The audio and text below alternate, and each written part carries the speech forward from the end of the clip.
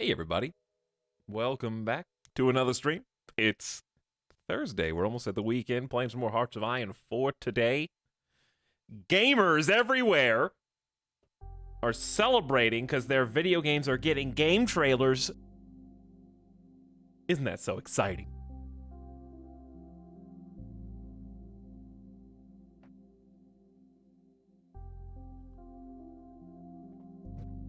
But yeah, I know.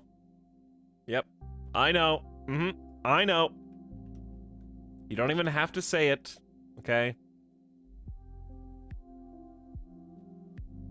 The trailer that everyone has been waiting for is finally out.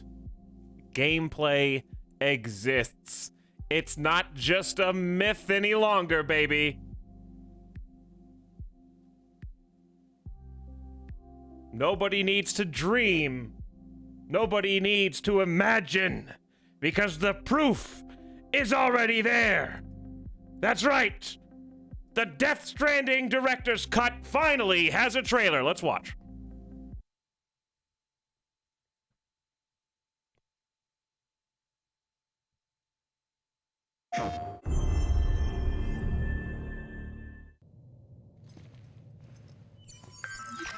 I mean, we gotta start with the game trailer today.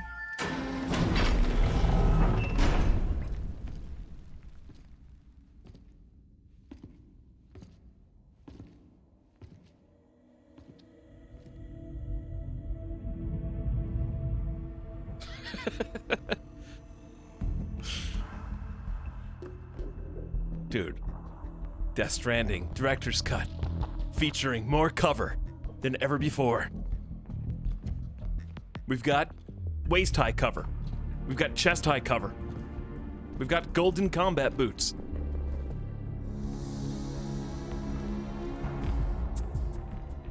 Dude, we've got pallets of boxes ready for shipment. This is what it looks like inside of an Amazon shipping facility. Heavily guarded. No breaks allowed. All right. It's up to you to save those workers.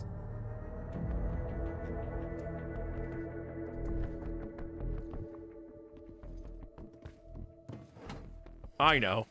They won't have to ship anything else. I'll ship the box for them, and then they can all go home. Oh, that one's gonna get refunded.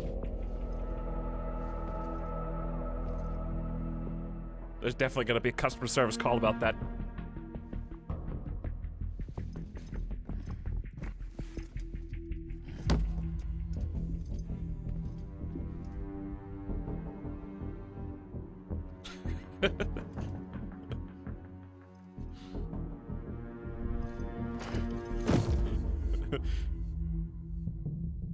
So, this is the great reveal. All this time, you thought you were playing as a human, but really, you were playing as a cat.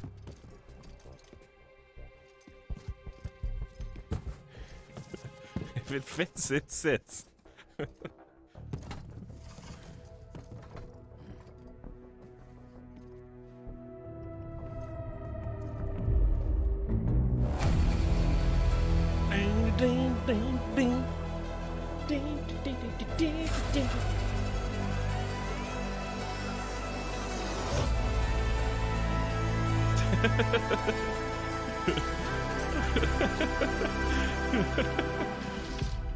Best trailer of all time. All right. So, anyways, here's the thing. First of all, my camera's broken. I tried restarting my computer. I can't cam today. I don't know why, but that's a big problem. I need to troubleshoot that off stream. Why? But I can only troubleshoot it if it's not working, and this is only the second time it's not working. Anyways, this is actually a brilliant trailer. Yes, I'm gonna hit you with, this is A+ trailer. Okay, I saw a bunch of people online, on Reddit, on social media memeing this and saying like, Kojima, he's so crazy. Kojima is so wild. It's a box. Why the Metal Gear Solid reference? Ha, like very funny. This is the sub sound. But actually, the reason why it's brilliant is because I'm gonna whip out the high school English class essay on you right now, chat. There's a lot of symbolism and hidden meaning inside this trailer. I'm going to break it down for you right now. This is a personal letter from Kojima to his audience and fans and people who've played his video games before. Okay? He goes in to the dark hallway and sees all these guards protecting this cargo. Okay? There's a tough road ahead. There's a lot of people on patrol. It's not going to be easy to get through that gauntlet. So as he's walking, in the corner of his eye, maybe things would be easier. You have to self-insert Kojima right here, okay? Now, as he's walking by, he sees what might be a couple easy ways out. We've got a vent where rats and dead things are crawling in, but that's pushed to the side. Over here, we've got something familiar, something that we're all... This is the sub-sound. We've experienced this box before, and we know exactly what it is referencing. It's on a shelf right now, collecting dust with a lot of other just kind of nonsensical, abstract items that don't really mean anything, but it is illuminated. So, Kojima picks it up, puts it on the ground, and gets ready to do the thing that everybody knows that you're supposed to do with this, to sneak past guards. Jump in and hide yourself in a familiar cloak, handled with love, written on the side. So you think, okay, here it goes. This is going to be some kind of Metal Gear crossover, some kind of a blast from the past. But as soon as Sam jumps in to the box, he notices that even though it is familiar, even though it is comfortable in there, hiding away, literally off camera right now, all by himself, even though what the fans want is more Metal Gear, it was not to be. He has other projects to work on. He has other things that need to be done. But it's not enough to just leave it sitting out there unfinished in the middle of the floor. He's shelving the old projects. But, listen, fans, it was handled with love. You can't have any more Metal Gear. There's not going to be any more Metal Gear, okay? It's okay to take it off the shelf and think about the past and understand how things used to be and long for those days. Putting yourself in the box for a little bit, but Kojima refuses to be boxed in. He's not just a one-hit wonder. He doesn't have only one game franchise. He's got more to accomplish. So let him fly!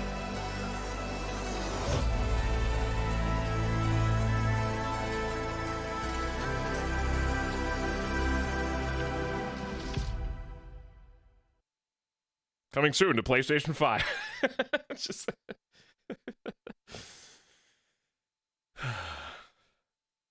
I honestly take it to mean that he just wants to do more Death Stranding stuff. And beyond. I think that was like a look back. The best part of this bit is Etal may be onto something legitimately. Yeah, I was saying it kind of jokingly, but I'm serious. I really think that whole trailer exists as if to say, like, he's kind of... I feel like he feels like he's living in the shadow of Metal Gear Solid, and he thinks about it. He, like, sees it on the shelf, picks it up, plays with it for a little bit, maybe has even toyed with the idea of creating, like, a new franchise that is supposed to be kind of like an imitation offshoot, since obviously he doesn't have the rights to it because of Konami, and decided that it wasn't, like, gonna happen. It wasn't gonna work. And he's got more stuff that he wants to do with the thing that he currently loves, which is apparently Death Stranding. So that's why I think it was a genuinely good trailer, because it felt like a message from Kojima, I thought.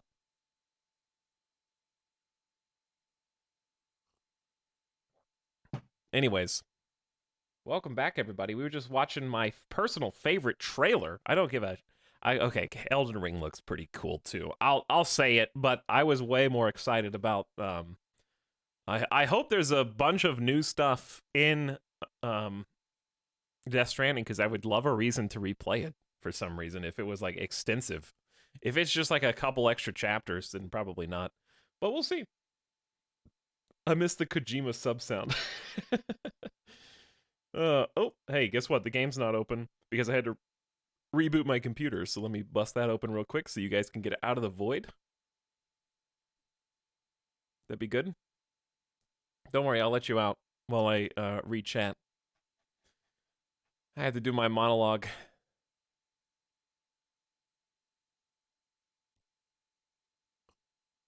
The music is very Metal Gear 2. Yeah, the music, I love that, like, ending sting.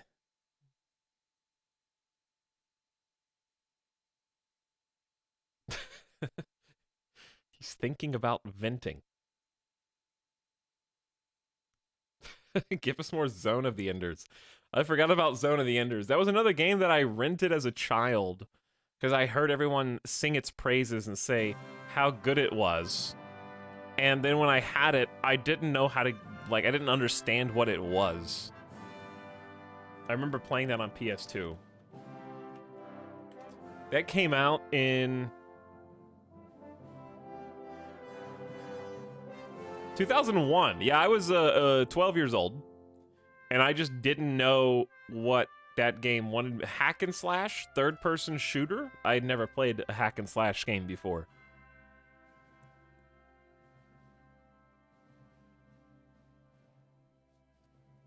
Anyways, jokes aside.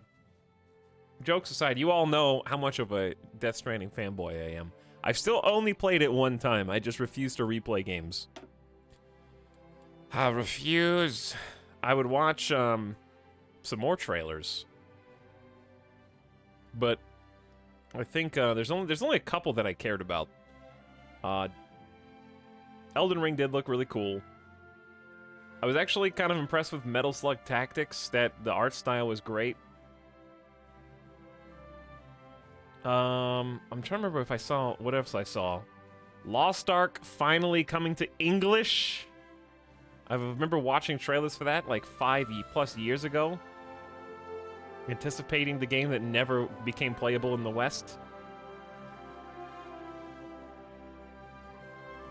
We streamed Synthetic once. Synthetic 2's coming out. There's some cool stuff.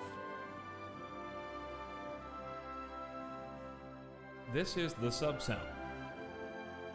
Anyways, welcome back to Hearts of Iron. Like, let me double check to make sure the camera's not working. Camera's not functioning today. Okay, well, I don't know. I'm gonna have to do some troubleshooting off stream. It just kind of clocked me in the chin. Didn't expect to have difficulties as I got situated here. We're jumping back in. This is called World War Cursed. January 1940. We are playing as France of a sort.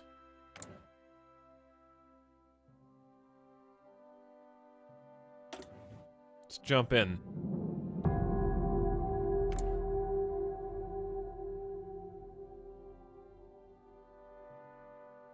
Talks, the hand-painted Ori-like sci-fi game was awesome. Which one?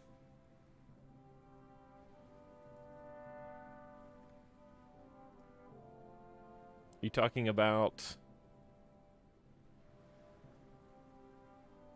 I don't remember what it's called. Neither do you. Maybe I think I saw it actually, but I don't remember what it's called. Nobody remembers the name. That's not a good sign. That's probably like go back to the drawing board and change the name. The Fermi Paradox one? Or are you talking about something else? That wasn't. No, that wasn't Ori.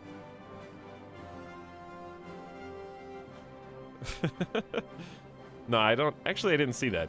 Planet of Lena. I haven't seen that, no.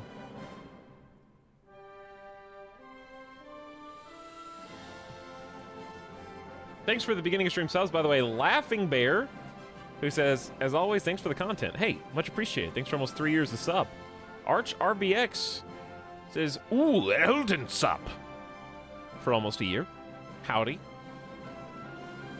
Snide Kerfuffle says, Kojima is a deliberate puzzle.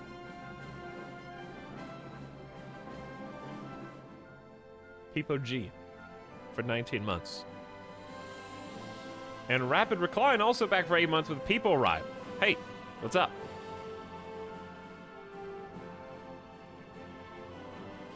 Thanks to each one of you.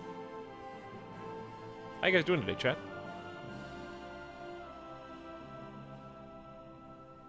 Welcome back to the state of the world in 1940. Things are heating up. We are at 77% world tension. Not quite 100, so once we get to 100, that's when everything's in full swing. Our long-term goal is to invade Canada as France, but that has been made quite difficult given that they recently began a new faction called the North American Alliance with the United States. So now the US and Canada are in the same group and faction.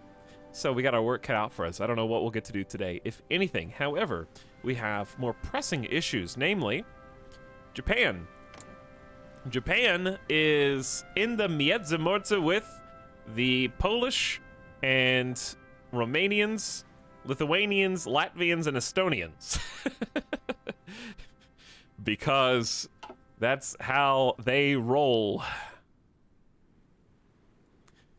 And moreover, I guess I should mention that they are opposed to us because we, really early on, went full fascist. Because you have to be a fascist to want to invade Canada. I think that's the moral of the story.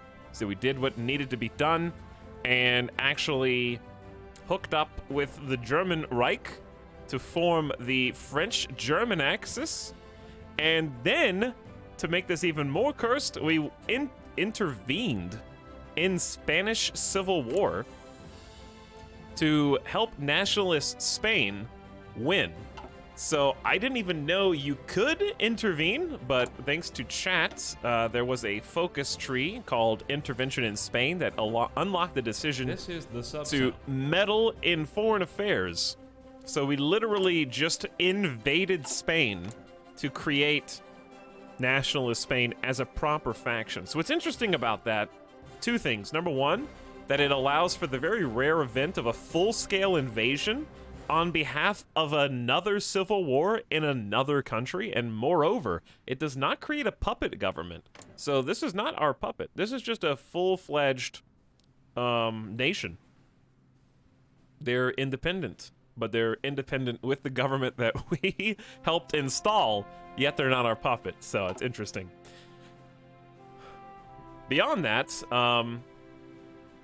Italy, noteworthy Axis member, is currently in no faction. I don't think it would take much to push them in the direction of joining the Axis. However, we have had intel suggest national news-wise that Italy and the German Reich are at odds, maybe butting heads with one another.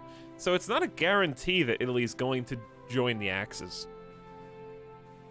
Oh, also, we forced Belgium to give us half of Belgium, the French-speaking portion, back to France. So they agreed, willingly.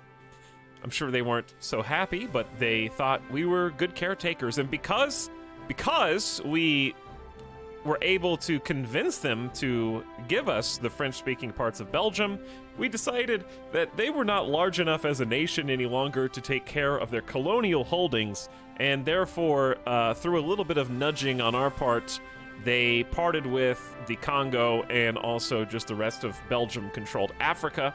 So now French-controlled Africa is extremely large, and we haven't even put boots on the ground there to fight for any of this yet. This is the timeline so far where the German Reich doesn't even set foot in Africa. We'll see how long that lasts. You might be thinking, well, what about Great Britain? Wouldn't the German Axis want to destroy Great Britain and take their holdings? Well, yes, but also no, because you might notice that Great Britain has already slammed the iron fist down on Ireland and taken them over by force, while also restoring Edward VIII and the King's Party. So the monarchy is in full swing. all of the politicians have fallen in line, and the king has absolute rule in this timeline. Winston Churchill and Oswald Mosley and some other dude are all working together under the King's Party.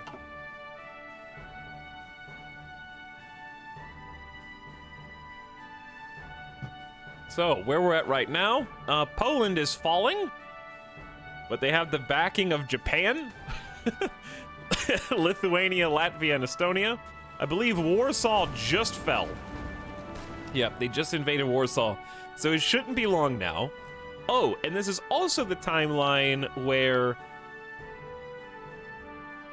Hungary and Austria went to war. Hungary brought back the Habsburgs and tried to reinstate Austria-Hungary, but Hungary hilariously lost the war, and Austria annexed them for their insolence, for daring to rise up against them. And then they got Anschlussed by the German Reich. So the German Reich Anschlussed both Austria and Hungary in one go. So that was pretty funny.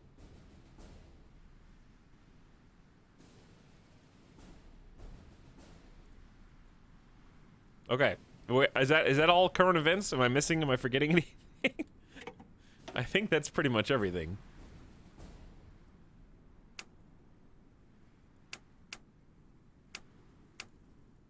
I gotta say, Allies radio station is my least favorite one. And it's not for the reasons you think, it's just because all their songs, like American songs,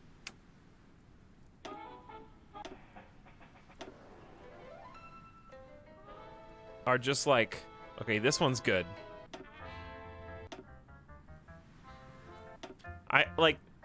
It's no surprise that nowadays we're like, man, every single pop song sounds the same. Like these...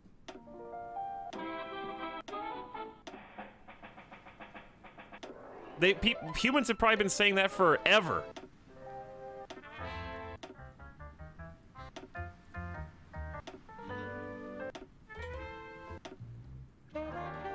Like, those are all the same song.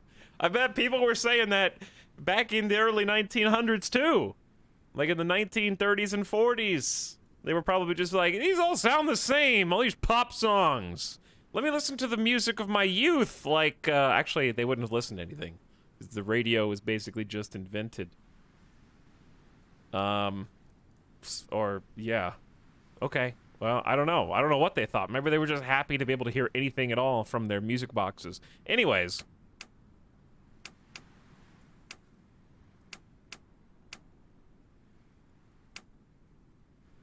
All right. Start me up. Start me up. Not that music didn't exist before radio, but they couldn't listen to it on demand. All these orchestras sound the same. I've heard renditions of Mozart and Beethoven, Bach, Chopin. They all sound the same.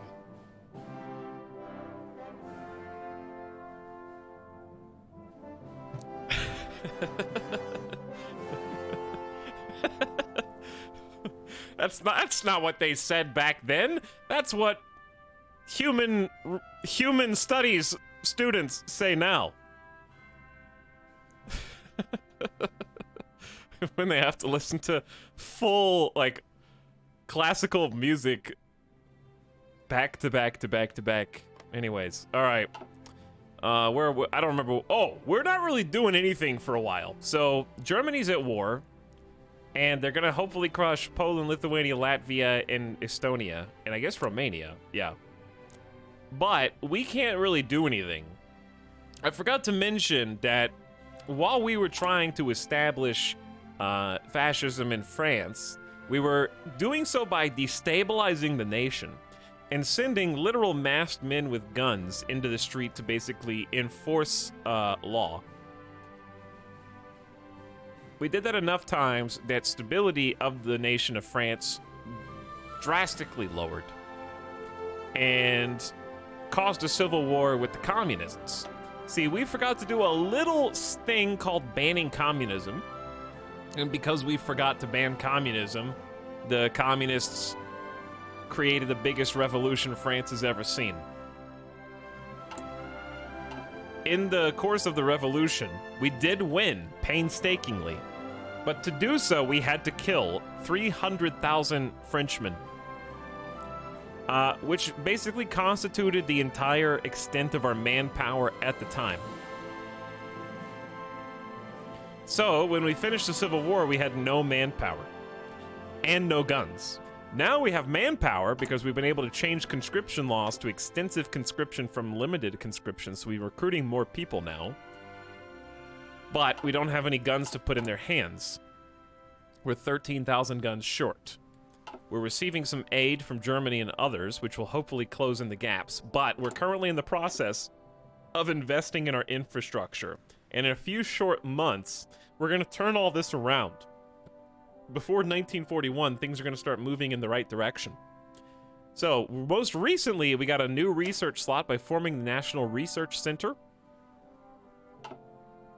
And as part of that, we created new civilian factories in a bunch of different colonial holdings. We've built up Algerian France, West Africa, Indochina, and Syria. We're currently working on metropolitan France, something a little closer to home. And in doing so, we're going to pave the way after these investments have been made, because we did maximum greed. Every single one of these that we invest in, it's 2 building slots. Then, what happens is, we're going to add multiple civilian factories to any states that we've invested in already. So in this case, turn this down just a little bit. Okay, in this case, we're going to add 2 civilian factories to Algiers and Tlemcen. So it's four new factories. So we're just pumping factories right now. And then after that, we have military factories. Add 2 military factories to every state previously invested in. So in theory, this should result in at least 1, 2, 3, 4, 5, 10 new military factories. But it says every state previously invested in, and we're investing in 2 more states in metropolitan France. No, we're investing in 1 state in metropolitan France. So it could be up to 12 military factories coming down the pipe simultaneously, and on top of that, there's another research slot here for research slot number 5. And then we're going to start rolling. Another one of our major goals right now is stability. Stability is so low that it's causing a couple of stacking penalties. Namely, output for the factories is down by 1/3, which means those guns that we're so short on are not producing as fast as they should be. Secondarily, we've got minus or a 16% penalty to resistance in occupied territories. Since we are France, we have many occupied territories that span the globe. To that end, we are suffering high resistance. So we have like 62% average resistance of Burundi, Morocco, Tunisia, African Republic, Mali, Mauritania, Guinea, and so on. It's bad. This was all the way up to like 78% at one point. So we're bringing it down. We changed our garrison to Cav garrisons. We gave them horses, which help calm people. Horses calm people. That's just a fact. So we've added some cavalry, and we add military police, and we're upgrading the military police. We may have just completed that upgrade to tier 2. So we're slowly bringing them down. But the reason why it's such a big deal, I'll show you the reason, is because in the construction tab, literally all of these except for this military factory in Champagne, this is all destruction caused by resistance and rebellions. So we're having to basically be in a constant state of repair for the last year, and we haven't been able to add any infrastructure of our own, so we're just slowly repairing all this. It does repair automatically on its own, and we are putting another like 26 factories to use to actively repair them too. So we're just on a full, gotta keep everything repaired binge right now because it's harming us. Factories are getting destroyed, so we're gonna raise the factory repairs up to the top, I think. Fuel silo, another civilian factory. So they're really, really hurting things. We also need to start building synthetic refineries so that we can make our own gas, among other things. So I'm gonna build in the center a synthetic refinery, and that'll eventually get made. But we need to start making gas. I know it looks like we're full, but we have all this navy, all these fleets, and no gas to actually put in the boats. And we got all these tanks and a few planes. We don't have enough gas to even run them for like a month. So that's where we're at right now. You're all caught up. So we're just gonna close these unnecessary. I don't think we have any decisions. Do we have any decisions? Propaganda we don't need. Factory conversion we don't need. Blow up the Suez Canal we don't need. What we need is stability. And we're already improving worker conditions. So that's This is the gift sub sound. increasing the burden on our consumer goods factories, but giving us a small amount of stability and also lowering factory output. It's a tough line to walk. So anyways, off we go. Okay, listen. I knew that Poland was weak, but apparently we saved the game mere seconds before Poland capitulated. Hitler has announced the cowardly Polish nation could no longer withstand the pressure from the overwhelming presence of German forces throughout the country. The Polish government chose to flee and has gone into exile.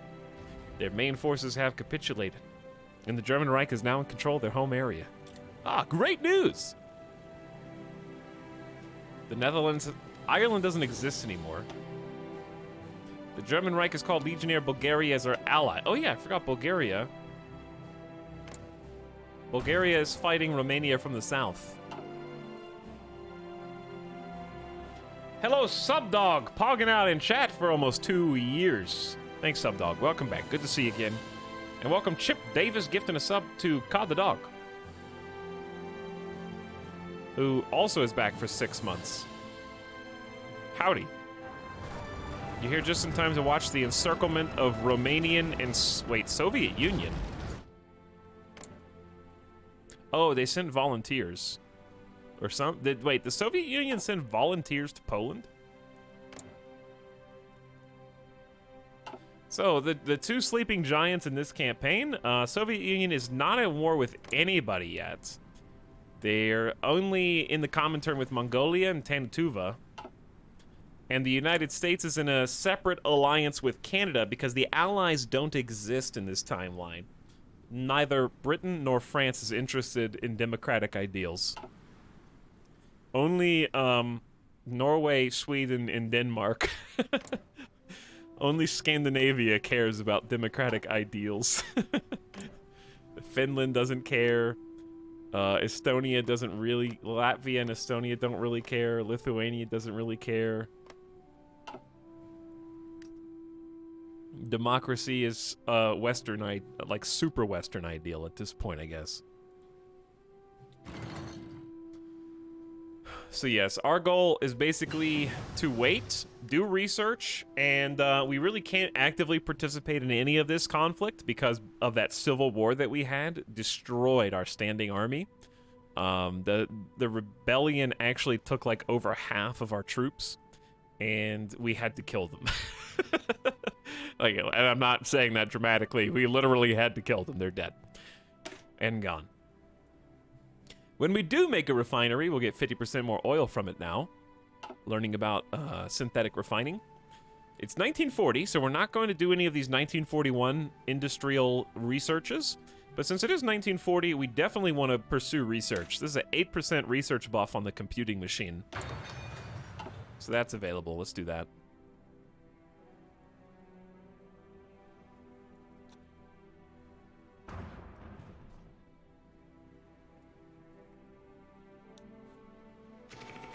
Non-aligned is either despotic or oligarchic. Yeah, they're like monarchy or just... They're not democratic. That's democracy! Etalyx, I tried watching several other Chivalry 2 streams. They were far less fun to watch than you. Thank you, James Wolfie. Your paid comment came in at the perfect time. We're already 40 minutes away from the stream start. Well done, well done. Give you a little bonus. Hashtag, you have to hashtag add that comment. Thanks for the kind words. Well, these encirclements are pretty strong. Not like I had anything to do with them, but good job, Germany.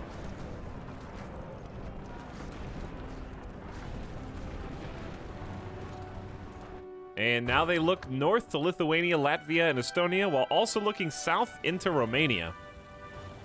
They are walking into the mountains in Transylvania right now.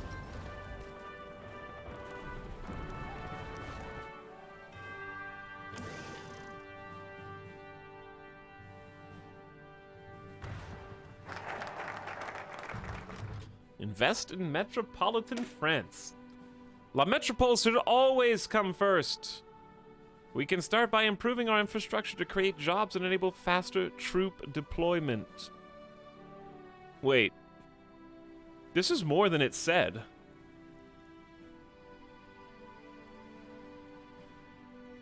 This just added 4 sets of building slots? We just read this and it only said 1.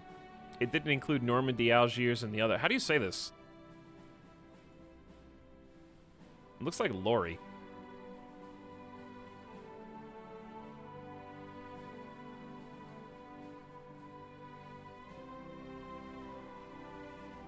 Loire? Loire. That sounds good. Yeah, that sounds right.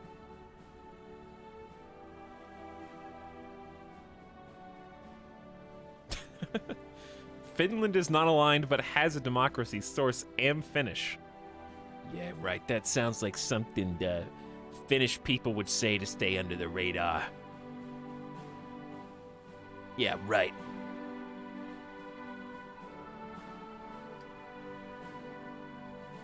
Finland isn't real.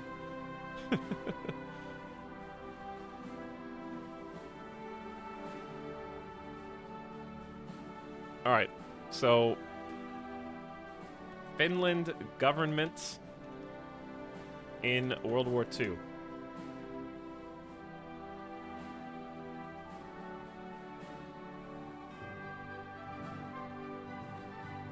Finland was led by its elected president and parliament during the whole 1939 to 1945 period.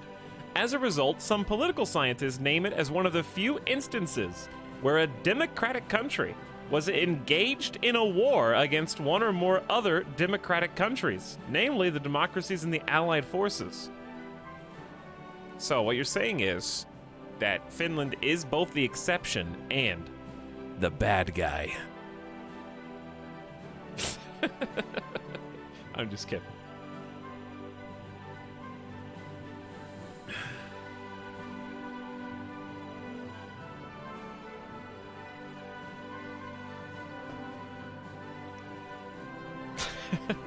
Anyway, this is huge, because the reason why this is a big deal is every place that we upgrade with building slots, we're going to get more civilian factories and more military factories. So, I'm going to do civilian first since we're doing so many repairs. And that will help us complete these repairs faster. So I want you guys to look. We got 48 total consumer goods factories. So in 70 days, when this industrial expansion is done, let's see how many civilian factories we have at that point. I really want to help, like, fight so I get more stuff after the war's over, but I don't have any guns. And if I send my soldiers to go fight, and speaking of guns, and we lose more guns, then that's fewer. Oh, dude, let's do the thing. Somebody mentioned this yesterday, and I forgot to do it. We can actually go here to the Cav Garrison, and make them elite, which effectively gives them priority resources as they come off the assembly line. So they'll get the first guns and support equipment and stuff that they need before everybody else does. So we'll do that. That should help us. The MAS-38. Personal and crew-served weapons for infantry and various other bits of kit a soldier needs. Modernized to include a great number of submachine guns and anti-tank rifles. So, we gotta start making new guns, too, so that's even worse. Because to start making new guns on the right, we will have to spool up a factory from scratch, which is gonna take ages. So for now, I'm just gonna keep making the old, outdated guns, just to try to put a gun in people's hand, and then, once we get our big military factory dump, we're gonna convert all of them over to making the new guns at the same time. Kind of annoying. It's worth it, though. Over 25% more defense, 33% more breakthrough offense. They're 50% better against infantry, 50% better against armor, and more piercing for armor piercing, too. But they're more expensive to make, so they take longer to make. Still, very good. All right, 1940. I want to do more infantry upgrades, but let's think about things that we need to start working now. So let's take a look. Engineer and recon companies are nice to upgrade. We are going to need to start researching tanks if we want to keep up with armor. We're so far behind everything because that's Civil War. We're behind on artillery. We are researching land doctrine. We're researching... We got to get the Navy going, too. This 5-year period from 1940 to 1945 is going to be key. We kind of need to start doing, like, naval doctrine at some point, but we'll hold off on that. We're 2 generations behind on fighters. Oh my god. We don't have any air doctrine. And we don't have radar or any of these, like, fire control systems for the boats either. We could research atomic, not to make the nuke necessarily, but it's a 4% bonus research speed for everything. I don't know how much that actually matters in the grand scheme of things, but chat does love nukes.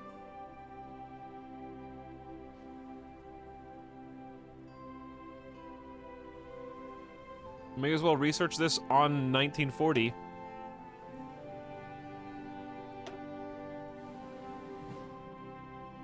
I don't know, I just feel like this is putting your priorities in the wrong place. It's a full year of research just for 4% research buff. Yeah, the problem, Marduk, there's no reason for me to get a license from anybody because we don't have any military factories. So, we only have 10 total military factories, so I can't even afford to produce the tanks and support equipment that we need. So there's no reason for me to get a license. You sunk 6 of my convoys! Okay, let's keep going. So, like, turns out not banning communism was the biggest mistake we could have made. I would definitely... India declared war on India with a hammer and sickle. This is a different India.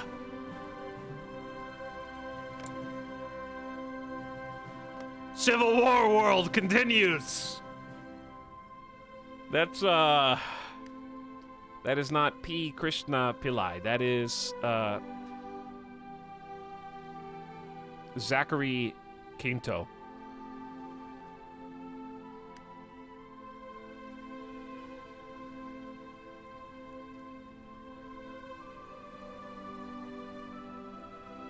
I'm not sure if that's how you say his last name, but that's how I say his last name.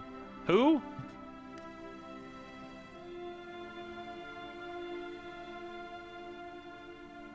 What do you mean, who?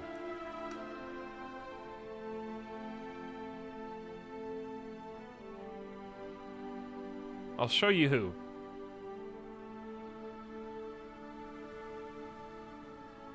Alright, this is a WebP image. Hold on.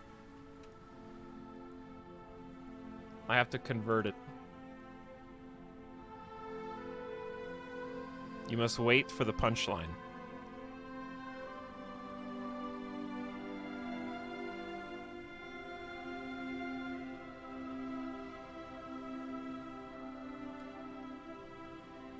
Zachary Quinto.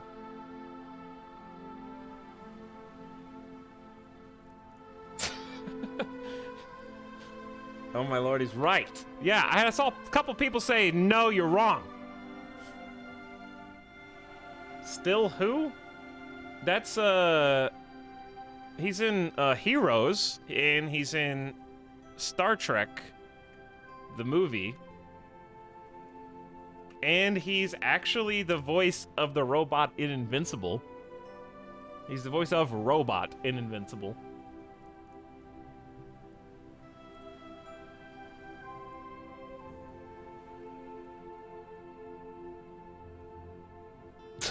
Invincible bot Pog. Like that's the one that did it in. Robot the robot, yes.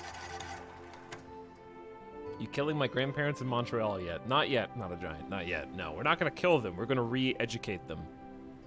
We're gonna teach them about how cool it is to,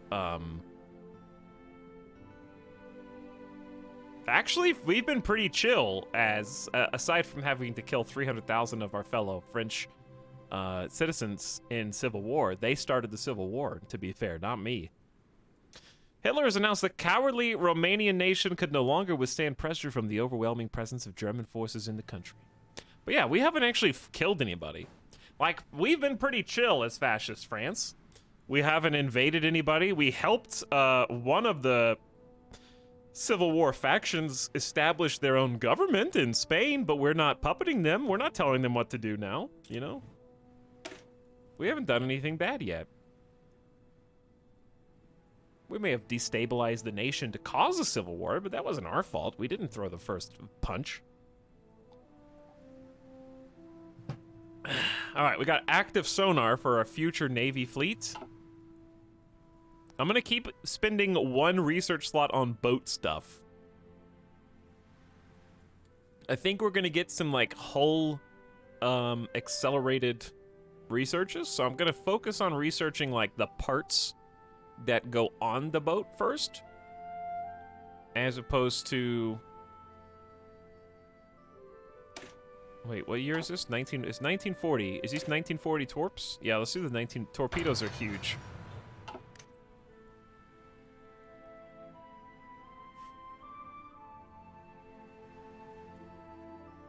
Victory through proxy civil war is turning out to be pretty effective. Yeah, it's, we definitely would not have survived if we stayed democratic in this ahistorical timeline. There's no way. Britain wasn't even gonna help us. Spain wasn't gonna help us. Italy's not gonna help us. It would have just been France by ourselves against, France and Czechoslovakia versus... Actually, no, the Czechs gave it up. They didn't fight. So I would have had to join the Mietz.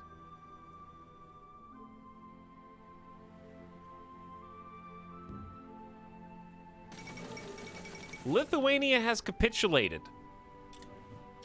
Latvia's next. Bulgaria wants to give us a little free stuff? Sure.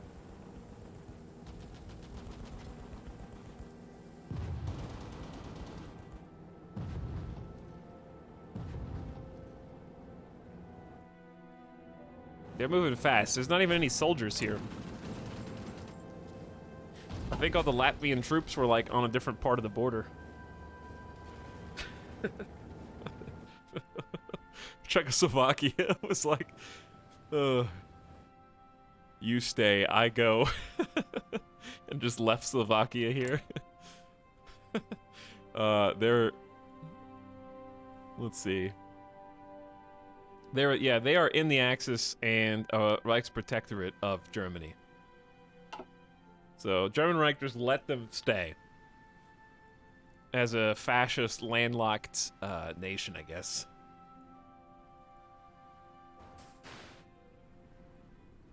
Soviet Union is, I don't know, they're working on extra research. I think Stalin's just going smarty pants build. He went for socialist science, progress cults, Positive heroism. Latvia has capitulated now. He avoided collectivist propaganda and militarized schools to go scientists.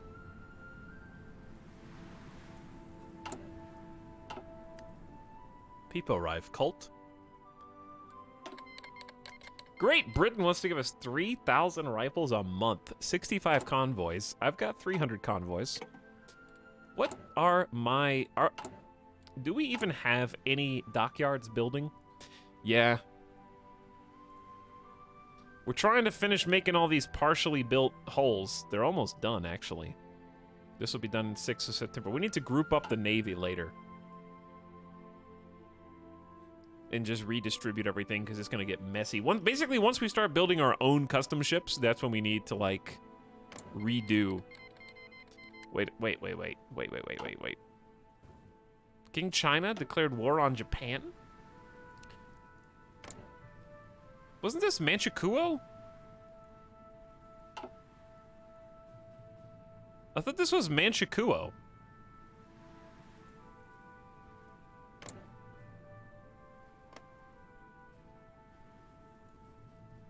I don't know what's going on, but...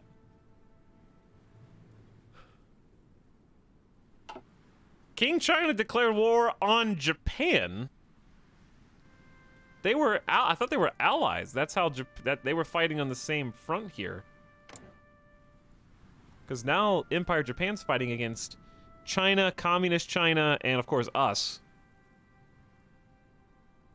Oh, Japan is not having a fun time right now. Poland is... What? Okay, India just defeated the communist India.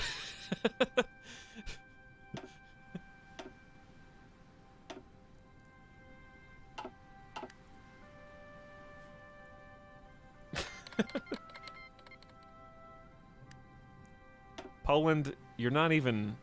Free Republic of Catalonia is our enemy.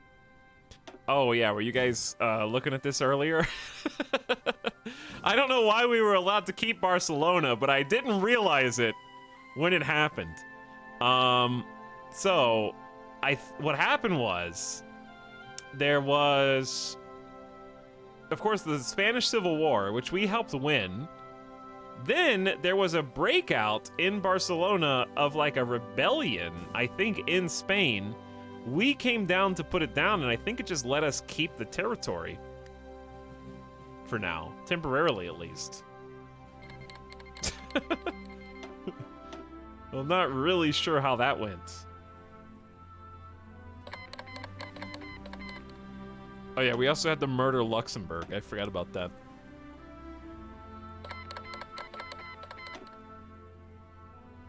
So we sent a bunch of troops down here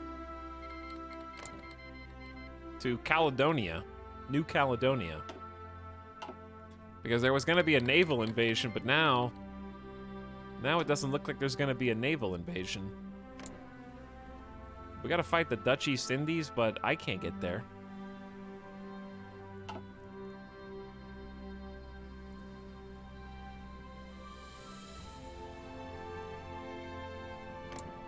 The United States is working on their Louisiana maneuvers.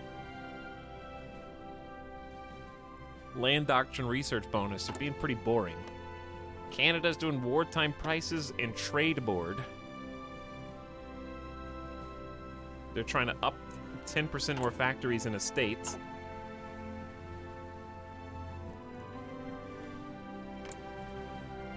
Germany's working on army innovations.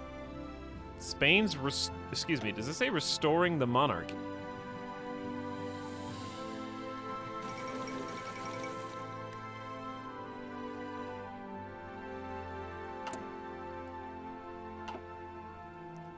Estonia has capitulated. The cowardly Estonians are no more.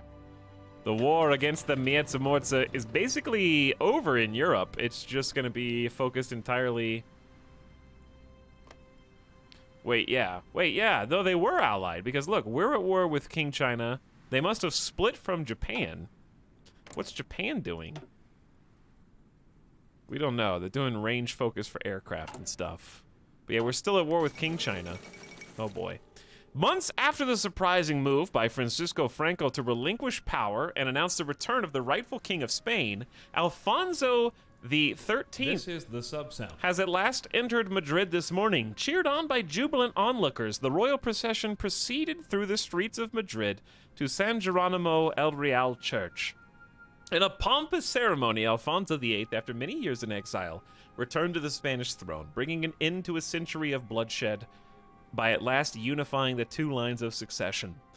Though much of the nation still lies in ruins, perhaps the new king may serve as a unifying and healing force and guide nationalist Spain to a more glorious future. But will he bring noticeable change?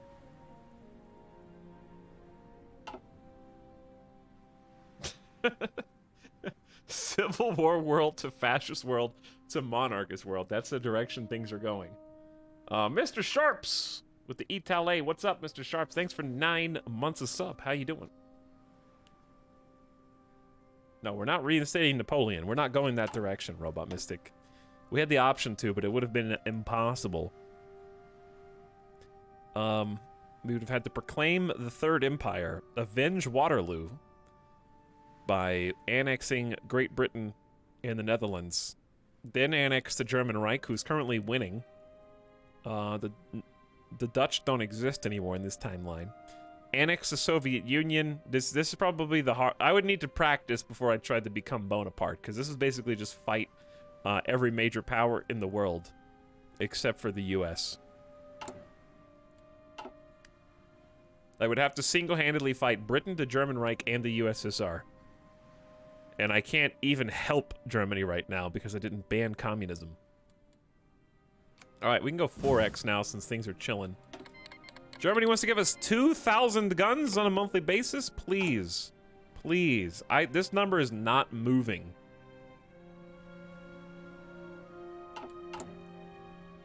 We're working on the synthetic refinery now, so that means we repaired all the way down to there. And we still got more repairs to go.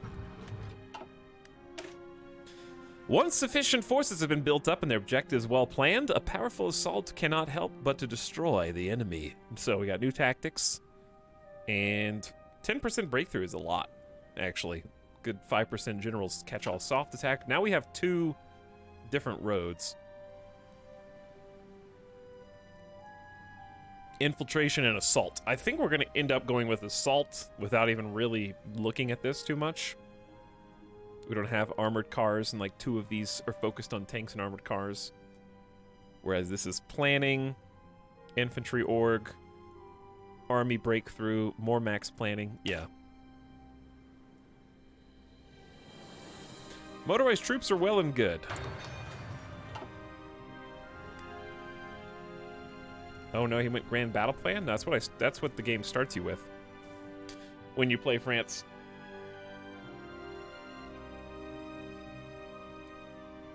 So I just went with it instead of going against the grain. Wasn't worth another 200 days of research just to try to reset it. We got plenty of manpower. We don't need mass assault.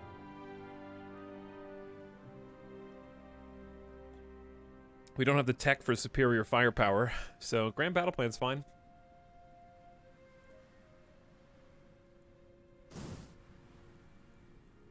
Hey, what's up, Alfred Artie? How's it going? I love this chunk of Poland in China. Like, I'm almost gonna be sad to see Japan lose. We need a stronger industrial presence at home. We have plenty of labor, but we need more factory lines. All right, so this is where we plug in 2 civilian factories in 4 separate provinces. So I had 48. Now we have 53. So I don't think we got 2 in each one, but we actually might have, because we might have lost some trade. Because we just gained 5. Which is still a ton. But it was supposed to add 2 civilian factories to Normandy, Algiers, Loire, and 1 more. So I want to say it was like a +6, and we lost 1 from trade, maybe? I don't know. Either way, 5+ civilian factories in 70 days is incredible. Now we can either do the research slot or the military factory buff. On the one hand, we're definitely doing both, so it's not that big of a deal. I think I would rather start researching first, even though I need the factories. Ooh, there we go. We gained 3,000 infantry equipment. How are we doing on occupied territories? I hope this resistance is going down, but it doesn't seem like it is.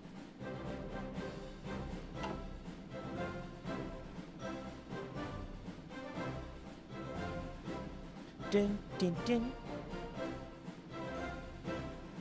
Yes, cursed Poland in China. I'm curious how this is gonna go because Germany's not here. So I'm not sure who they're fighting. Wait.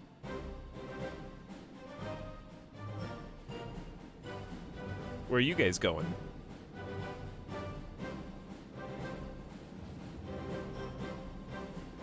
They got some 40% attrition.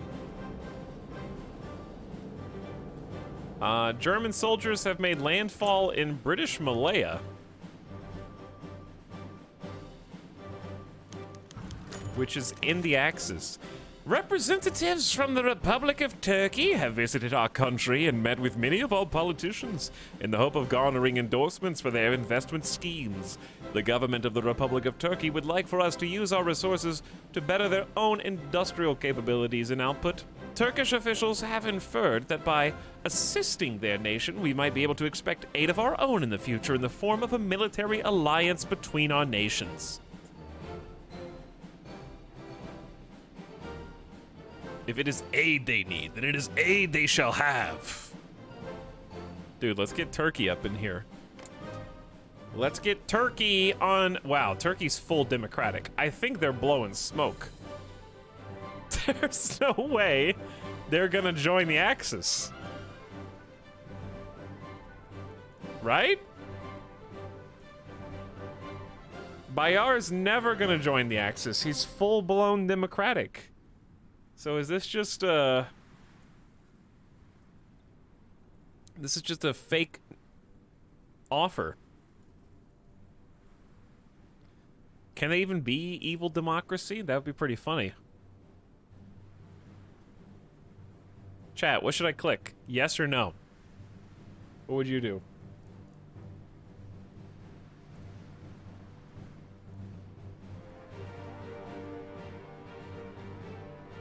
Chilling before I pack for my move. Hope you have a nice move, Alf. Yes, yes, no, no. Both, no. Don't reply. Yes, give it to them. No, yes. I don't know. Nod. Sure.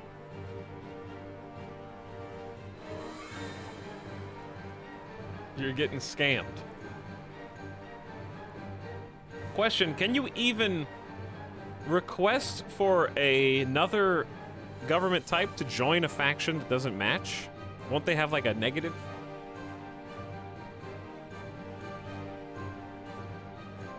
All right, fine. We'll give them some aid. We're the nice guys, chat. I'll invest in the Turkish state building. I don't even know what that does. Oh, I have to do it. Wait, where'd it go? It just disappeared. I saw it. It was there, and then it was gone.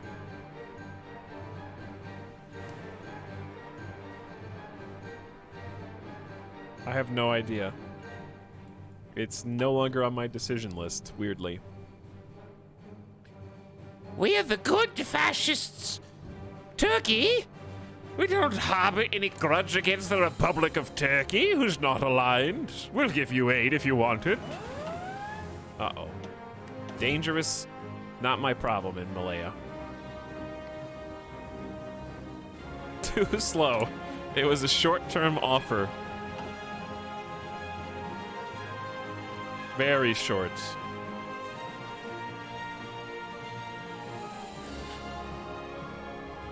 This is the song that I think of when I think of Hearts of Iron. Bring forth the tanks, the Hearts of Iron song.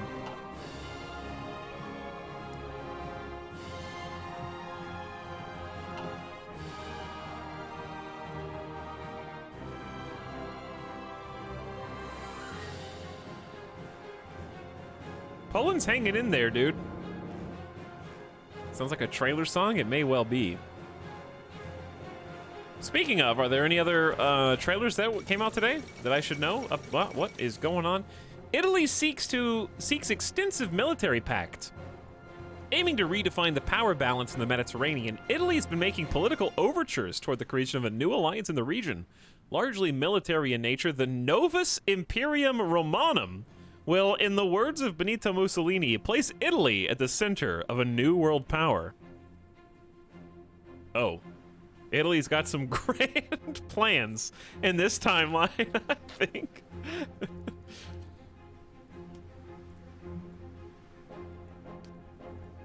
Other than Elden Ring. We actually watched the Death Stranding Director's Cut trailer at the beginning.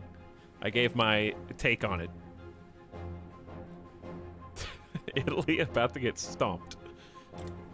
The Bolivarian Alliance.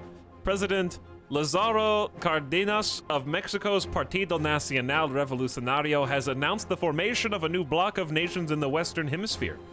The Bolivarian Alliance takes its name from Simón Bolívar, an independence fighter who helped win freedom for many of the Latin American nations now joining together in an alliance. Their declared goal is to seek an end to the continent's domination by the old European and American empires by building strong socialist states linked together economically and diplomatically. Is this the prelude to yet more fighting?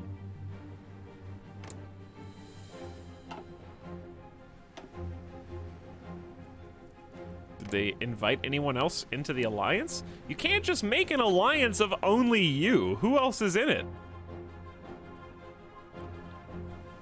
That's not how alliances work.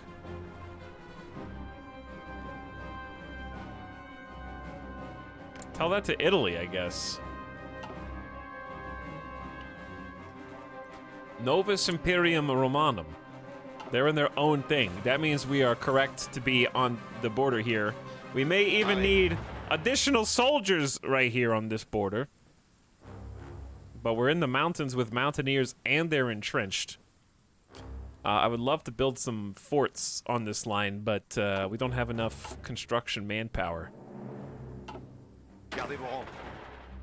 So these guys are basically here in the event that Japan closes the gap on the border with our territories in Laos and Cambodia. These guys are just here to respond to issues in the Pacific, I guess, and also just to look through the telescope at Australia and New Zealand. Just to say, what are you guys doing, by the way? Classify aliens. They know about the UFOs, dude. They know. They're getting citizenship.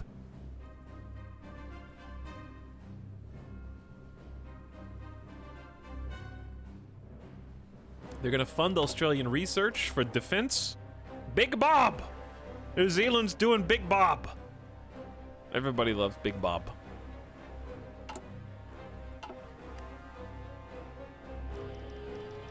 Anyways, I asked you guys a question. I didn't see any answers. Oh yeah, the metal slug tactics thing looked really cool. I did like that. I did enjoy that. Okay, Italy is justifying against us. It's happening! But also, Italy wants to send 5 divisions and air wings to help us out. I'm getting such mixed signals right now, Italy. What do you really want from me?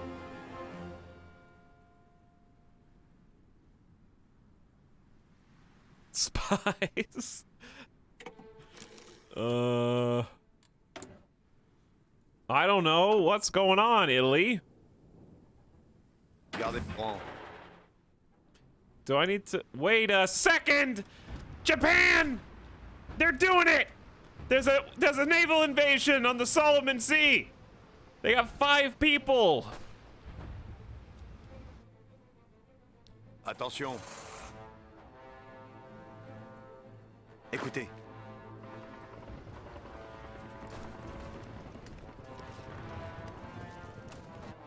I'm glad we sent troops down here, dude. Should I abandon this one to go defend that one? What if they send 2 naval invasions simultaneously?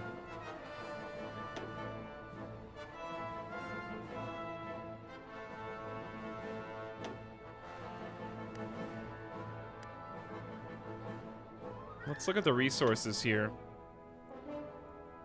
New Caledonia's got 90. Okay, so definitely leave someone on there. Écoutez. You stay. That's the one that matters the most. And then we can send these two to reinforce.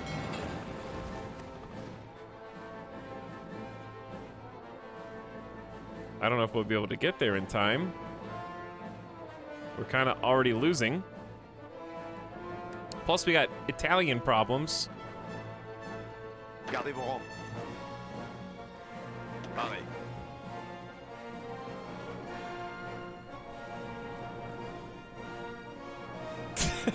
Pareil. Your convoys just pass by the Japanese ones as they land the shore. Yeah, yes they do.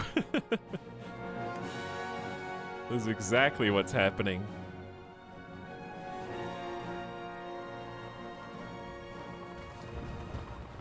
Come on, Gardez lads. vos rangs. You can make it. Attention. Excuse me, coming through. Beep, beep. We don't have any organization, though. So, wait, are they gonna die? Allez, on se bouge. Oh no, I just killed that whole unit. Because we don't have any organization when we land. Allez, on se bouge. Can they leave? Uh-oh. Hurry. Hurry. Did they make it? They made it. All right, we're gonna have to just abandon ship there. I'm gonna send Aux ordres. both of these. Maybe even all three, and we'll just abandon everything except for the main island. And hold all three entrenched on where the chromium is. It's technically on this. Chat, is it? It's on the whole island, right? Not just this side, or is it only this side? Why does it say 0 chromium available, by the way? I'm so confused. Okay, we got big torpedo launchers. We can mount these on light ships or cruisers. One day we'll use them. One day. Now let's research.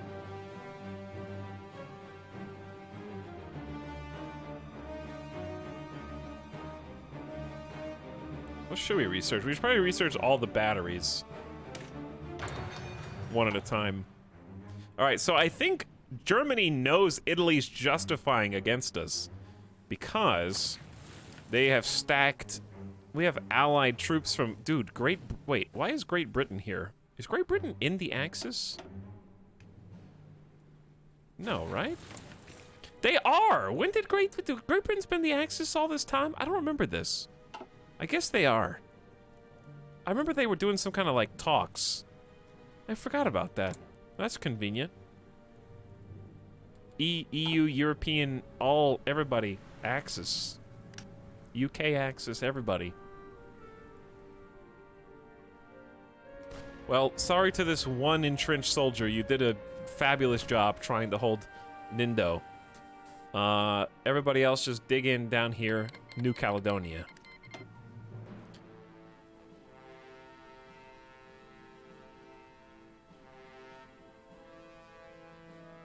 It's the entire state. Pareil. Yeah, I know it's the entire state, but I guess what I'm asking is it okay to leave all the troops? Wait. Okay, hang on. I know what the problem is. They've got orders. You guys don't need orders. Attention. That's my bad. Your only order is area defense here.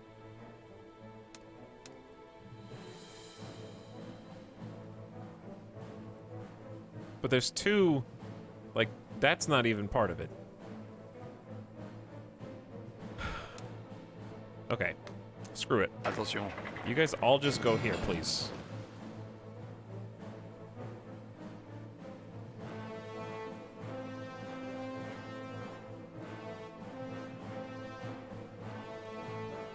Just stay there on that one port, because they can't take this port, they're probably not going to take this island.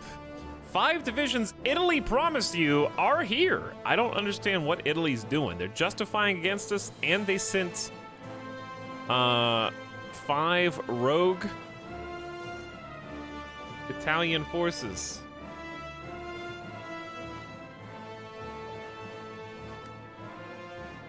That are just cruising. I don't know what everybody's up to right now, but they're just causing chaos, sowing discord.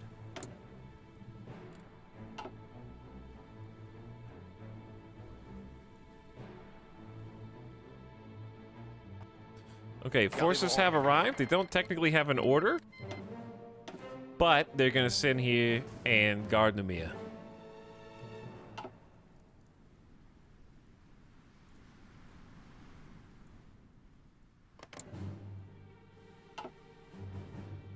Okay. So be it. Should be getting our final research slot here momentarily. Very excited about that. What's our research speed at right now? We're at 22%, and we're researching computing machines and atomic research, so that's going to boost it up to like 34% plus. In addition, we have 165 PP! So how do we want to spend that? We could move from early to partial mobilization. I think that's wise. Save us some consumer goods, get more fuel from oil, faster construction for military and civilian.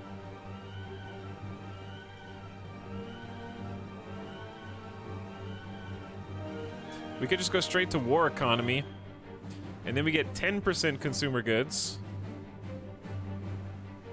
and no penalty to fuel gain, and a plus 20% military factory construction speed from -10. All right, war economy it is!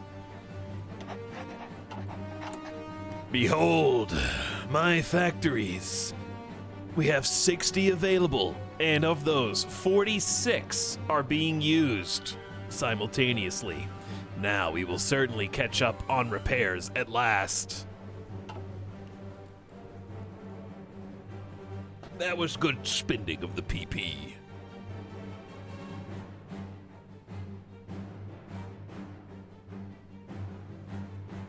Yeah, it says Italy's still justifying. It says go after France. I believe this is their hard-coded, they have a conquer focus war goal against us. Which we kind of knew this day would come. I don't think they're gonna have a lot of fun based on, like, Germany is taking this threat extremely seriously. So Italy's welcome to try. Meanwhile, we're studying fascist science. Promising young minds are popping up everywhere. We must supply them with the facilities to conduct their research. Advances in technology can give us an edge when we need it the most. All research slots acquired. Now, military factories. Lots of them. So we've got total only 11 military factories at the moment. We have positive infantry equipment. We have a surplus because people were sending us free guns. Oh my god.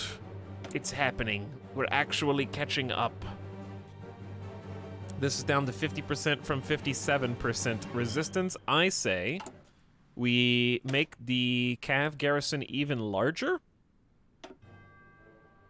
Now that we've got extra equipment. Add 2 more cavalry units for another 2.6 suppression each. We have so many colonies that need to be garrisoned that we should make the garrisons actually good so we can get that resistance down, because it's absolutely killing me right now. So I'm just going to add more to the garrisons. I wonder how much manpower that's going to take. I could have read it, but we have 400,000 right now, and we can up recruitment. Oh boy. Production in several factories has slowed down dramatically over the last few days as workers have declared a strike on all war production. They demand peace and bread, and so far have refused all attempts to negotiate a settlement. Some in the government have advocated for a sharp military response, followed by a swift execution of the ringleaders as enemy agents and traitors. Others in the civil service have recommended a more measured approach, pointing out a heavy-handed response may backfire. The soldiers are not as loyal as we thought. This will blow over. Make a demonstration of military force. 40% chance of Bloody Monday. Make propaganda heroes out of the people still willing to work. Takes 125 PP. 20% chance of strikes, 80% chance of heroes on the production front.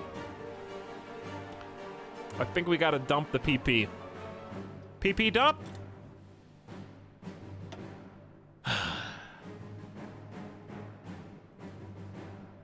Okay, we got a 5th research spot, and it's July 1940.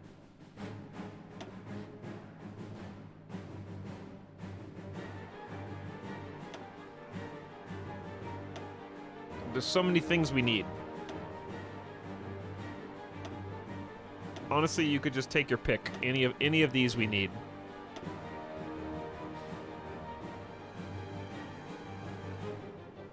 I think the ship stuff's gonna take us the longest. And we need the naval... We'll have to start focusing on naval building sooner rather than later, because each of those boats is gonna take years to come out. So let's go ahead and get the depth charge mortars. No, let's do these guns.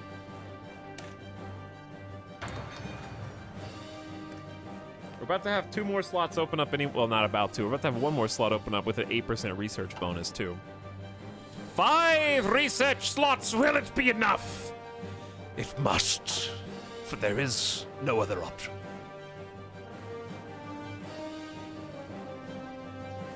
If Italy does naval invasions, we're gonna have a big problem. So one of the things we should do is crack open a 2nd refinery for oil.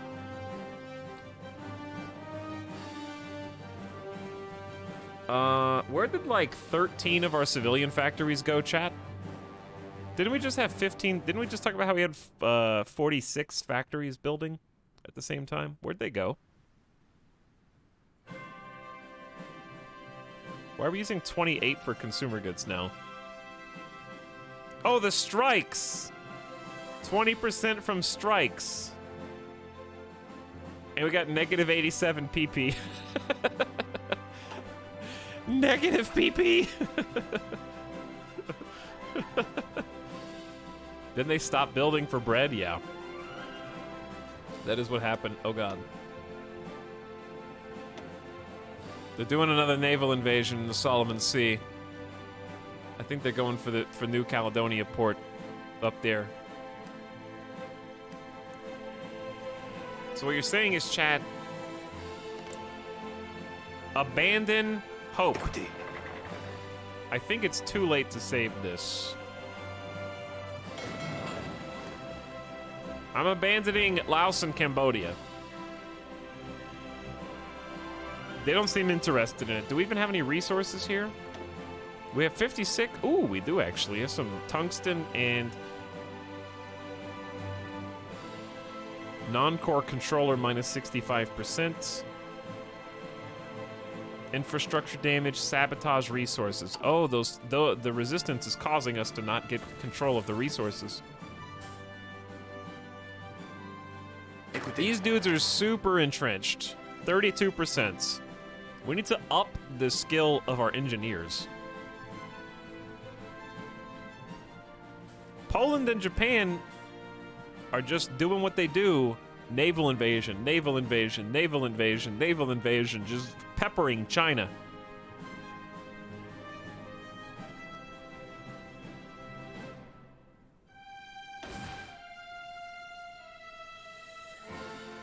Gardez vos rangs.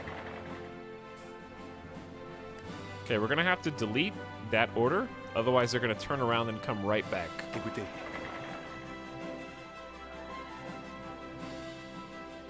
Maybe we can get there before they do? Hey!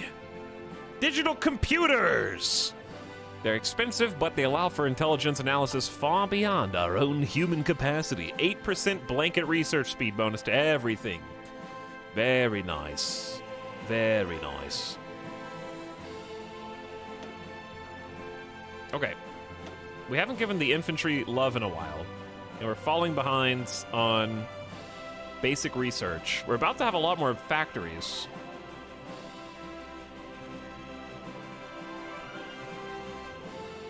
I think we should do what I just said and buff, like, some support companies. Because that gives us help now. But if we want to stop producing this light tank and actually catch up with the tank times, maybe it would be wise to start researching tanks or get better artillery, because every unit uses artillery. Yeah, let's do artillery first.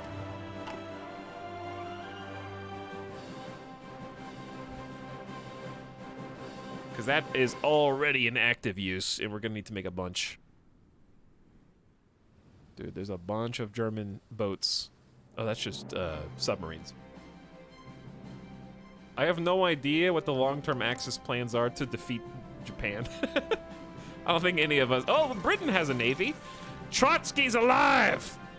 After a violent struggle in his Mexico City home earlier today, Leon Trotsky killed a would-be assassin with the ice axe the man tried to attack him with. The killer's been identified as a Spanish national believed to have been in the employ of the NKVD. Trotsky was once the top lieutenant and heir presumptive of Vladimir Lenin, but after a failed power struggle, he was forced into exile from the Soviet Union by Stalin. Trotsky denounced the attempt on his life as yet another cowardly plot hatched by Stalin to silence his critics. Ooh, no! Why did you do this? It's on, chat. Germany got bored with Japan and has declared war on the Soviet Union because I don't know why. Oh, because they researched the ability to annex it. That's why.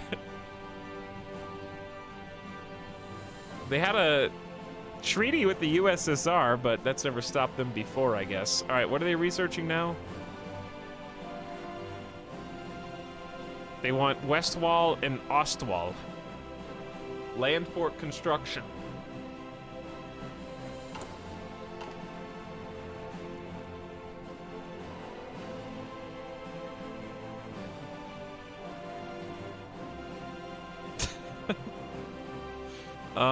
I don't know how to feel about this, chat. We're not technically at war yet, but they're gonna drag us in.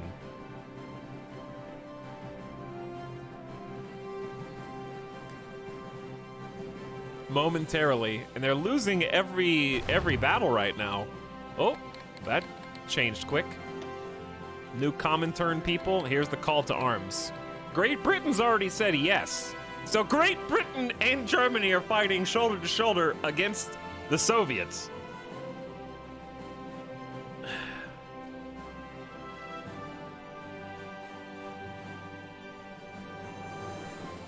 What happens if I decline?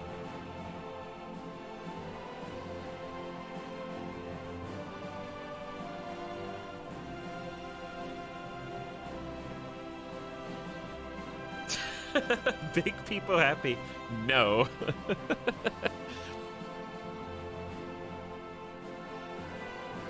I think we accept, at least because we'll need their help in the future to invade Canada and the United States.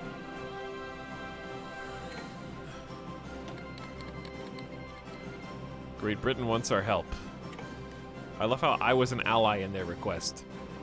However, listen, there's still justification from Italy against us.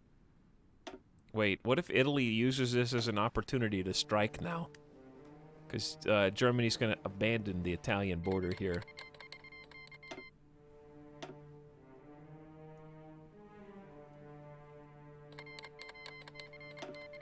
They're just calling all of their allies and puppets in. So what's going on here?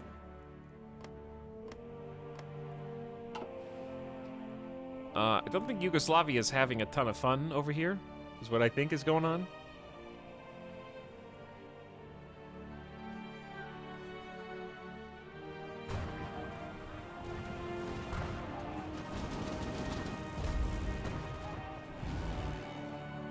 Well, Germany has air superiority, which I guess is not that big of a surprise, but they're still losing. Well, they're winning. They're winning a majority of the battles, I think. But man, Russia's been there for ages, and they're making pushes. They're making some pushes. All they have to do is lose a little bit. Germany attacked in August. Yes, they were happy to attack close to fall and winter.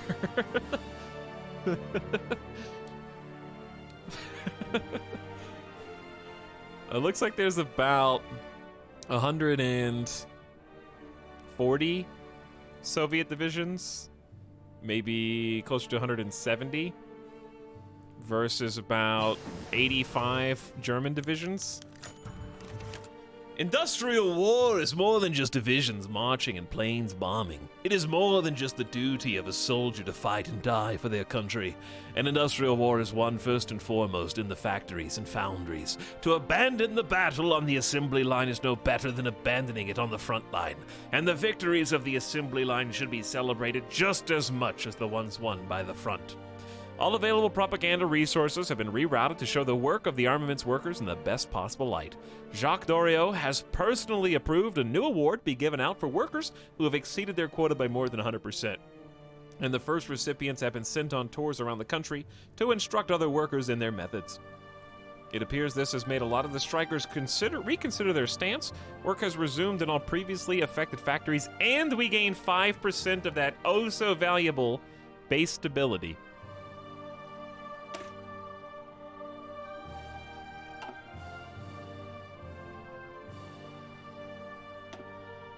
Okay, now let's do...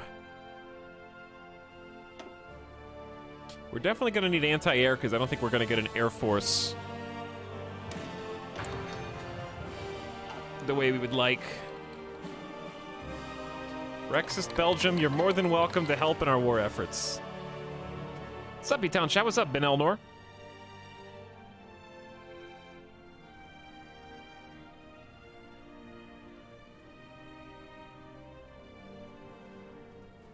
How's it going, people arrivers?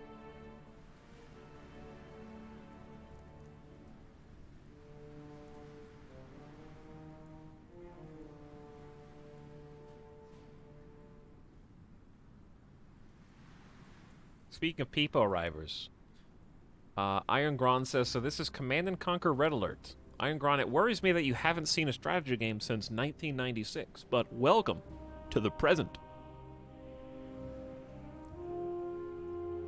They're not quite the same. Not quite. But there's a whole world of grand strategy to uncover now. Now that you're out of your time capsule.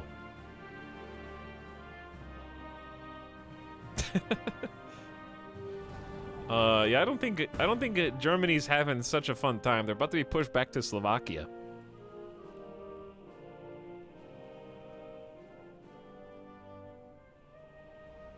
How many casualties do they have? Oh, that's a good question. Which war is this? Probably the British-Soviet War. Soviet Union has lost almost 500,000 men already. Germany has lost about 75,000. So, staggering losses as Russia tries to push into German-occupied Europe.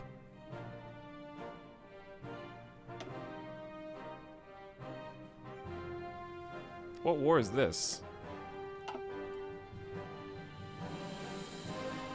In the Japanese-Chinese War, German Reich suffered about 350,000, 200 of which were inflicted by Poland. Though Poland got 761,000 inflicted back upon them. China's lost about 1.6 million to Japan's 770,000.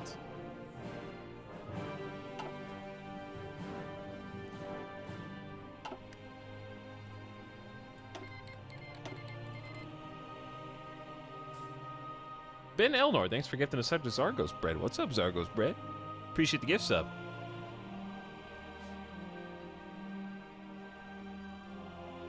I've never watched a Hearts of Iron stream because the game seemed intimidating. Are you killing Nazis? Yeah, so, what we're doing is we're dealing with traitors. Isn't that right, Frunzy Apparatchik?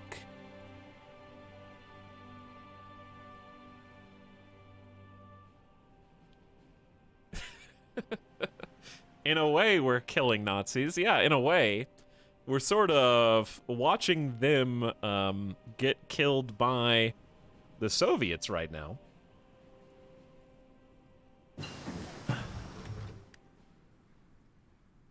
Listen, we had to make some hard calls, and Canada was just too free and too open and too vast and too beautiful to just allow it to taunt us from across the Atlantic. So we had to do what needs to be done. And what needed to be done to one day invade Canada was join powers with the Axis! Except Italy's not in the Axis this time, and Japan's actually in the Miyazamoto with what's left of Poland fighting against us, and also Great Britain is here. So if you think about it, like, numerically speaking, as long as France, Spain, and Great Britain have more good guys in the Axis than Nazis, then really the Axis is more ours than theirs, if you think about it. Like Italy's not there, Japan's not there. Listen, German Reich's got the most territory, but that's just because they stole it. I didn't have a say yet. We haven't gotten to the political conference at the end.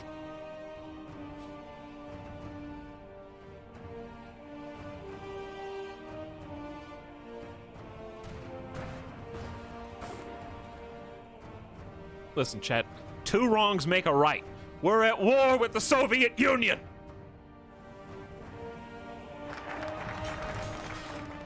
We're trying to stop the millions from being assassinated and killed by plague and famine, okay?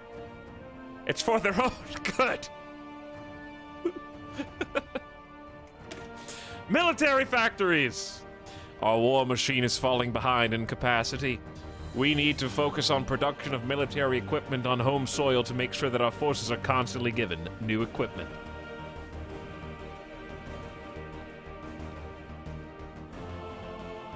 Now, this should be a huge deal. Let's see.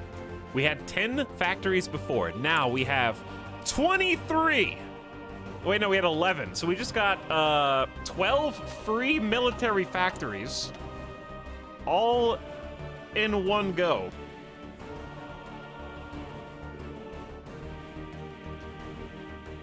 What did Frenzy get timed out for? Asking too many questions.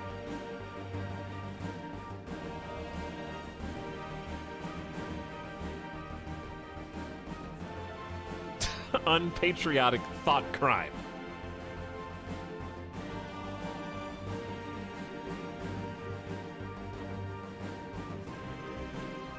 Dude, I am so pumped about this. Resource gain efficiency 10%, that's really good. Add free infrastructure, that's decent. I think we could turn our attention to full-scale military factories now. This is another 4 military factories. Oh, we need to do the economic devaluation. Oh, yeah. All right, let's pause and do this then. National Spirit, Agricultural Protectionism, Civilian Factory Construction Speed up 7.5%, or 3x research bonus for industry.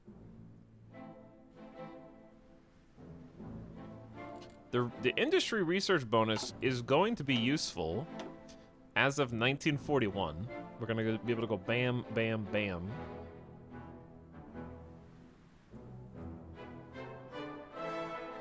What do you guys think is better? Just a flat 7.5% for civilian factories, or is it too late to care about that? Just go for the like cash in on laissez-faire.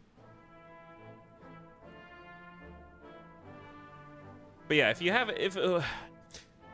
haven't seen this game before, jumping into World War in Progress is gonna make it even more confusing, probably. But you're welcome to hang out and just enjoy the main story beats, because I see the keys to America are up here.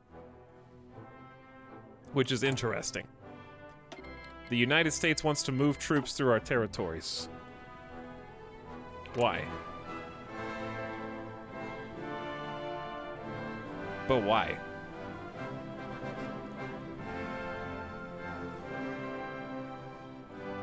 German Reich has a very bad opinion of the United States. The United States has a very bad opinion of the German Reich. Who could have guessed? This is very strange. I've never seen America not be at war with anyone, but ask to move troops? I feel like the clear answer is no.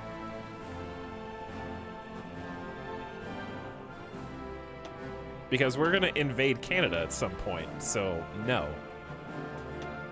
Alright, anyways. This is the gift sub sound. 3 quick research bonuses or a permanent 7.5% speed build for civilian factories. What's better?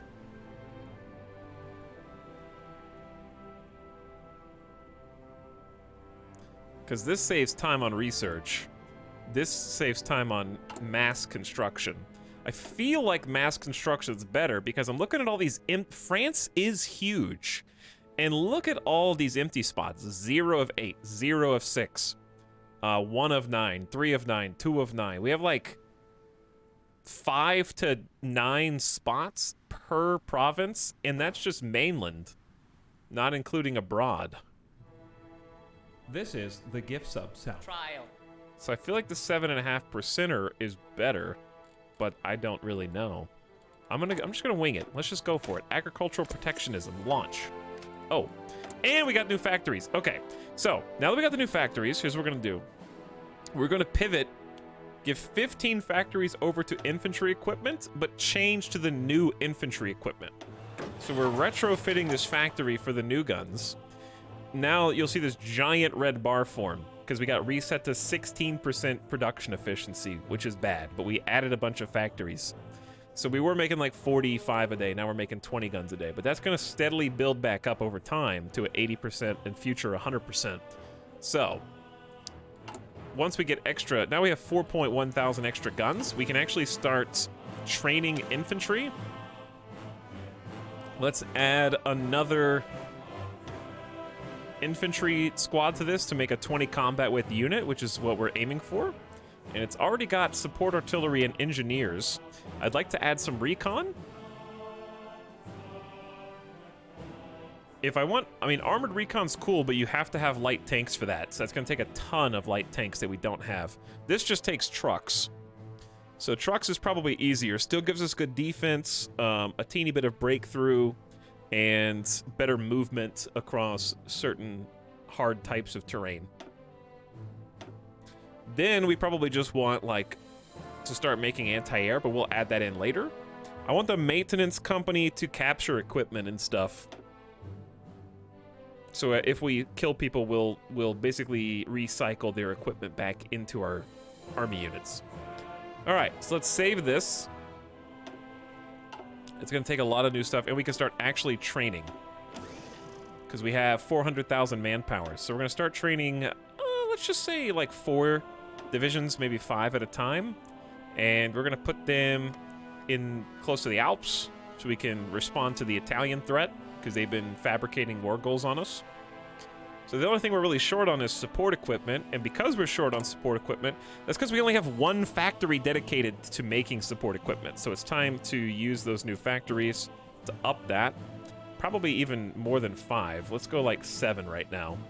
Okay, then any future factories are gonna go towards creating artillery and maybe tanks or airplanes.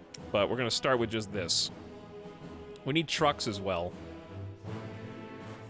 So let's actually put 1 more factory towards trucks. There we go. Okay. Love the production line stuff. Did you see the trailer for the new Borderlands spinoff? No. Should I? As someone who doesn't care about Borderlands? The game actually seems really cool. It's really fun, False Lobster. Have you played Total War Warhammer 2, I would liken it to it's like a series of Vortex campaigns where you pick a country, the country has a locked in stone tree, but the tree can go many different paths. Like this time in France, we decided to get wild and pursue bring home Quebec at all costs, just because it sounds like a fun goal to conquer Canada. But to do that, we moved towards a new Europe, split Belgium, and joined the Axis. But we could have tried to reform proclaim the Third Empire as like a Bonaparte equivalent and annex Europe for ourselves. We could have formed a couple other different types of monarchies. So there's these like set in stone paths that you can take, and the replayability is very high with pretty short campaigns. So like, well, forget about the strikes for a second. On this side, we have the Franco-Soviet Treaty, concessions to Italy to ratify the Stresa Front. So this would be peace with Italy, peace with Great Britain. Make our own little entente to invite Yugoslavia, Romania, and other weaker allies. And then over here we've got loyalty to Moscow in like Comintern gameplay. So there's a lot of kind of mutually exclusive paths to take, so there's a lot of replayability. And then these are more general, like this is just all like armed forces upgrades. This is industrial upgrades. So it looks very confusing, but it all starts to make sense pretty quickly.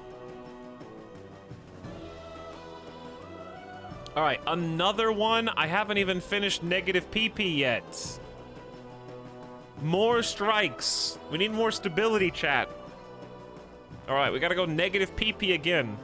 Basically, we're using all of our political power to roll for an 80% chance that we use propaganda effectively to make heroes of the production lines again. We just did this. So yeah, we're not going to get to use any political power for the foreseeable future.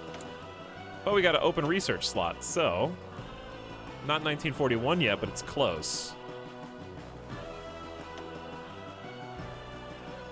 What do we want? I think let's buff our Mountaineers.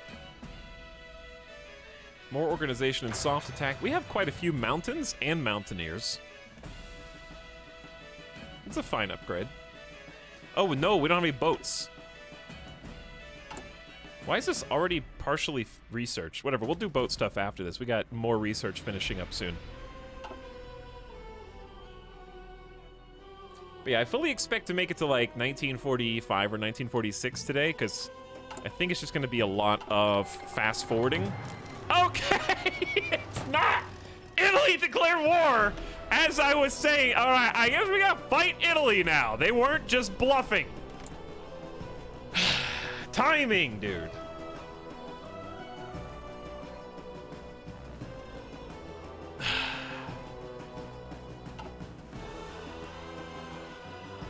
Dude, the funny thing about this is Great Britain and our puppet in Belgium and even Germany did not let up the gas. Even though they declared full-scale war against the Soviets, they still have a significant number of border troops positioned here. Attention. We've only got 13 troops on the border in no particular order. These guys are just scrambled. But at least they're mostly rearmed. They're waiting on infantry and support equipment since we just upgraded them. We're starting to try to make infantry equipment now with our new factories. All right, well, I've only got 13 units here.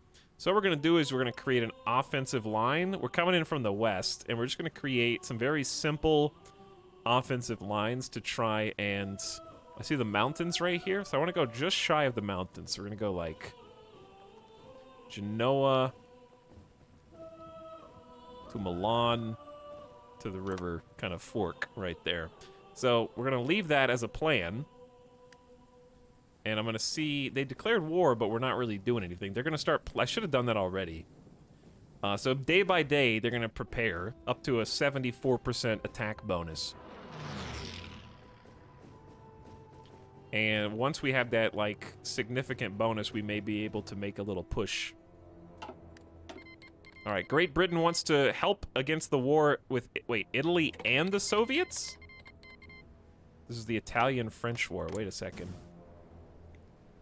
No, they're in different factions, but they're technically, they're not even, it's like the enemy of my enemy type of situation.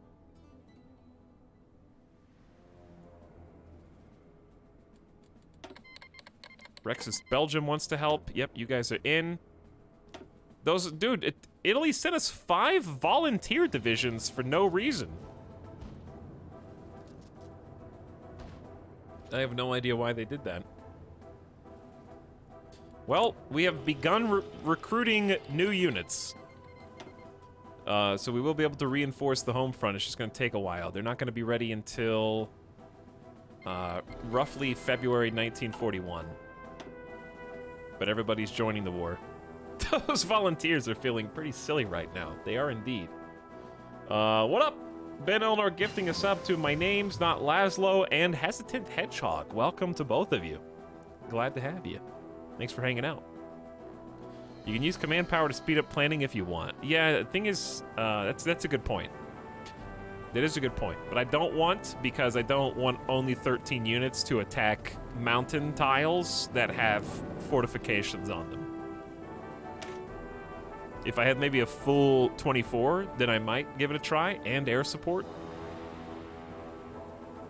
We need to get the Navy going. We still haven't even got full fuel supply yet with our synthetics.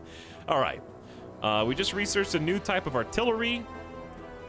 Currently the best that we can have until 1942.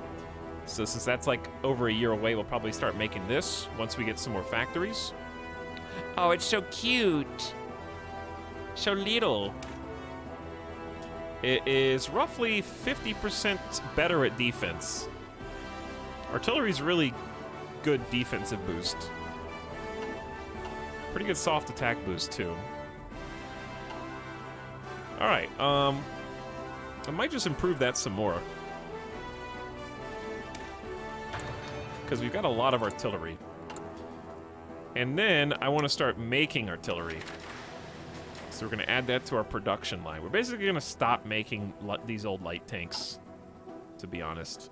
The only reason I'm even making 2 a week is because we do have some tank divisions that need refills. We have enough trucks. We're going to start... We're only making 1.5 support equipment a day. But I want to start making artillery. I only have 1 factory I can dedicate to it. Has infrastructure been repaired? It's actually getting there. The scroll bar is gone.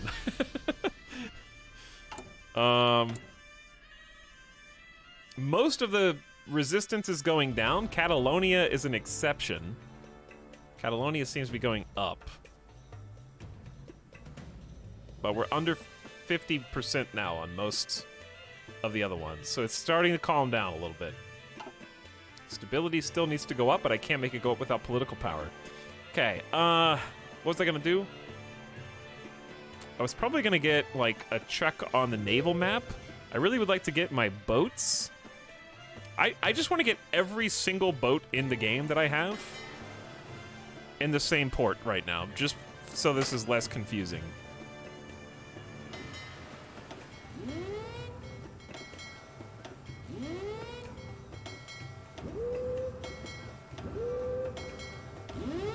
All right, every single fleet, we're going to combine them and then split them up. So watch as my fuel drops as soon as the boats start moving. Yeah, it went from like, oh, everything's green, everything's nice, to you have less than half a year of gas.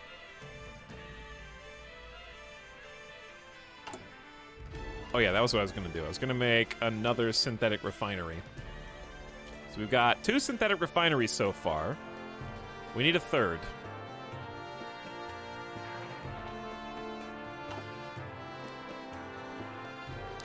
Because we are producing daily gain of only 200 fuel. So that's another thing we need to research after anti-air upgrades. We need to make oil processing better. so that we can maintain... Our fleets literally can't even do anything for very long because we just barely have any stockpile of gas. All right, I'm going to merge every fleet into the same fleet. We're missing one single submarine.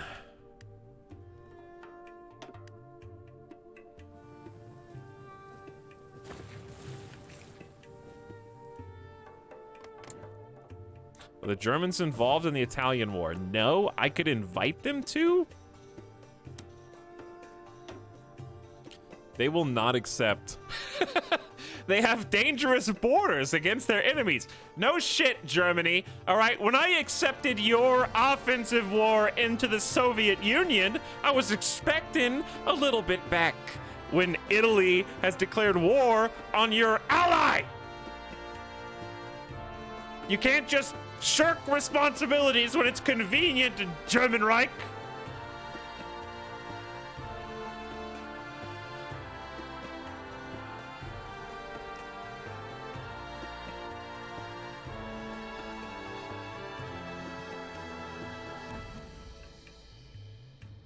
Yeah, weirdly, Great Britain volunteered to help. I'm gonna send an invitation anyways, just to make you look bad. Why is there a speech? I don't know why there's a speech.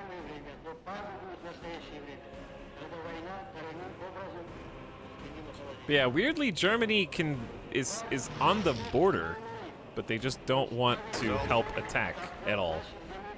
So at least we only have one border that we need to deal with. All right, back to the seaborne stuff. Now, here's what we're gonna do. We're gonna choose every submarine.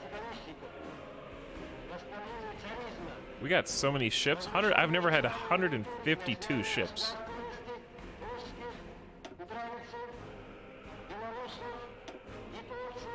All right, none of that. What song were we on? Who knows? I remember saying, oh, this is the song I think about whenever I think... We didn't listen to, like, Empire of the Sun or any of these, I don't think.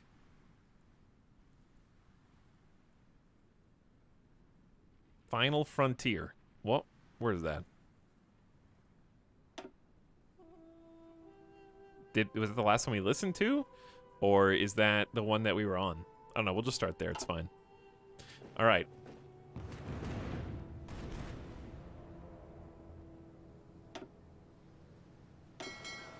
Wait, what did I just do? Okay.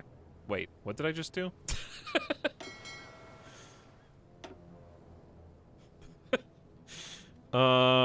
Where'd this admiral go? Dude, hang on, I'm confused.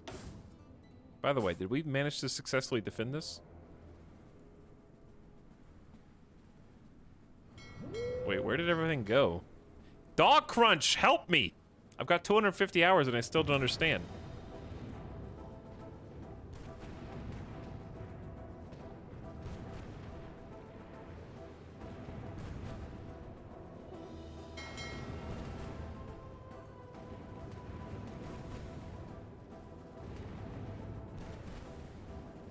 I have no clue, you just quantum superpositioned your commander.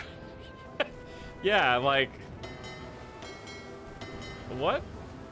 Let's just unpause and see if that changes anything. My commander's gone.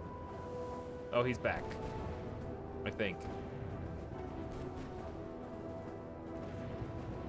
Superior tactician, positioning's better. What are your upgrades? Enemy fleet size penalty, visibility, concealment experts. I like that. Smokescreen specialist, retreat decision chance up 25%. That's probably good for the weak ships that we're fielding. Because we got all old, like, interwar hulls, basically, I guess.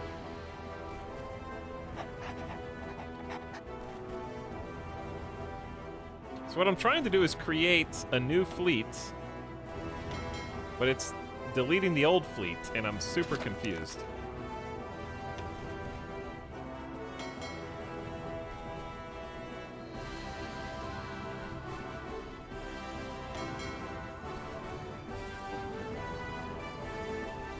feel like sorry, Chad. I'm really just genuinely. If you select all the submodels and then right-click onto reserve area, gray area of top right, that'll get them into a separate task force. Okay. Gray area top right. What is gray area top right? There's so many icons here. Peep OG.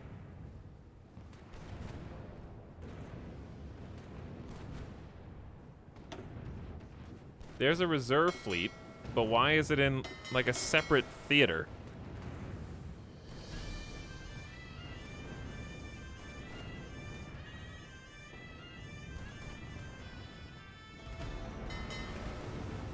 So now I'm going to select both, drag all subs over here. Okay, hang on. Now we're doing it. We're doing it. Okay, all subs are in their own group. So we're going to select that, give it a submarine commander.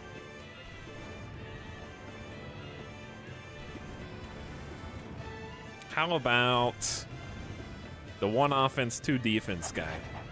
There you go. Navy management is an art form of its own.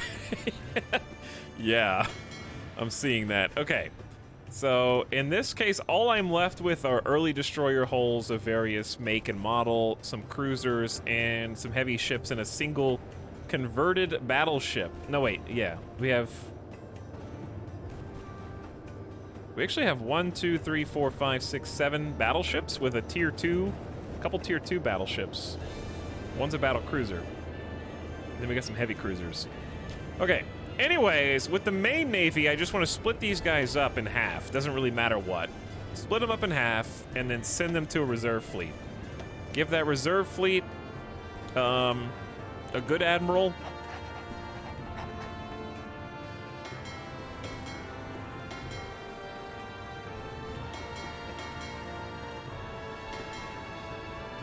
Okay. I think it's just these icons are confusing because one is the overarching group and one's not. I feel like we're missing some boats now. Are we or are we not missing some boats? Didn't we have 150? Who's this? Who's this? Why are they changing position on me when I click them?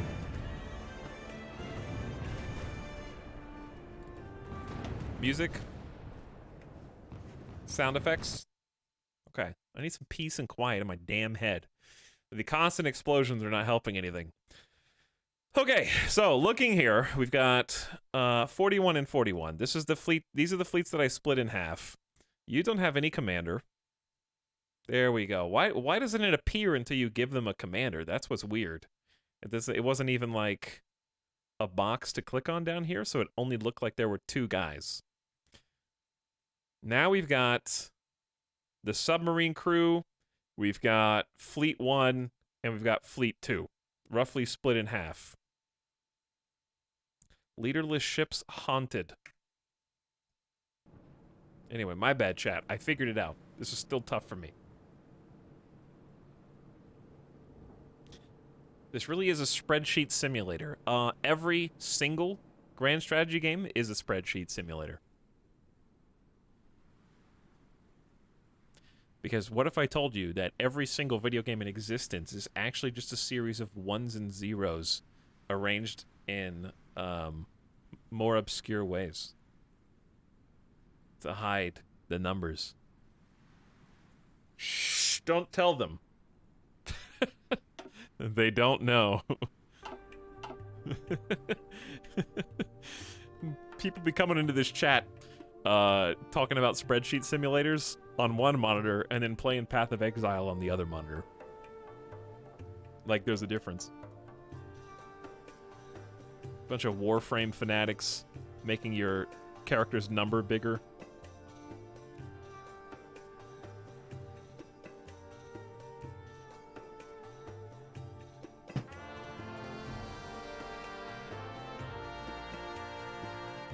Okay, so why did I do all that? The answer is I wanted a couple fleets to try and harass the Italian Navy. So we're gonna take...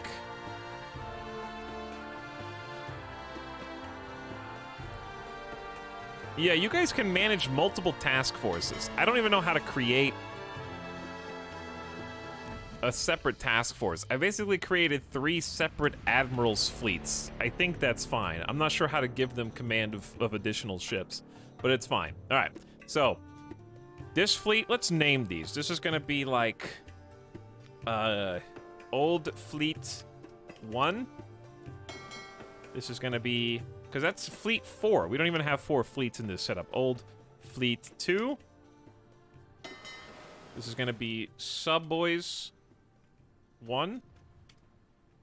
And we're gonna split this into 2 and create another new one. Or he can just control 2 different ones. That's fine too. How do I move this guy over? I don't know. I don't think you can. So we got Subboys, Subforce 1, Subforce 2. All right, that'll make it at least a little easier to figure out what's what. Whew! All right, I want Subforce 1. You guys patrol all around Italy. Okay, I think that's gonna tell both of them to. Well, let's see. No. I want the other one to do convoy raiding in the same area. So we got the same area selected. One sub-force is gonna patrol, one sub-force is gonna try and intercept convoys. Now, for this fleet,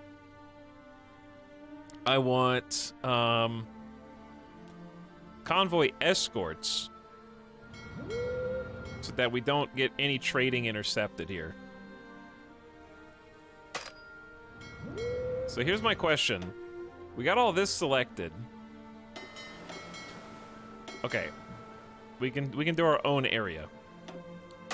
Basically, I just want our convoys to be able to get in and out without getting intercepted by Italian troops.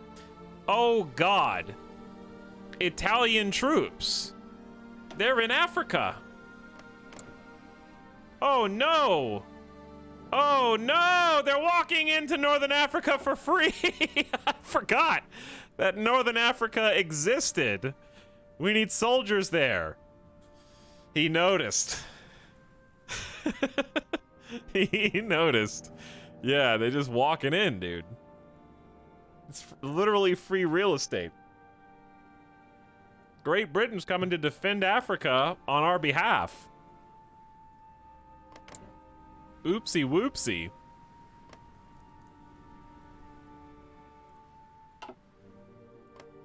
So how much of this is impassable terrain? Everything inside of this yellow border is like impassable desert for combat purposes. Which is wild to me. How many people live in the Sahara Desert? How many people live in the Sahara Desert? 2.5 million people. One of the lowest population densities on the entire planet. And the 3.5 million square miles of sand, mountain, and waterways. Just 2.5 million people. The largest populations live near lakes and rivers. Even so, the majority of people are nomads.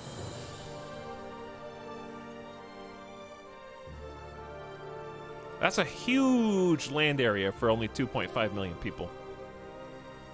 Is that how low it was during 1940? No, I think that's current. That's on social studies, school aid as of June 10th, 2020. Wait, yeah, that's today. They didn't write this article today, but I think it's still current. So it was probably even lower then. Anyway, all right, I'm getting distracted. So we got convoy escorts, and then with the old Fleet 2, I kind of just want a strike force. Or maybe convoy raiding to lower their supplies. But a strike force sounds like fun. So we're going to go strike force here, here, and here. So what they're going to do is go to a nearby port. All right, 1, 2, 3, everybody break. They're going to go to a nearby port, wait for someone to be like a patrol to spot an enemy fleet, and then they're going to go strike.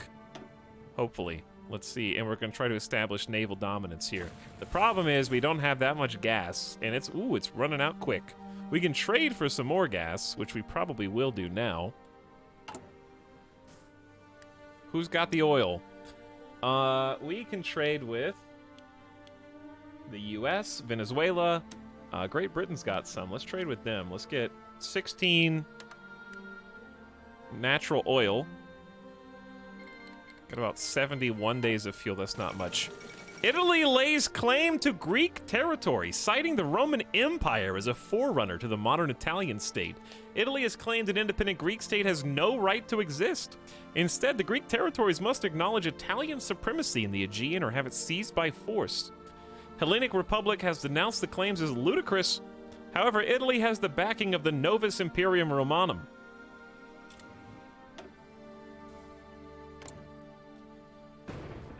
The Hellenic Republic has no faction currently, so I'm interested to see what they end up doing, because they just straight up declared war on them, like, right now.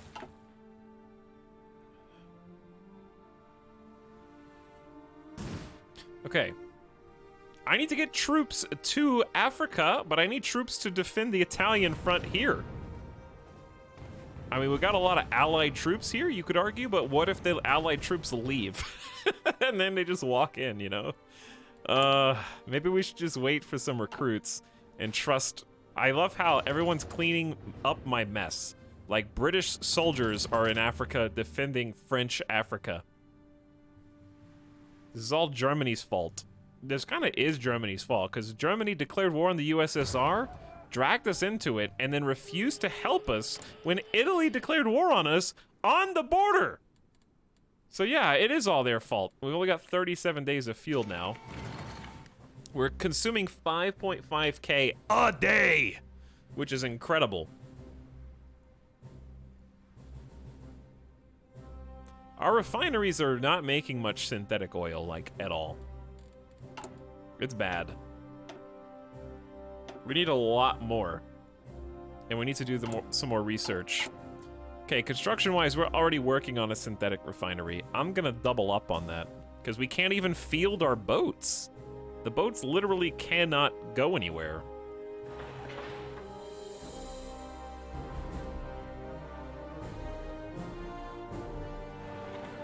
I'm gonna queue up 2 more synthetic refineries and do more research on them.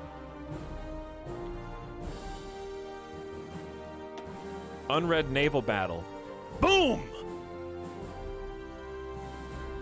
Chat, wait, is that a French naval bomber?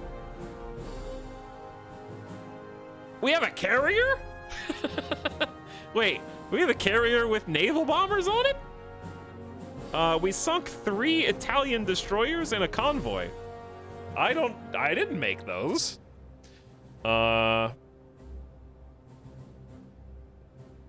Okay, apparently we have that converted 76 submarines, mostly not mine.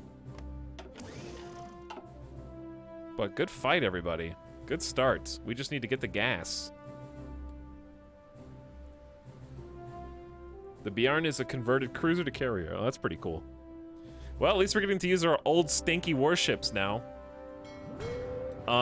Effectively, we're just controlling this area for a few different things, like I said. One, the flashing green here is just escorting our trading convoys to make sure they're not intercepted by Italian forces.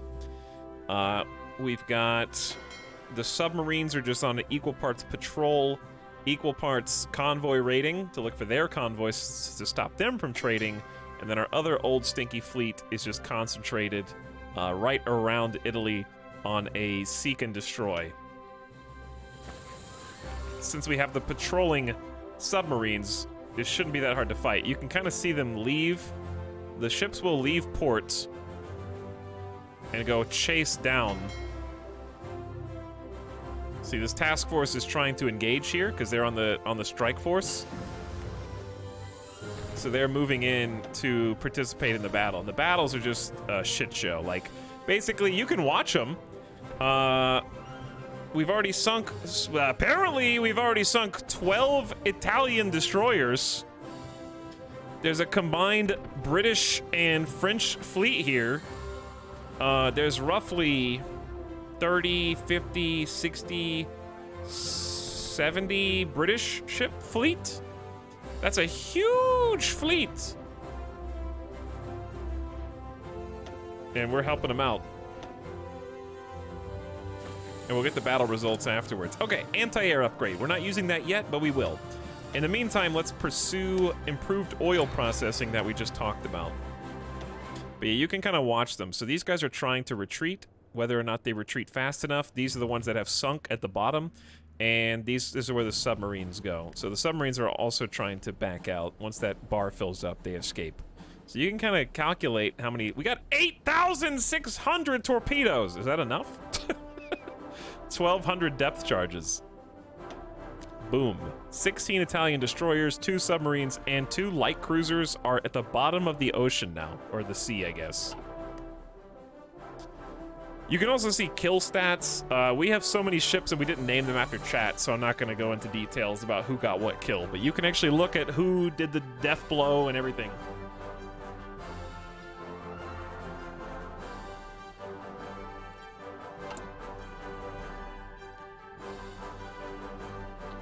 I would really love to boost my stability more so we stop getting strikes, but that's easier said than done right now.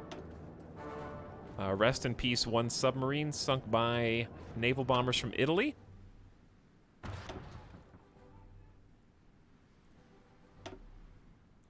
But yeah, it's a bit of naval chaos here. This would make for some interesting, like, kind of close quarters battles, you know, because there's not a lot of room to retreat. Like when they were fighting in the Pacific, I've seen more videos on the United States fighting Japanese fleets in the Pacific, but there was so much more room, you know, to escape or set up traps. If you're over here fighting around the Aegean and around Sicily, then there's not a lot of room for, like, special maneuvers. You'll see them coming from a mile away in the Mediterranean. By the way, how are we doing down here, Britain? Can you guys hold this down?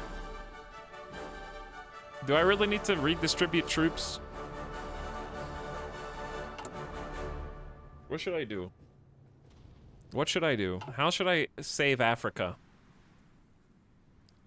I don't really want to... How many... 1, 2, 3, 4, 5, 6... There's 7. Okay, I'm gonna take... the tanks. Aux ordres. I'm gonna take the... Pareil. truck infantry. And I'm gonna take... Écoutez. 1 boot. And I'm gonna create a new... squad.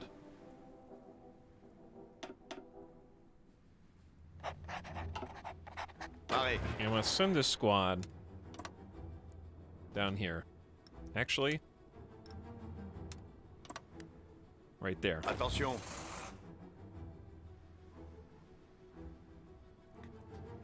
Is there a Nightbot command to see what countries are on what side? No. You just have to be here for the beginning of stream retelling of every event that's happened so far. When are we getting Canada? Not today. Today is plotting to take Canada. Part of that is finishing repairs on all of our rebellious colonial infrastructure, supporting our fleets with gas, because to do a naval invasion of any kind, you have to have naval control and dominance. Though we'd probably just go in through Labrador up here.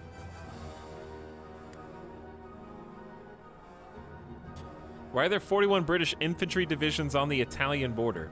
Because Great Britain is in the Axis under Edward VIII, alongside of us in France, nationalist Spain, and the German Reich. And we're fighting against the separate forces of the Soviet Union, Italy, and Japan, none of which are on the same team.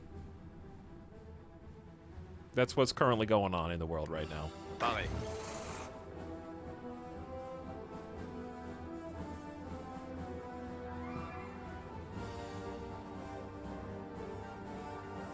It's a free-for-all.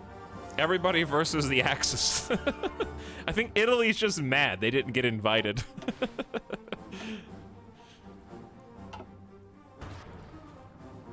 They wanted to be in the Axis and we got there first, and they're pissed.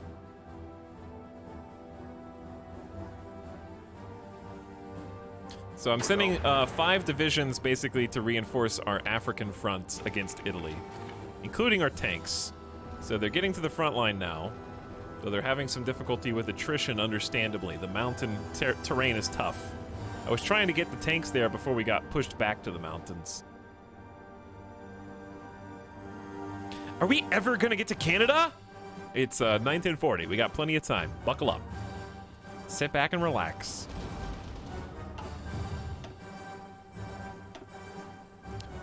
Five Italian destroyers dead.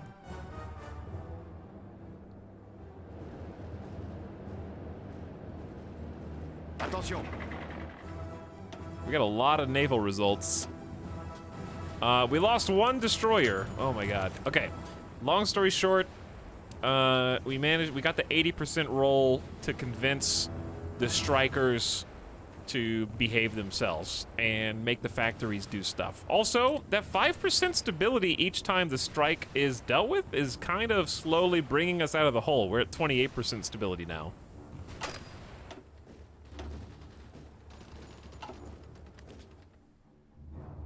Gardez vos rangs.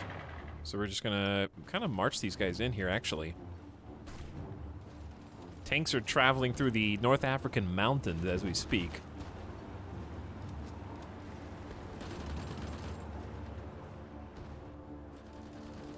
So we're gonna retake this little pocket in Tlemcen, and then we're gonna move over towards, where is this?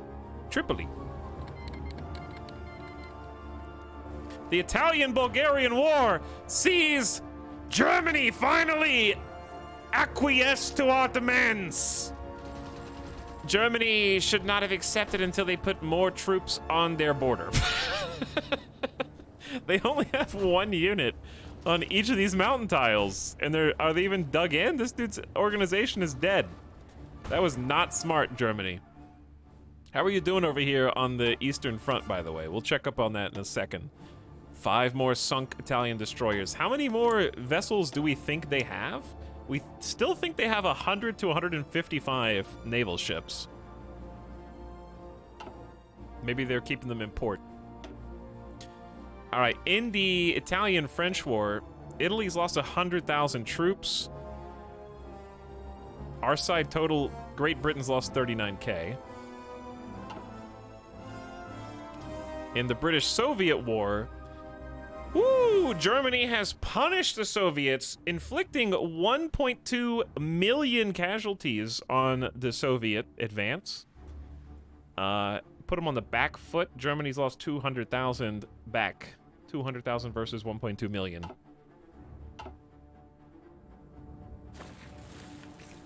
Gardez vos rangs. Wow, we actually have stability now. Yeah, it's ironically because of the worker strikes. Gardez vos rangs. Okay, we're gonna cut your supply lines off here, by the way, buddy. Is that dockyards I hear? It is dockyards I hear. We're almost done. These are submarines and ship holes that were queued up for us automatically at the beginning of the game because they are historical ships that France was already producing before we even took control. So we're gonna move them up to be part of another active submarine unit. 69 days of gas left. We're actually, they're not breaking even. It's going down, but we're doing aight. Aux ordres. Gardez vos rangs. And we're gonna encircle this nerd real quick. Bougez-vous. And then we're gonna open up this front on this side and try and take these ports in Tunisia. Uh-oh. There's a push, chat! Gardez vos rangs. There's a push!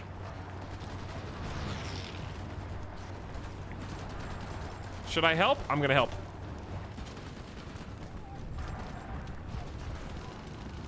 We're pushing into Milan while Italy pushes into the belly of Germany. We actually have 2,000 spare infantry equipment. We're just short on support. So on our production lines, we're just only at 33% efficiency on making guns. So it's taken a while, but once we catch up, this is gonna, we need a lot of upgrades. So I'm scared to train until we're making enough support equipment, more than 4 units or so. Free dockyards. We can actually start making our own boats. For now, I'm just gonna make convoys, which isn't super exciting. But until we can customize our own boats. Fighting through the Alps during winter, Monka S. They'll never see it coming. Attention.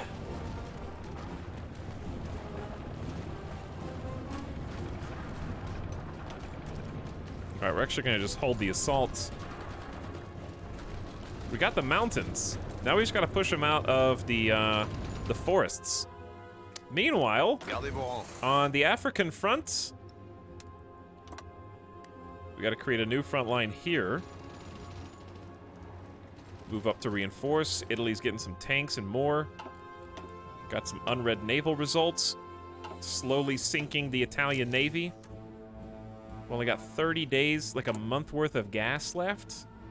But we are building 3 separate synthetic refineries simultaneously while researching synthetic oil. And we're trying to make that go as smoothly as possible.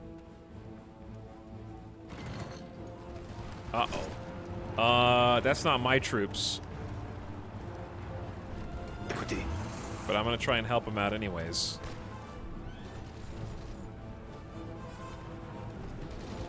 Pareil.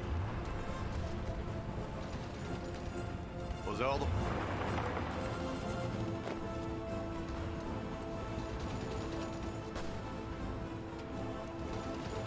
We got a 3-pronged attack here. Oh, no. Ah, nah. How could you do this? Continue l'attaque. Trying to help these encircle boys.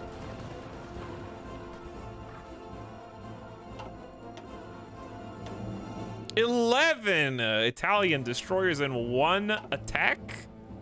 Wowee. Italy's navy is getting thrashed by our outdated 1930 era ships and whatever Britain's got.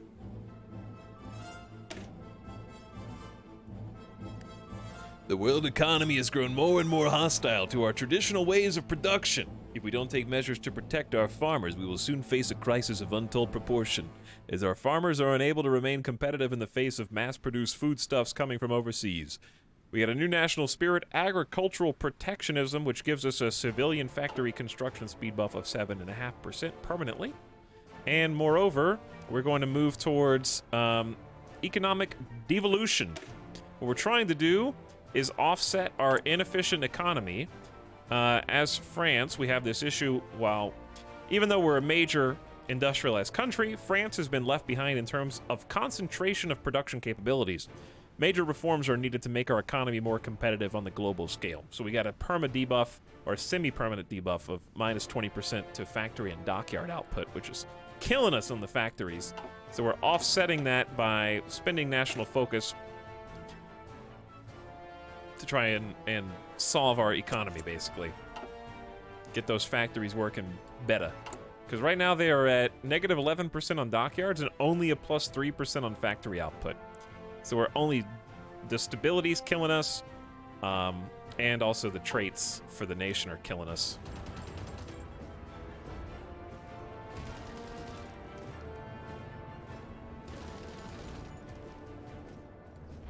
But we're doing okay. The biggest thing is we caught up on infantry equipment. That was what kept us from really doing anything.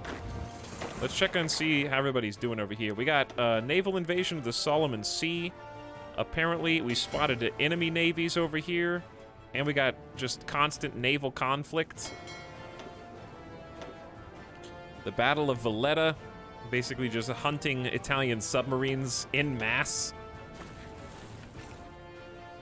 How is this going? I think Hitler has reinforced, but the question is, will the German Reich be able to hold out on the Italian and the Soviet front simultaneously. There was a point yesterday where chat was like, okay, you win. Diplomatic This victory. is the sub Good sound. job, France. I guess the Axis isn't going to have any problems. Fast forward to today, and it's the Axis versus the separate but still working together, sort of, Italian, Soviet Union, and Japanese forces versus the rest of us. So that's at least created an interesting and slightly challenging scenario here. Attention. I guess we should make this push because he thinks that it's pretty much in our favor. Well, now it's not. Estimated plan value minus 70%. But then again, it's not really including the fact that the allies might help us. Like, our friendly units may see weakness as we make the push, and they may jump in to help. So if we just start a few pushes, we might actually be able to make it to this line around Genoa and Milan. Give them something to chew on as we move deeper in.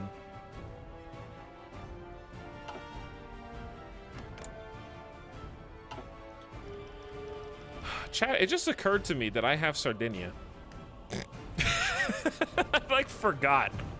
Wait, this is mine? I own this? We don't even have any troops stationed on it.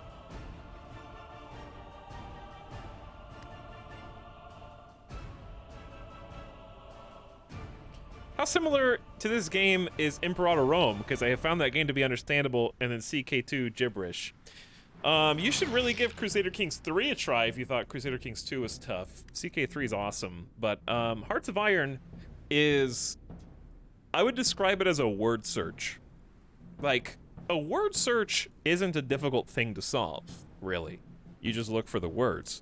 But there's a lot going on the screen at any one time, and I think Hearts of Iron is a game of learning how to look through some of the extraneous numbers and kind of information that's presented to you, and you figure out how to discern what you need. And once you figure that out, once you figure out how to look at it, then it's pretty intuitive and easy to get.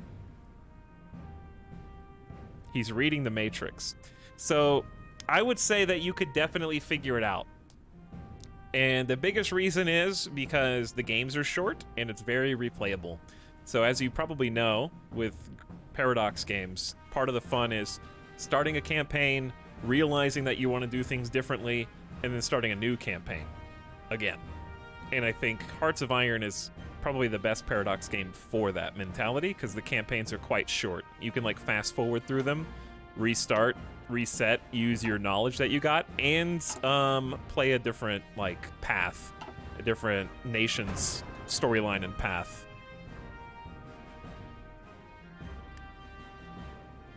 Hopefully that answers your question. So yeah, like, at any given time, there's a ton of stuff going on the screen, but you don't really need to look at all of it. You figure out what you do need to look at, and you get better at that.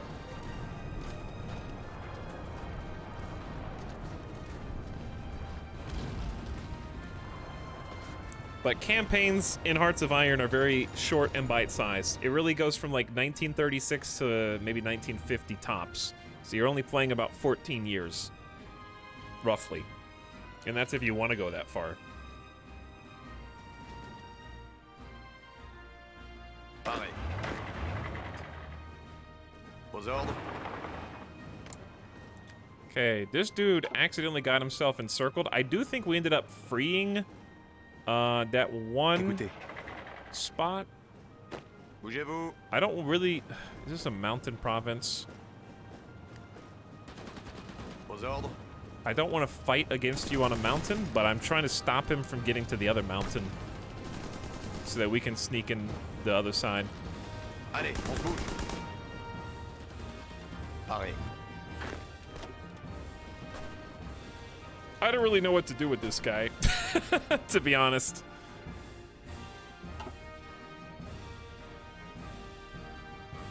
So many nations and paths, lots of replayability, yes. And lots of mods, too. A very, very active modding scene. Ooh, we got one of their light cruisers. And 3 more destroyers.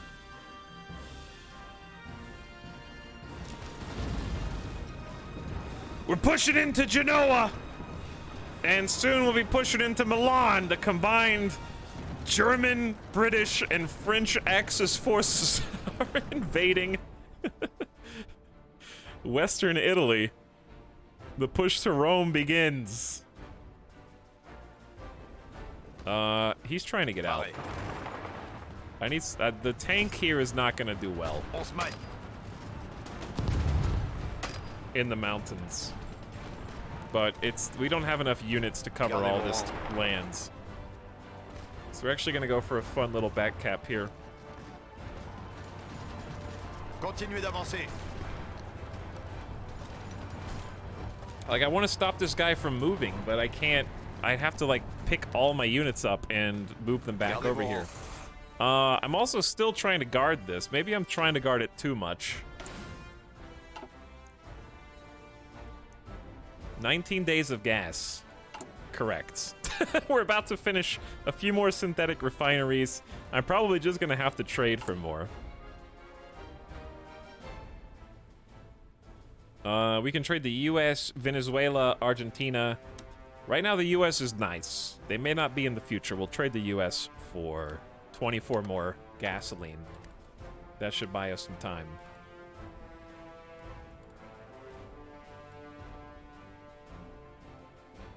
Because we got 40 units of gas now. So we're getting 2.3K a day. We're consuming 5.2K a day. It's crazy. And that's without using any airplanes. That's just boats alone. So we'll just have to put some boats in port for a little bit. All right, artillery is getting improved. That's going to help everybody right now with a bonus 10% attack versus infantry. It's almost 1941. So,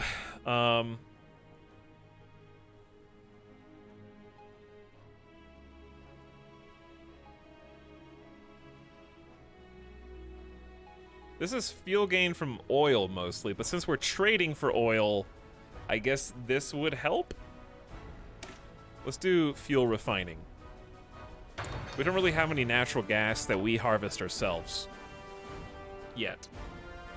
Though you could if you wanted to, because the path that we took culminates with dominating the Middle East and subjugating Iraq, Saudi Arabia, Yemen, and one other. But before we did that, we would have to potentially claim Jordan, Palestine, and Sinai. It'd be very difficult to conquer Great Britain given that they're in the same faction as us.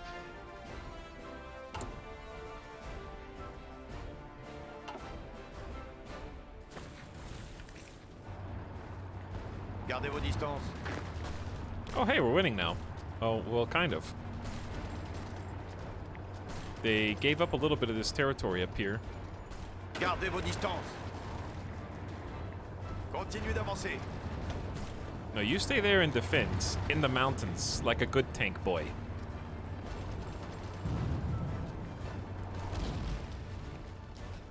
Visez bien. We're having some difficulties. I mean, we're holding them back for now, and that's about the best we can hope for. I got 3 factories. When did we get 3 more factories? Maybe we recovered them by taking territory back. Okay, we need more artillery. We need more guns. We need 17,000 more guns. 650 more equipment. It's a lot.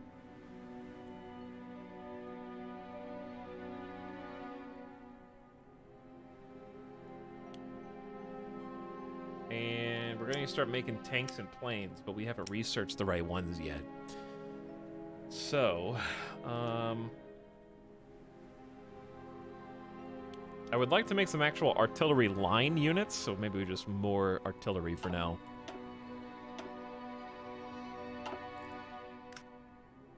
Yes, at least Britain's helping us out here. So what faction of France are we fighting? We're not fighting anybody in France. We are France. And we've taken Genoa, and we're about to take Milan.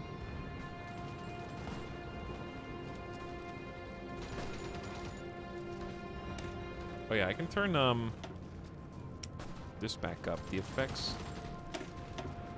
I can turn that up a bit. Always have been. Do I have La Resistance? Yeah, I have all the DLC. But, I don't do much with it. I'll be honest. I'd like to, but it's never a good time. Like, right now I need every single civilian factory to help with all this nonsense. It doesn't ever feel like it's a good time to do.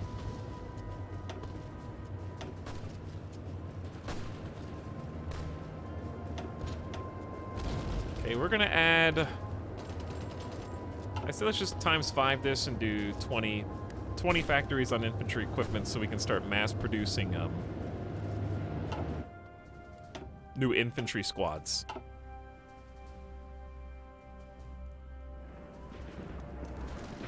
All right, we got Milan. Not satisfied with that, our allies continue to push into Italy. Germany is pushing back in the northeastern section. Italy's starting to slowly realize they've bitten off more than they could chew here on the mainland. We're gonna create a new offensive line and go to Bologna. I would like a little bit of Bologna.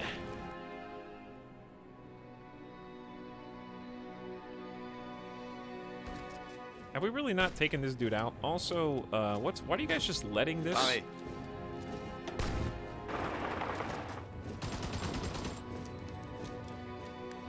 Attention. You guys just letting this guy sit here Pareil. for no reason?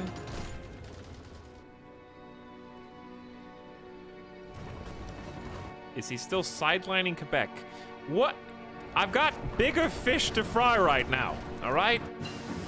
You can have your dessert after you've eaten dinner.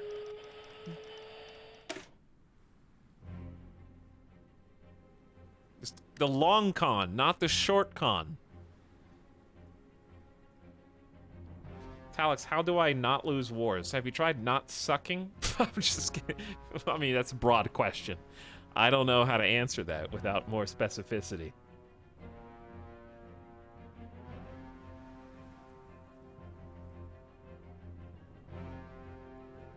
Because there's so many different forms that war can take that I don't know specifically what to tell you. I would say choosing the right side is important. You know, it may sound like fun, for example, to play Poland and go full democratic sandwich between the communists and the fascists, and you're welcome to try the challenge, and you probably can succeed if you do it right, but it's going to be like the hardest version of that campaign. So I think it depends on what you're doing. There are certain campaigns that are just going to be easier or harder depending on what you're trying to do.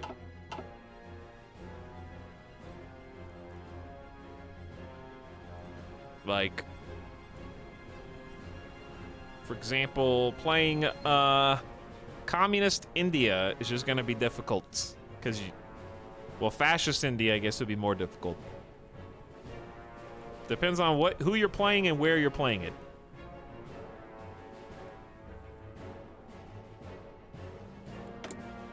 All right, Mountaineers just got tier 2. I would like to start training some more specialists. If you have a specific question, though, maybe someone in chat can help you. Let's start on industrial research. I would like construction and factory repair speed up. And we're only... It's December 17th, so we're right on time. Attention. I'm also going to go ahead and execute this strategy with our existing squads. Taking the neck of Italy. We got to push in from the north. That's the hard part, but they're on the run.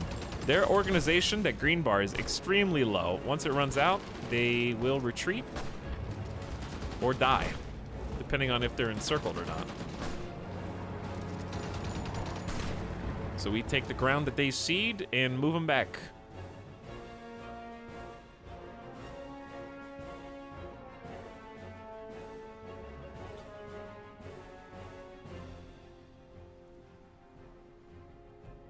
I tried Italy, Germany, and USSR the way they were.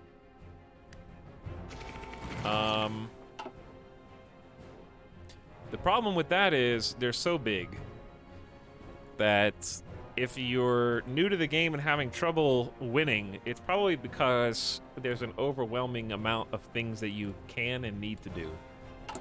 You have so many factories that need to be producing so many different pieces of equipment.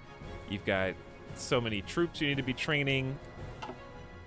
I would start smaller. Or get the Spain DLC and play Spain. Do that early Civil War, see if you can win that. If that's not an option, out of the base, starting in a country that doesn't require a navy is a big help. Yeah, that as well.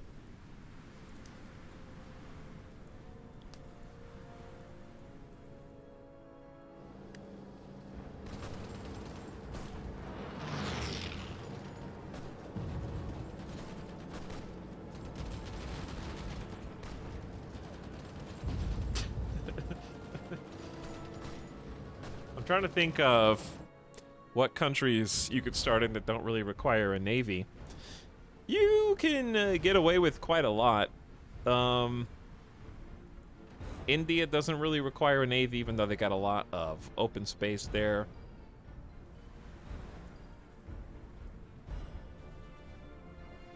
The Mexico DLC looks really fun. Is that a DLC? Mexico's got a really cool tree, really complex. But I would say my highest recommendation right now is Spain. Anarchist Spain was a ton of fun, but I think that takes a DLC to play.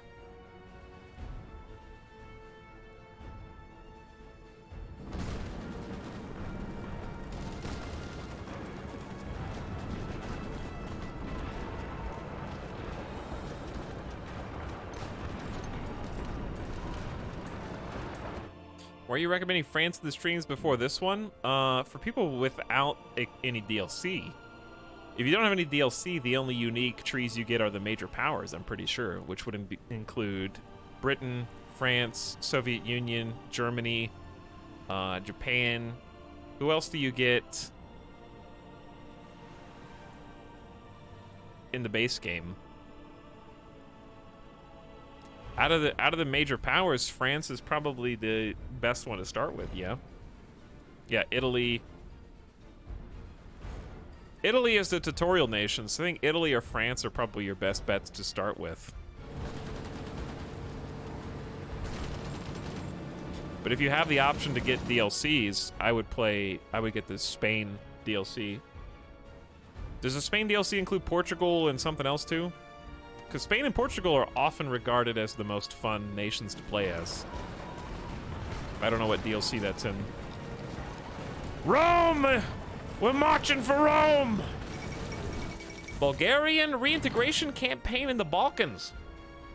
The Bulgarian government has started a massive reintegration campaign in the occupied territory in the Balkans, encouraging Bulgarian settlement, changing the names of towns and places to the Bulgarian traditional forms, and reorganizing local administration along Bulgarian lines. With these measures, Hristo Lukov hopes to demonstrate the Bulgarian nature of these regions and legitimize their future annexation by Legionnaires Bulgaria. Talks, which are the least fun nations to play as? I don't know. I haven't not enjoyed a campaign that I've played. I would say I was the most confused playing Turkey, but it was also the second one that I played after Greece. The Turkey DLC was just kind of convoluted. There was a lot of things to do. There were too many decisions with Turkey. So Turkey was okay. It had its fun high moments. I enjoyed playing as Sinkiang. I enjoyed playing as India. I enjoyed playing as Fascist Australia and the Thunder Down Under. I really liked Spain. If I had to give a lame answer, I'd say a country without a unique tree. Yeah, I would say a country with no unique tree. Attention. I just refuse to play them on principle. What's up, Zap Guy? How's it going? France's current tree is locked behind the Law of Resistance DLC. It has a focus tree in vanilla, but it's older and much worse. I think that's true of most of the original ones. James W., I think. I'm back. What's up, Kiara? Yeah, the Turkey campaign was a while ago. Gardez vos rangs. Okay, they have open space here, so I say just move into it. Well, not open anymore, I Visez guess. bien. Paré.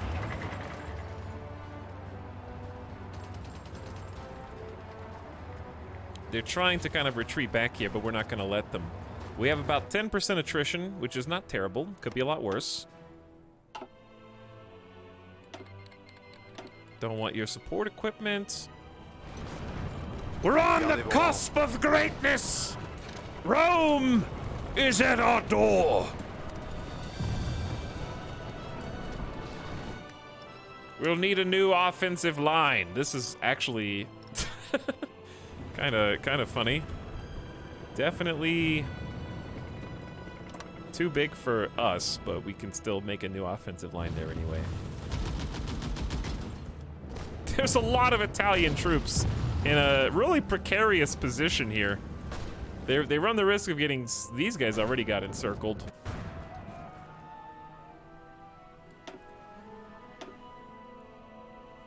Ten British convoys sunk. Oof.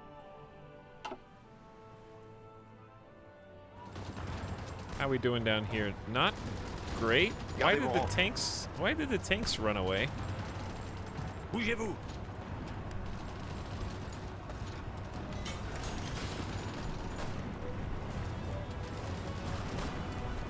Allez, on se bouge. I don't know, but we definitely don't have enough troops down here. That's all I know. Okay. So we got 20 infantry equipment. Dude, we got 32 military factories now. We went from 11 to 32 in less than a year. Okay, we're making a lot of guns. We've also got 2.7k spare, but it's still nice. We will catch up on support equipment. We already lowered it from like 800 deficit to 661, and we got 6 factories. It's just taking a while for them to optimize. I do want line artillery, so let's do 5 making line artillery. I want to start making ships and stuff too, but we still need some research.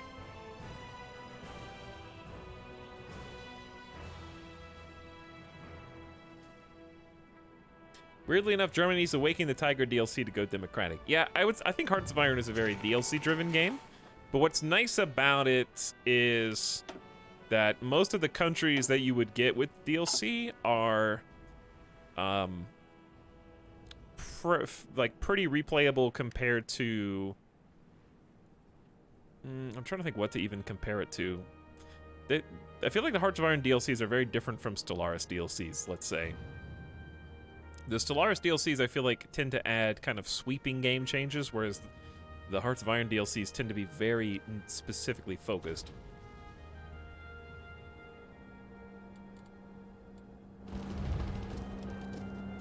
Gardez vos distances. All right, this Gardez vos distances. is not going well.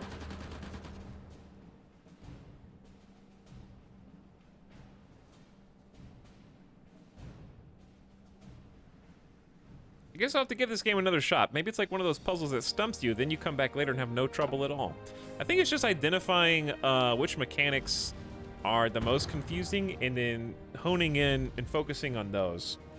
By the way, Lightning Rider, thanks again for 22 months, who says naval combat. Hey, naval combat. People comfy.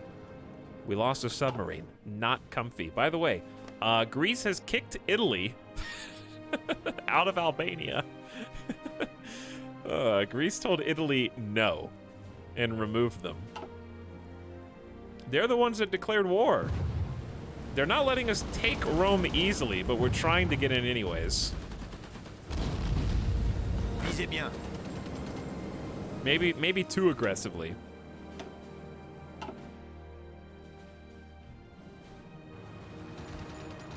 Attention. This little quadrant is a bit worrisome. Because they're kind of like... nobody's fighting well in Africa. There's just so much open territory that they're just letting us have. Aux ordres. Pareil. And we're letting them have territory in return. Continue d'avancer. We're gonna stop trying to fruitlessly attack Rome. Dude, look at this, like, border. We've got all the way down to Tuscany, but we can't quite grab Rome. We're about to have our first group of new recruits, and then we can start upping that once we get more infantry equipment and support equipment. So we're finally training soldiers. It's happening. And we're almost back to even on PP. Gamer Deathbot already?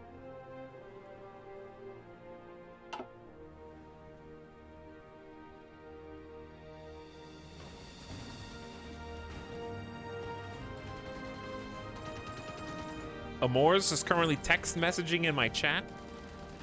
Amors, are you the group text chatter Gardez vos rangs. that pings everybody's phone by hitting enter after every line of LOL? Calling you out. What? Enter? Yeah, enter. Smiley, enter. Hehe, enter.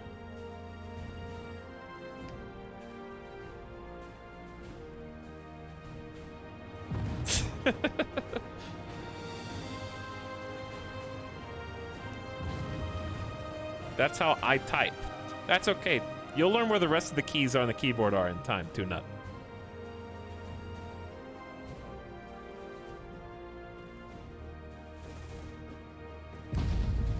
Écoutez. Get out of here, tank. Get out of here, tanks. Écoutez. Okay, if they abandon this spot, we're gonna send the motorized in to sweep in behind them and encircle these three. So please vacate this. I'd be more than happy.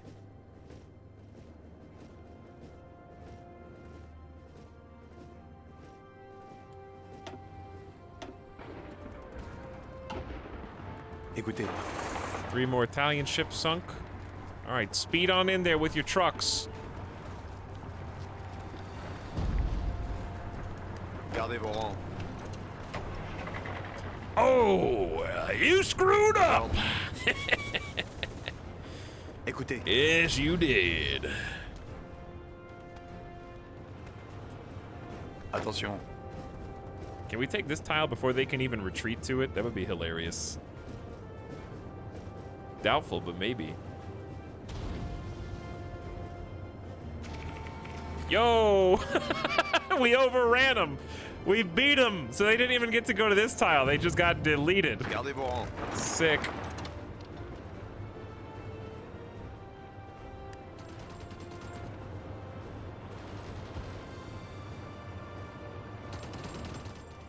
Pareil. Oh, they're starting to do a little tactical retreat.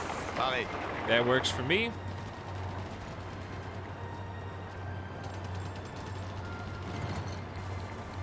Unitary South Africa has declared war on South Africa? Oh, fascist South Africa and imperialist South Africa. Okay. Cool. Now, please, let's get Italy out of North Africa.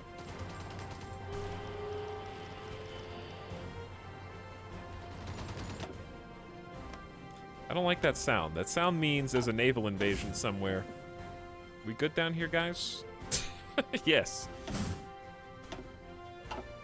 Checking my naval results. Nothing important, so I'm not even gonna tell you what's happening. All right, have we got Rome yet? No, nobody's got Rome yet. We're just kind of stalemating. Well, they did encircle the Italians in the mountains of South Tyrol in Lombardy. They got 5, 6, 7, 8, 9, 10, 11, 12, 13? 13 or so Italian units up there encircled. Pro-imperial elements in South Africa have risen up in open revolt against the government, demanding immediate return of the nation as a dominion of the British Empire. The situation has now escalated to full-on civil war, and the South African government has accused Great Britain of supplying insurgents with the modern weapons and munitions they require, which the British government has categorically denied. Rome was not captured in a day. That is very true. All right, we're doing fantastic. We're about to fix our economy a little bit. We're about to recruit our first 4 new divisions finally in 1941. We've actually got a decent amount of military factories making stuff. We're going to be able to upgrade with some improved artillery lines for our infantry divisions. But not yet, because we don't have enough yet. Each artillery line is going to take another 36 units of artillery.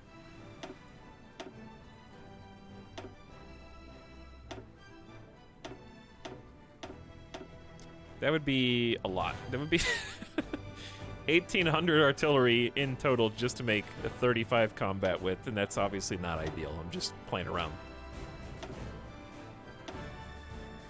What about double anti-air?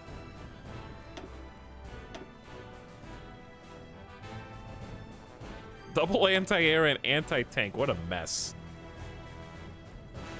5 artillery, 2 anti-air, and that's probably not meta. We're not gonna do that. All right, let's take a quick BRB. And then we'll take a State of the World.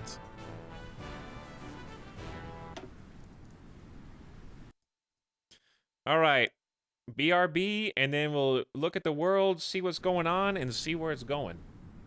I will be back in about 5 minutes. Stretch my legs, grab a beverage. Ooh, I got a fruit smoothie. Yeah. You can't see it because my camera is broken today for some reason. I don't know why. So you can't see Midas either. Is that right? Are you talking? What are you saying? What? What are you trying to say? He says, I need to go and give me a treat. Okay, I'll be back in 5.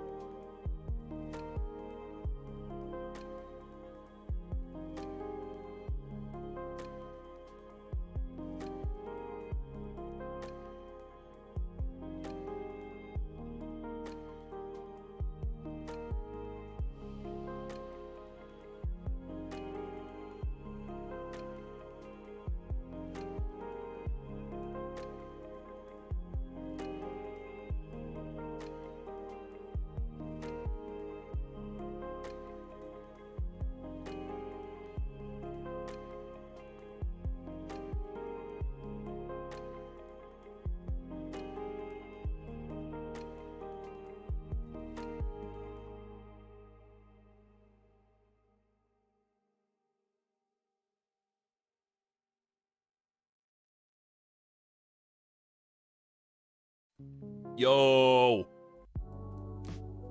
Hey. Yo, what's up? Dude, I am so excited to be here. I am so excited to be here right now. No, but seriously. I look forward to these Hearts of Iron streams. I don't know why. I just like...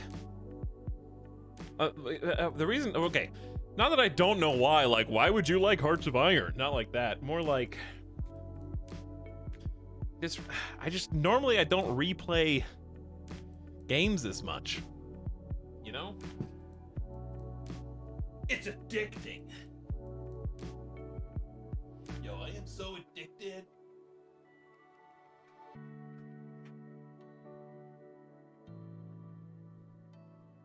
Also, Midas needs some fresh water. Hold on.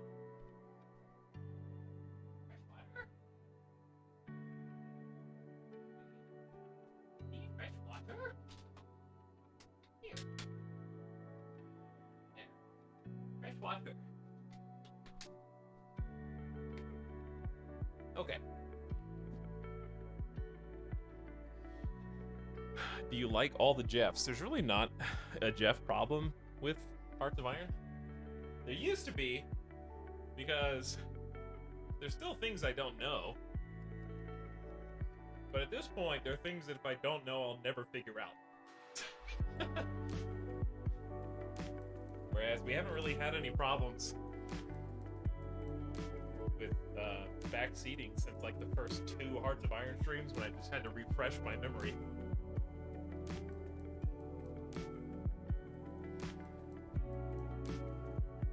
But that was a long time ago. I know enough to be competent without being good at this game now. Like, I would never compete.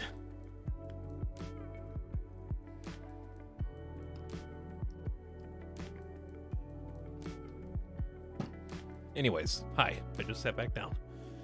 Syntax, where have you been? Speaking of bananas, I'm drinking a banana right now. Jeffs are allowed during Hearts of Iron streams like a controlled burn to prevent wildfires. I'm just kidding. Hope you're doing well, Syntax. Welcome back. No, but really, where have you been?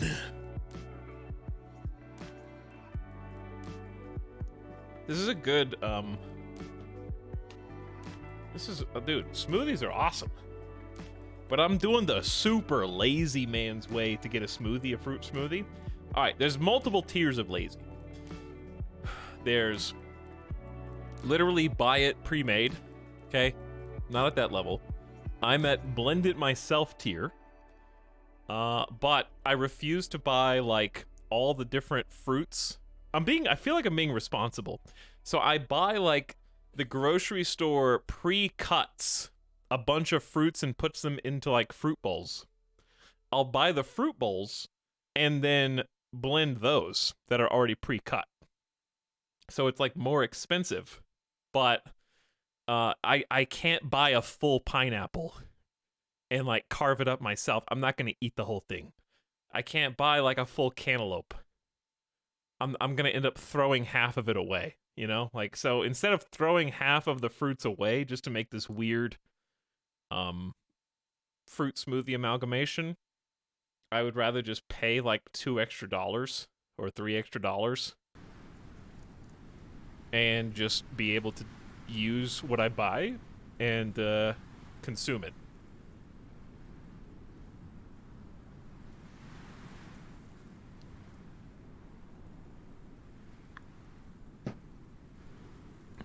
Don't get me started on frozen stuff again.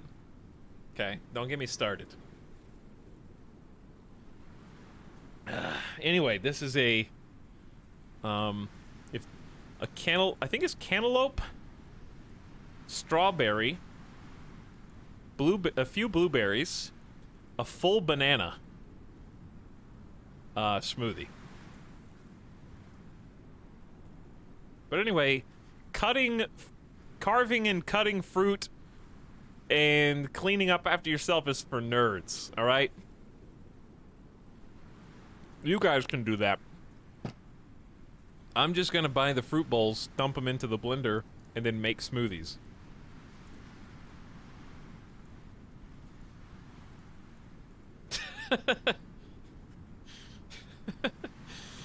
Ugh. They're delicious. Absolutely, cutting fruit is nerd activity. Unless you're getting paid to do it, in which case you've got a job. Which is exactly what I'm paying you for, you know? It's only a nerd job if you're doing it for free.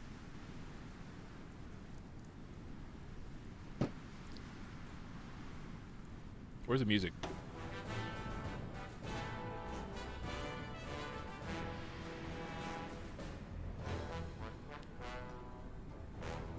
But yes, I can tell you right now, I got a new blender like a couple months ago. And I have eaten like frozen fruit smoothies where they just have like packaged frozen fruit. And I have eaten the fresh cut fruit smoothies, which is what I'm drinking now, and it is night and day difference. This is 100% better. I did get a Ninja, yes.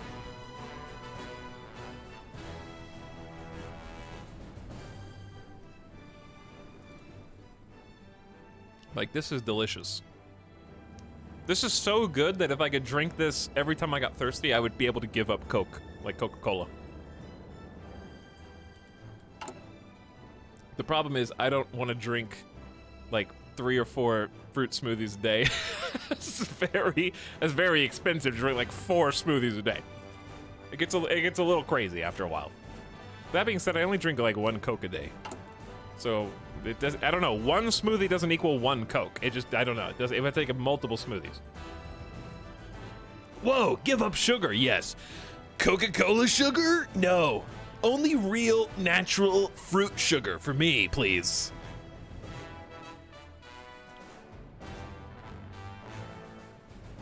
All right, we're back.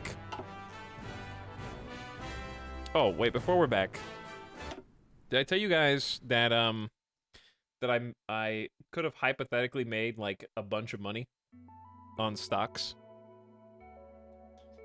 I was not this close, but I did like a mental math, like hypothetical stock trade. I was going to short GameStop, but then I realized how much each GameStop stock was, and a single set of contracts to short GameStop was $2,000 just for one option. So I was like, I don't think so. I'm not gonna do that because I don't trust myself. Also, the implied volatility of GameStop, because it's been so crazy, was like 175%, which is insane.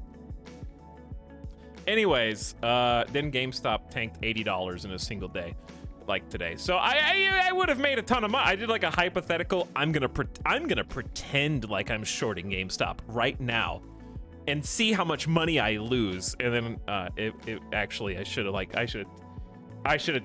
figured out how to do that. It's too late.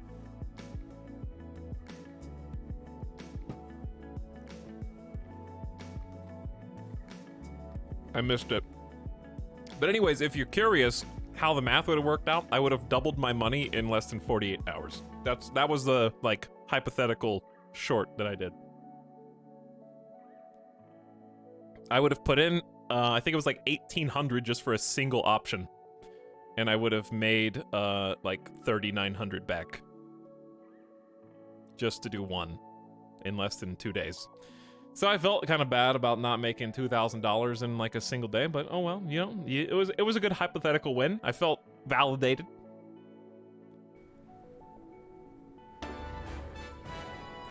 This is not legal advice. This isn't even legal unadvice. It didn't exist. It didn't happen. Oh yeah, we'll get him next time. We'll get them next time. I'm definitely not spending $2,000 on a single option.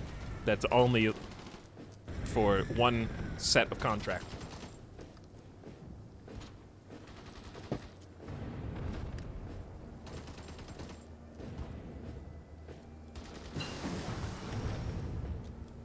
Oh, atomic research. Betting people arrive? Yes, the stock market is just the casino that you can play from home without having to go to the casino. Plus 4% to overall research speed around the whole board. Everything. We got 2 researchers going in for oil right now to try to... We got 0 gas. Okay, we need to dock some of the boats. Temporarily at least. It is 1941, so we should definitely go all in on industry. We need factory output to go up 15%. For sure. All right, dock the boats. Where are we at? Let's bring the let's bring the convoy raiders home. Let's bring the patrollers home. That means we got to bring the strike force home. We'll just leave the convoy escort only. All right, we should be gaining fuel now. Current consumption is going to go down once they dock, if they haven't already.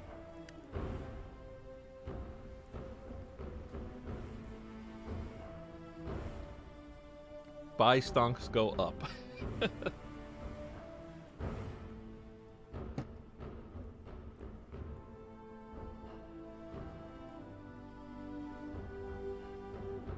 Casinos for nerds.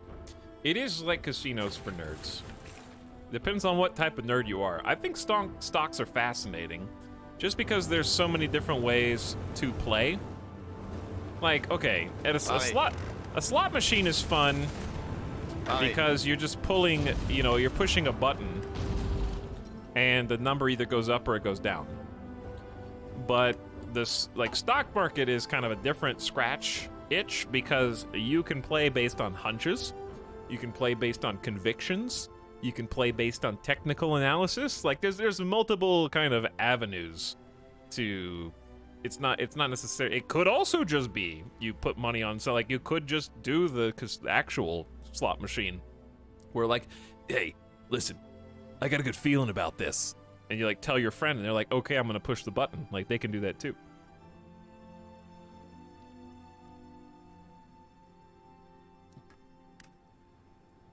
Do you think you'd be a day trader? I don't think I'd be a day trader. I think I'm a pretty good, like, based on what I've done so far. I've only had like a few plays, but I'm pretty decent at like figuring out when something's been going up for too long or when something's been going down for too long, and like get in at the top or bottom. The one, I was very wrong on Doge. I'll tell you that. I was right, though. If you had sold the Doge when I said that I think it was the top, you could have bought back in for 40% cheaper. But then it went up, and then it went up, and then it went up. Way higher than I thought it was going to be honest. Great Britain allies imperialist South African imperial loyalists. The British government has today announced it will take the fledgling imperial loyalist government in imperialist South Africa under its protection. Imperialist South Africa is currently in the throes of civil war, and this seems to indicate Great Britain will henceforth be taking a more active role in the political convulsions of the country.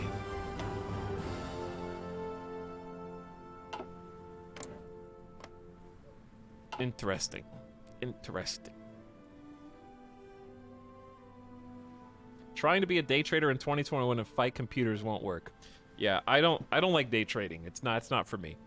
I like trying to figure out when I think something's at the top or bottom, and then buying like an option for 6 months out, and then selling it 2 or 3 months later. I'm a very patient boy.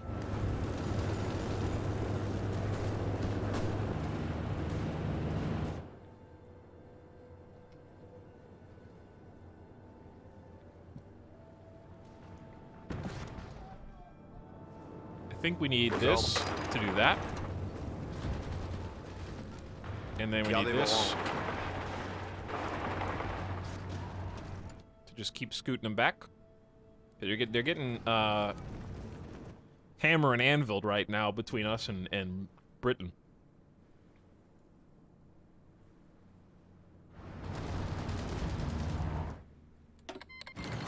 Great Britain wants to help in us to help in their war efforts. Do you want me to get involved in South Africa? No, no, no. That's all you, baby. That is all you. Okay, so we've got the divisions are ready. They're just missing support equipment, so we're gonna dump them out. They're basically fully trained. Now we don't have enough. We do have enough manpower. We have 400,000 troops. After they saved your North Africa. Yeah, but this is different. This is a civil war.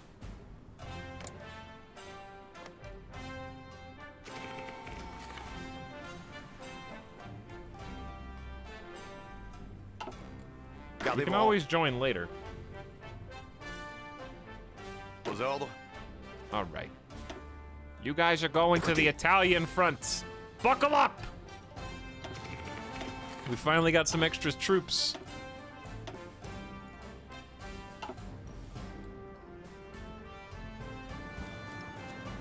Attention. Okay. Écoutez. Our North African troops are redeploying.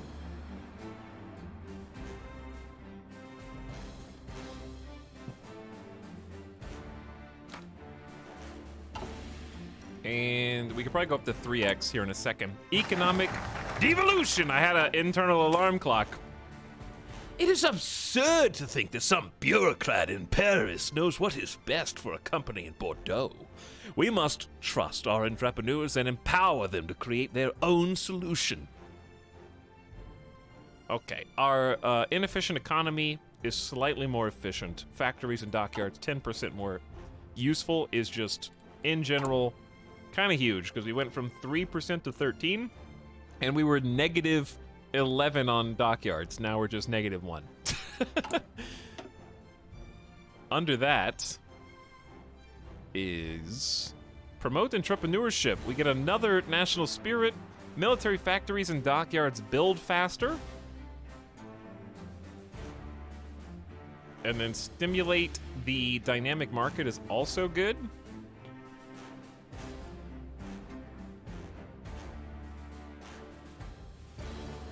Base stability up 5% here would be nice as well. Let's go maybe stability first.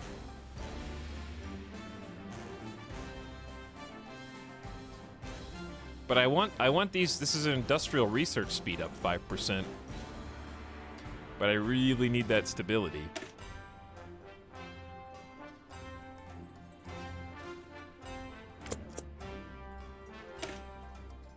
Even if it takes 70 days. It's not super fun, but it's still good.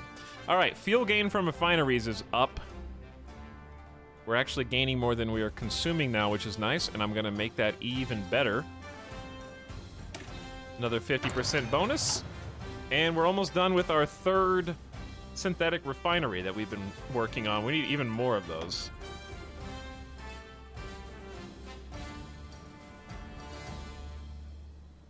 But maybe I should let them finish repairs in some of this infrastructure first. Catch up completely on that would be nice for once.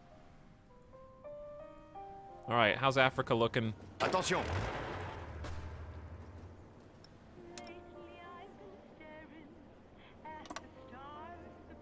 I think you guys know what to do. Get in position.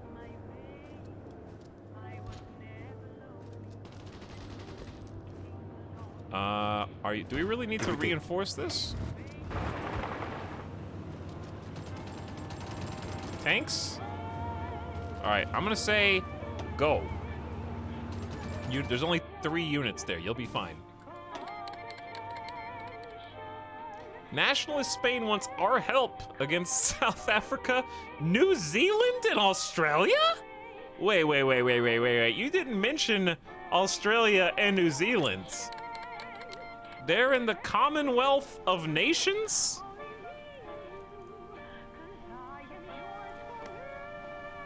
Who is that? Syntax, get out of here. You're protecting South Africa? You took fascist South Africa just so that you could have a Commonwealth excuse to go to war with Axis Britain? I can't. Britain versus the Commonwealth. Omega lol.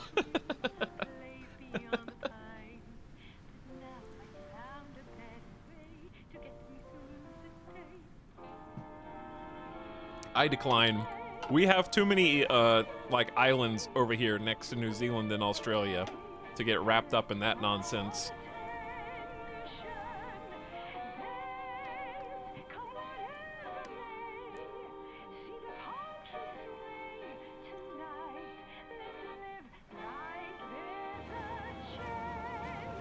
All right.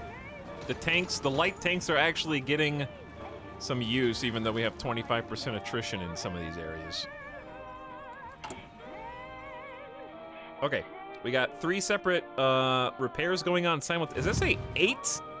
There's 8 Piedmont destructed zones that we have to repair? I guess that makes sense. We're having to fix all this. We gotta fix Italy as we take control of it. Aux ordres. The estimated plan value is negative 80%. You say that, but look at all the allies we've got here. So what you're saying is naval invade Sicily.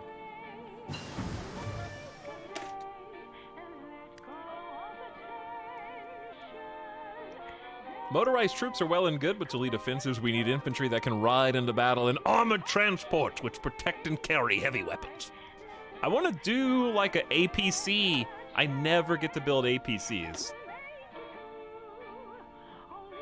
We never do this. That APC is just a truck with like a snowmobile attached. I love it. Land doctrine continues.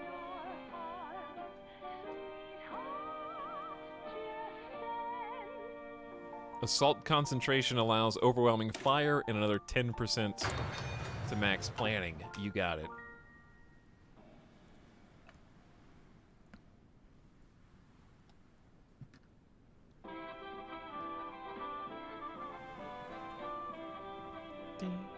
Ding, ding, ding, ding. It's all these songs again.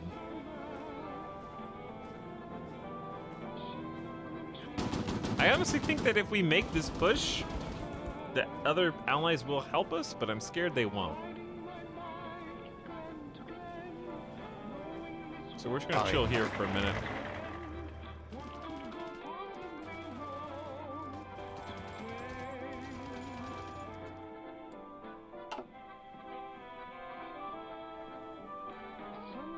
No chance Germany gets bored and attacks us. We're in the Axis with them, so that would be very interesting. Also, I doubt they'll be bored. They're still fighting the Soviets. They're fighting the Soviets, Italy, and Japan, so they got plenty to keep them occupied. That being said, Japan is starting to slide into the Guangxi clique, which means we're gonna have to worry about Tonkin soon.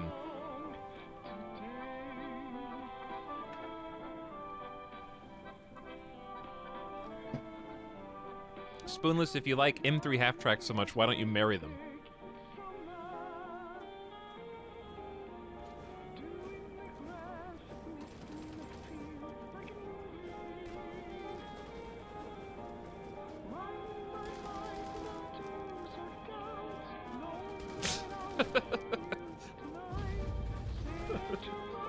Sorry I insulted your fiance. I didn't know you two were engaged. Gardez vos rangs.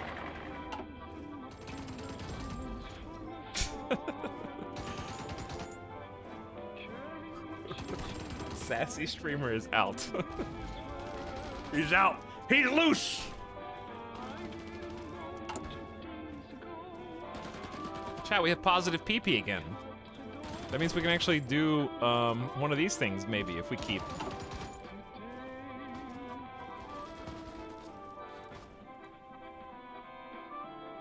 All right, let's close the gap on Africa here. Combat has ceased in Italy. I'm surprised we had such a initiative. I'm surprised that we kind of came to a standstill. I think maybe they're focusing on this like encirclement and maybe they'll just redeploy afterwards.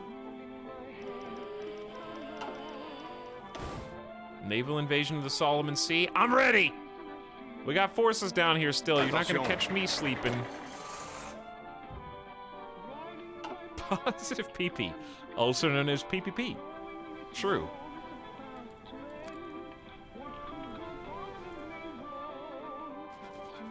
Attention. How we doing over here? Pareil. Aux ordres. Seems like they stopped moving because of organizational issues. Pareil. I wonder if we can beat. No. Attention. We can double team this though. I've got you right where I want you. Dude, Attention. this light tank unit is almost dead. They have 8 H-35s, 46 FCMs. They need 185 tanks. I would hate to be part of that tank unit. Extremely understaffed. Gardez vos rangs.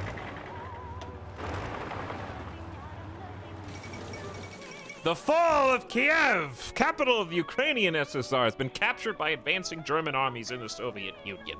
The capture of one of the most important cities is a serious blow to the Soviets, but the question still remains whether the Germans can keep up the momentum.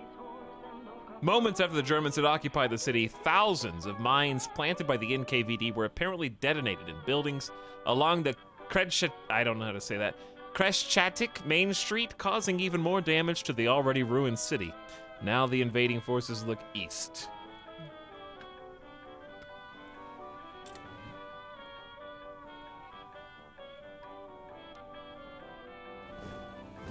Hey, Germany, if you just do this, left click drag, and then right click there, these guys will die.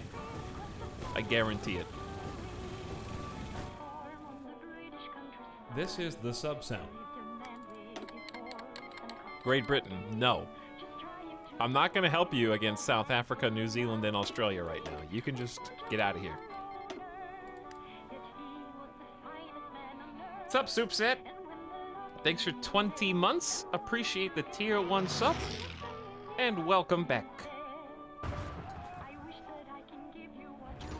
As we close out Pareil.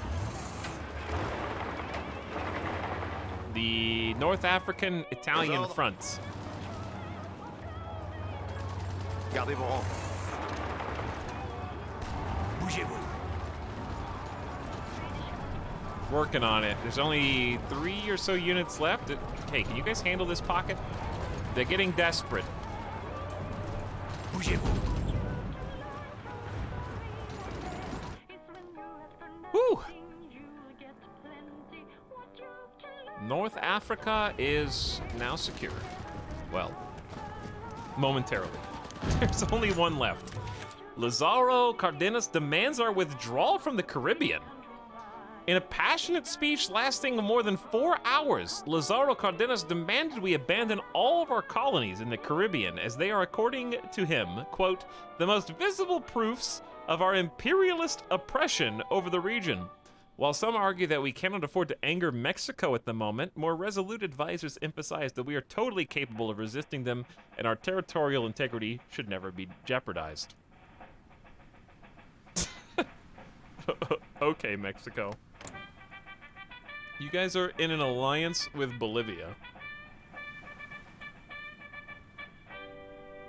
No, it's a Bolivarian alliance. With nobody.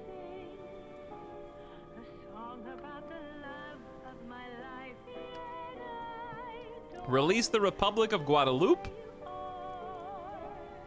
They get daily communism support. Release the Republic of Cayenne.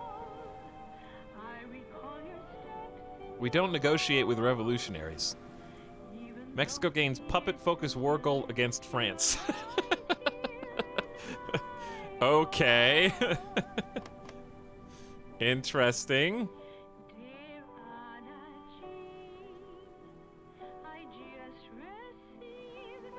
These are like French Caribbean, then Great Britain, then French Caribbean, then Windward. Yeah, I don't think we're gonna back off of those. What kind of navy you got, Mexico? 17 to 33 ships. Once I have oil, you guys are screwed.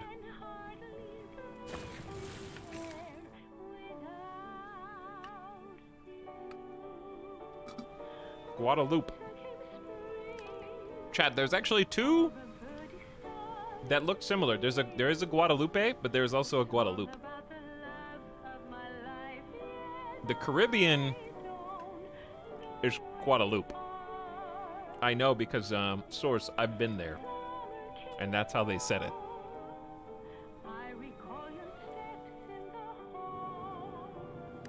But there is a Guadalupe, too. I don't remember where Guadalupe is. But I know it exists.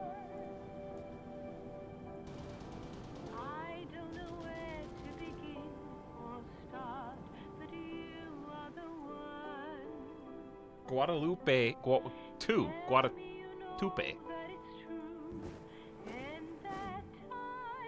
Why are you guys just letting this one dude run rampant? Kill that guy. All right, they killed that guy. They agreed. The Guadalupe River. Yeah. You're right.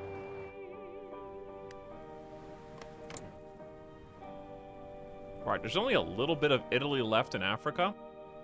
I don't really want to redeploy because attrition is already so bad. Attention. But maybe if we just redeploy down here, it'll be fine. All right, you guys got a long road. Yes, I want you to march from North Africa to East Africa. You guys are going to Ethiopia. Oh my God, Mexico actually declared war.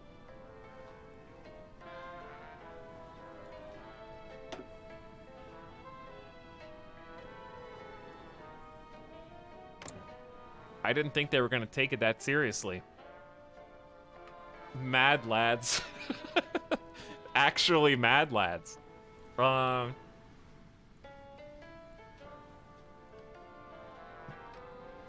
Okay. I need to reinforce the islands. But Attention.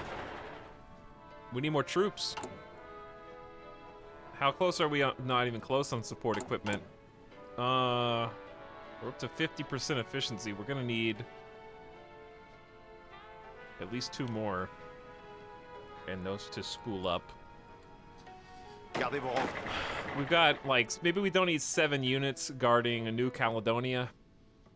But we don't know where they're gonna attack, and we need to defend this against Japanese naval invasions. We've only got 2 total divisions up here. Aux ordres. We got 5 in Africa, and only 12 on the Italian border.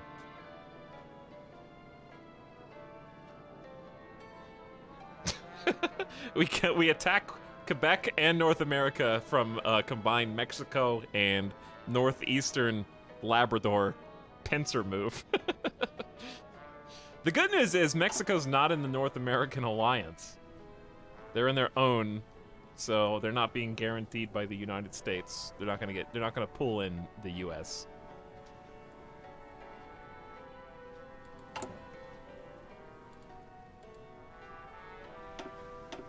Okay, I know we don't have a lot of equipment, but we're gonna start 2 more units training. We're not at war with Mexico just yet, but we're about to be. Good thing about the Monroe Doctrine, Rube, is even if it was in effect here, Mexico is the aggressor declaring war. So I don't think would the Monroe Doctrine cover a war of aggression caused by one of the American nations? Or just defensive only? I feel like Mexico would be up a creek in this situation normally anyway.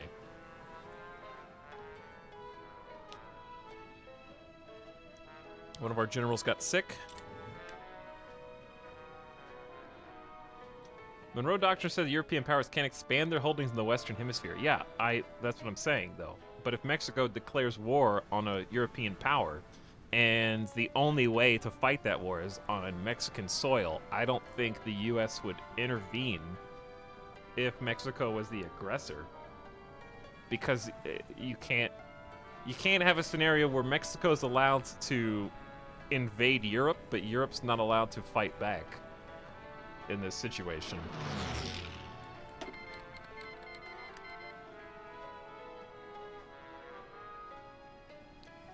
What would probably happen is an agreement with America that any territory held would be, they would be like at a conference, like one of the seats at the conference after the war was over, like a group council to decide what to do with the territories.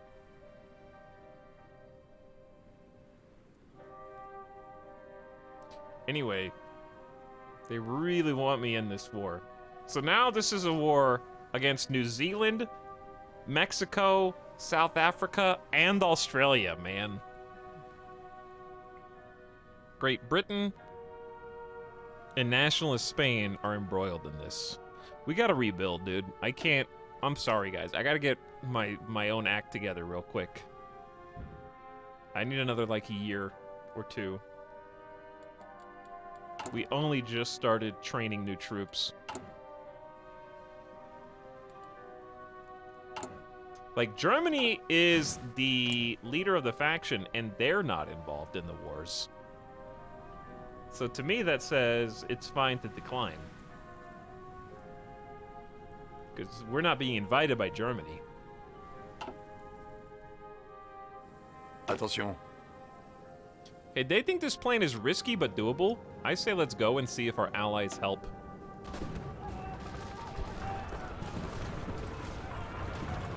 They may or they may not. We gotta instigate.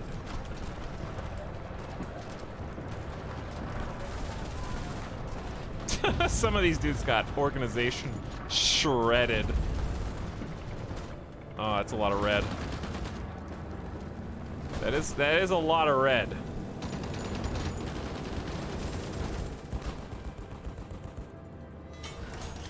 I'm gonna let it fly for a sec, and we'll see how bad it gets. Great Britain, shut up! Stop stirring up so much world tension. I have a feeling you're the reason why all these people are at war with you. You did the South Africa. You and Mexico. Australia and New Zealand are probably your fault too.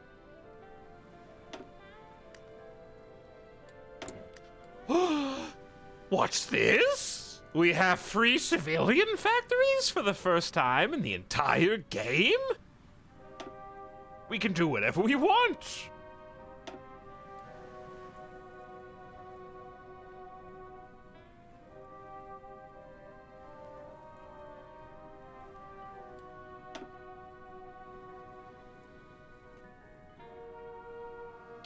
Okay. So, what I'd like to do is some basic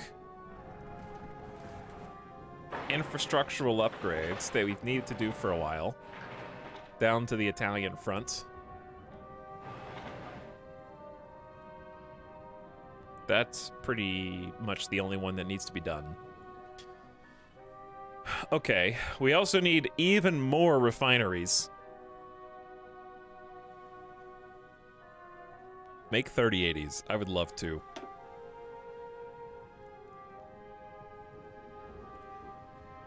One synthetic refinery in every single area will be good. No, but seriously.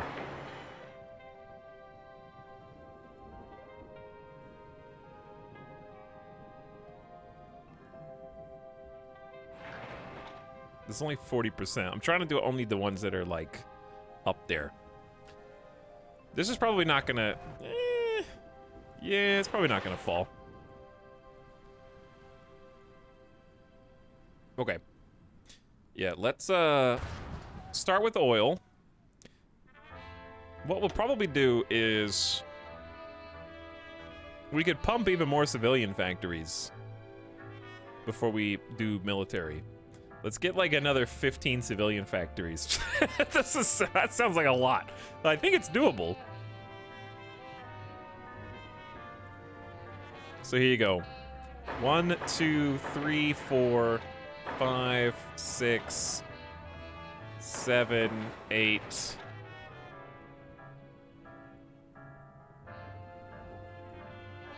Probably need to save this for dockyards. 9, 10,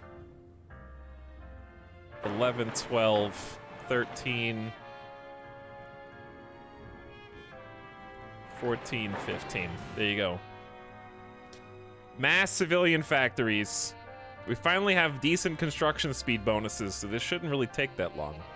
And we're gonna alternate synthetic refineries with the civilian factories. There you go. Have fun!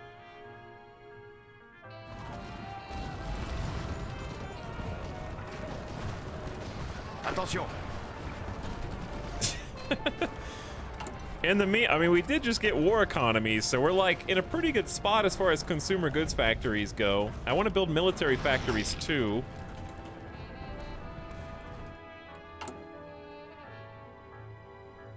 What happens if we dismantle the Maginot Line again? We get land fort and coastal fort construction speed for a while. Meh. They may never say it openly, but it is so obvious to anyone with eyes. Curtailing the right to property is just the first step to eliminating all rights our proud ancestors fought so hard for. We will not have it. We will not have. That's the voice of the guy from Disco Elysium. That's the gang guy.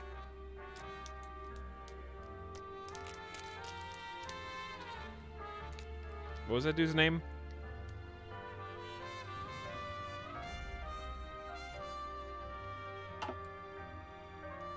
Yeah, Titus. We're 1/3 stable. Whoa.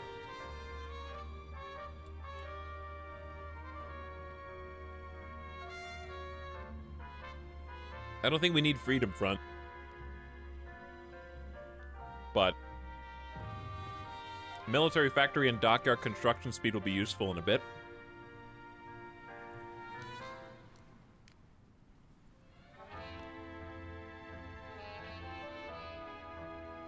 Whoa! 10% base stability. But it's mutually exclusive with a 10% bonus to production efficiency growth.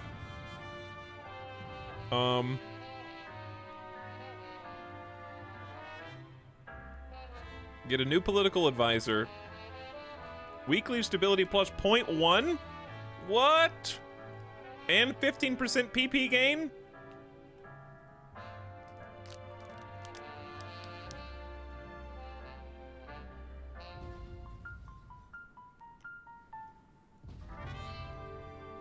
I've already got PP gain. I've already got 15%. I have to replace you. But there's so many good, like, possible hires. Like, this dude is air-based, naval-based, radar, rocket, and nuclear.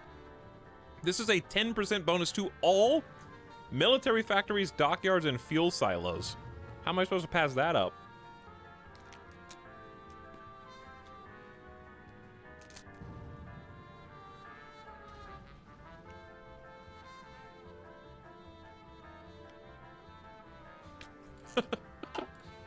PP means stop it. Okay, I'm gonna do this. I think. I mean, that's just so much stability.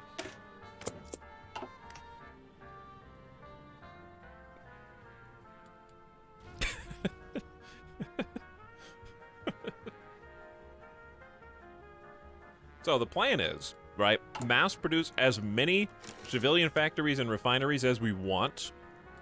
Then when we think we're done, we fire the civilian factory refinery infrastructure guy, who we're currently getting the benefit of, and then replace him with one of the other, like the military people.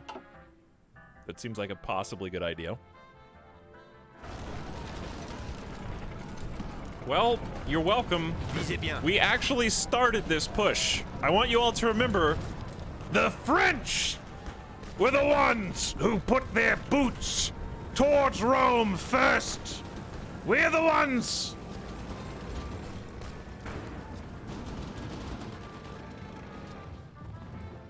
Moving the Italians through the neck of Italy towards Rome and Naples. After that, we've got them on the run. Wow, they are actually getting, like, super overrun. You know why? You know what helps? Having air support that doesn't belong to us.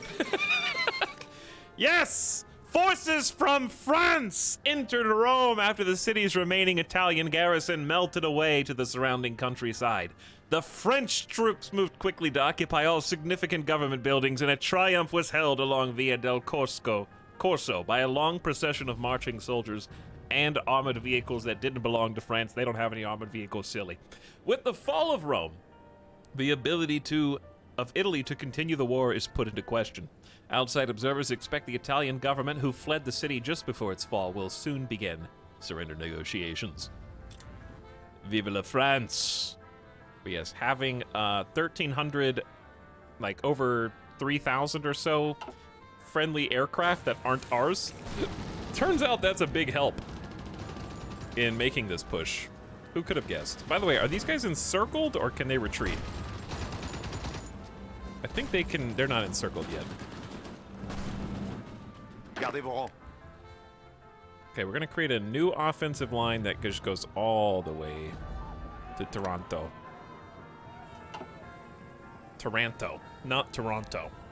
The different Toronto. Aux ordres.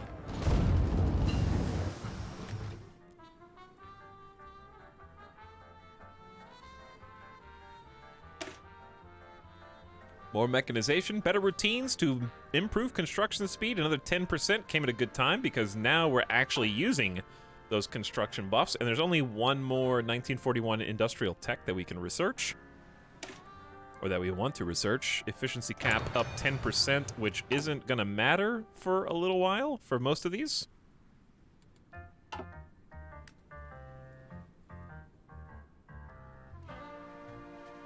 Mary Skipper Mod Squad, how's it going? I don't want to have Viva La France on my chat history. Well, you spelled Viva wrong?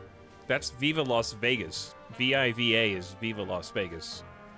V-I-V-E is Viva La France. Different.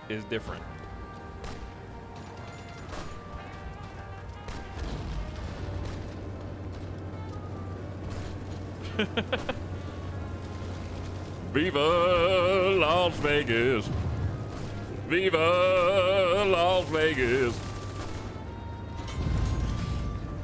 DMCA him. DMCA him. Uh-oh! Germany wants our help against South Africa, New Zealand, Italy, Mexico, Australia, and the Soviet Union. I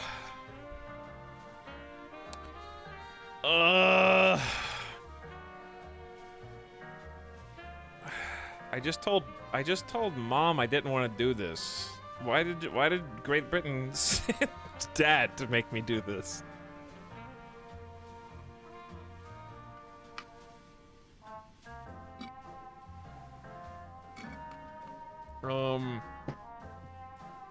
I don't wanna. I don't wanna. Why are you gonna make me fight Australia and New Zealand? Don't you know I have interests down here? Do you think they have a navy that could invade this? Maybe not. Maybe they can't. Fine, fine. I'm already at war with the Soviet Union. You're gonna make me at war with Mexico too, you jerks. I accept. We'll see who we're at war with in a moment. We are almost done with Italy. Then they got to finish the USSR. They got some big encirclement chunks here if they do it right. Moving towards Moscow, slowly. All right, guns? Gun situation's okay. And we still got room to grow with the efficiency. Support equipment's looking bad. I'm gonna add 2 more to support equipment. 5 on artillery will be good once it catches up. We're short on trucks. And we're still short. We shouldn't even be making these tanks anymore. I'm not going to give them anymore. By the way, we need to start making, like, actual boats. We only have 60 naval experience. That's not a lot. We don't have enough gas. We're only getting 600 a day. God, this is so obnoxious. How are we... I need more natural gas. So for my gas gauge to go up.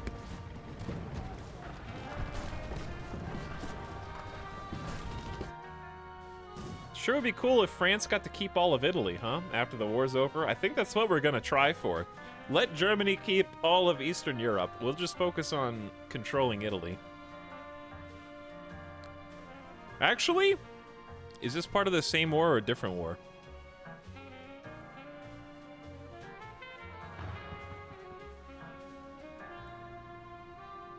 How much gas does Canada have? Canada, you guys got gas? No, you guys barely have any res- You have 2 oil. I will conquer you for 2 oil.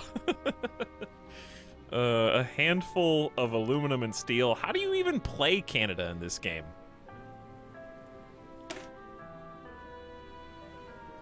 Fuel from refineries up 50% again. That's pretty cool, but working on fuel refining too.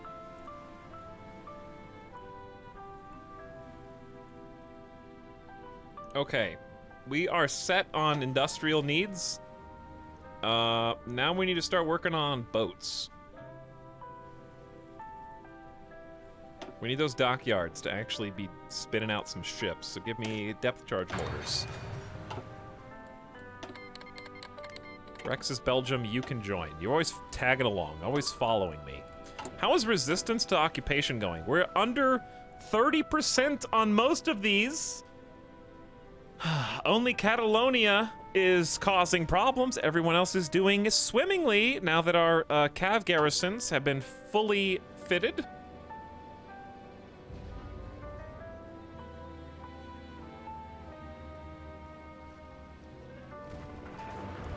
Realistically, Canada should probably have more oil.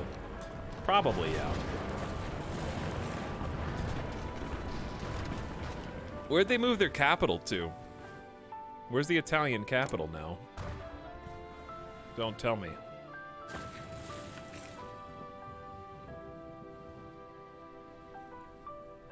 Oh, it's Palermo. It is Palermo.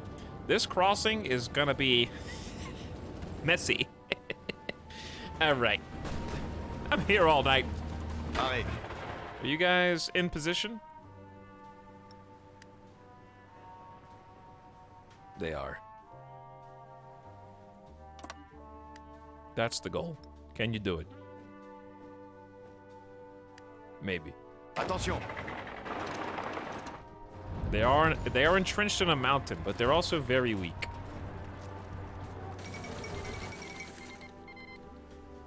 I knew this was gonna happen. I knew this was gonna happen, Germany. Why did I say yes? Why? God! The United States joins the Australian Defense Initiative.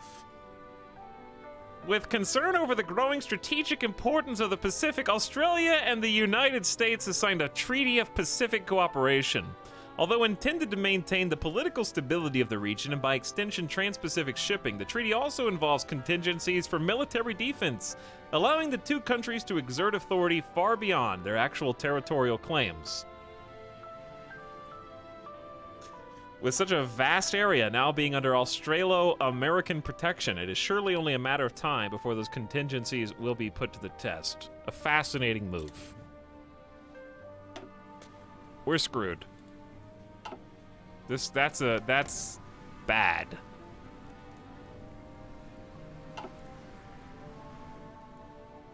The only thing we've got going for us is Britain is not one of the allies, and they are in fact 1 million manpower strong on the Axis. We don't know how strong the US has. I wanted to attack the US on my own terms. But the US and Australia, even though they're in different initiatives, Australia probably... I don't know who pushed who. It was probably the US. They just did a national focus. Wow, that is very interesting. So the United States and Mexico are at war with us for different reasons. Only Canada still likes us, actually. I'm assuming yeah, the United States left the North American Alliance to join the Southwest Pacific Initiative. They overwrote Australia's Commonwealth. They left Canada in an old stinky alliance. What the hell?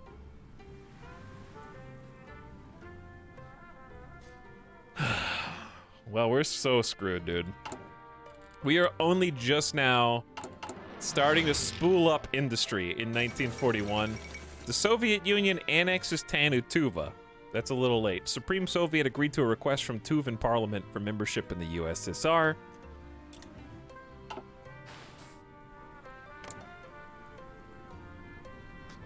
The one thing that would tweak this is if Japan angered the Soviet Union, that would be a big help. We're having some trouble dealing with Japan. Though Germany is doing a fine job of taking over the Dutch East Indies. I guess. Oh man, we are so gonna get D-Day'd. We are so gonna get D-Day'd. Alright, here's what we have to do. We have to create a new division that is just...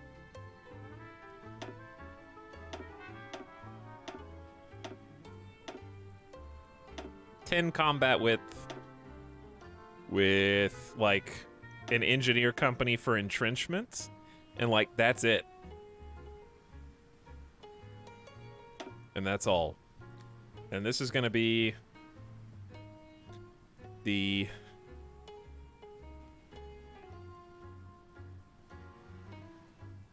reverse D-Day dopes. I don't know. I don't know a word that starts with D. This is the coast. I guess just Coast Guard is fine. I understand what that means. Donuts. All right, Gordon Ramsay. The shovels make a lot of sense. The sharks? Dude, sharks! That's water related. It's pretty sick. All right, so we're... Uh-oh. Did we have any colonial... I may have just, like, screwed... Oh, yeah, we did. How many did I accidentally overwrite? Okay, 2... I overwrote 3 on accident. Oopsie whoopsie. They'll be fine.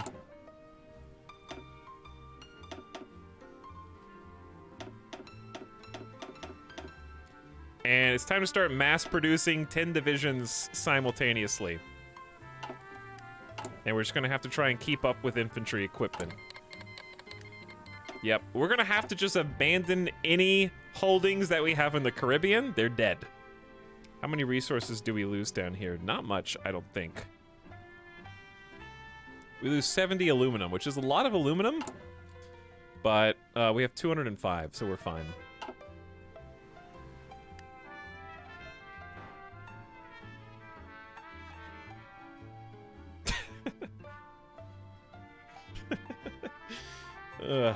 Well, I can't wait. You know what, though? We haven't lost, like, outright lost a game of Hearts of Iron in a while.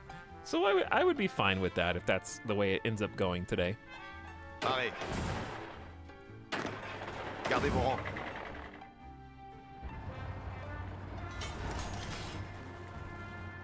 We had 1 free dockyard. One of the wars is over. Italy has capitulated. And they've given us a stockpile of 21,000 guns. Oh, yeah. 700 trucks and various other equipment. Yes, it is time. So let's see who's done what. Turn 1, Great Britain takes Ethiopia.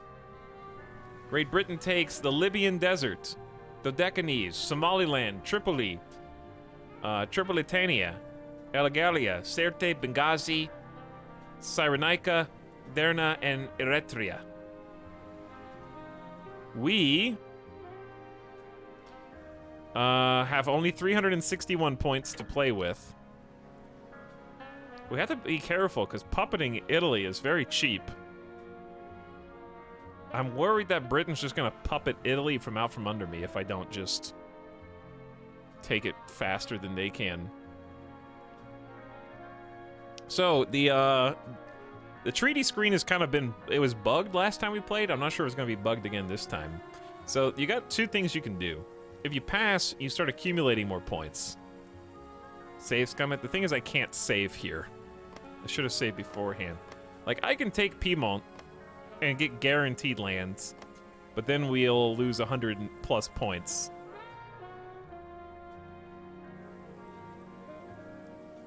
Or I can pass and try to accumulate more points. The thing is, I need to take the land, because there's not any other land for Britain to focus on. They already took all of the African territory, as far as I can tell, on turn 1.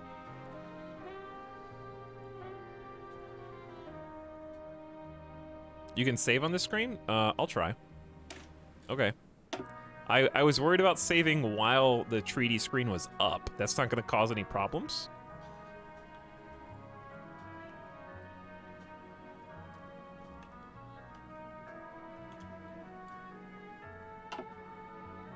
No, smiley face, no. All right, we'll save anyways.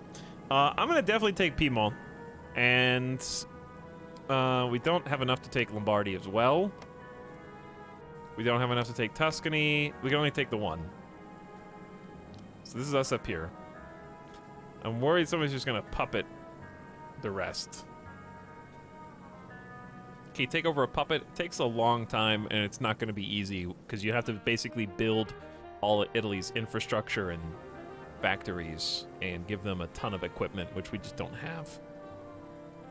Sardinia, it's just not something I can protect, and it only has one factory, so I just don't care, because I've already got Corsica. I'd rather take mainland Italy, because we get like 10 factories automatically. Here we get 20 buildings. They have 12 military factories and 8 civilian factories. Just in Piedmont, we get 15 factories.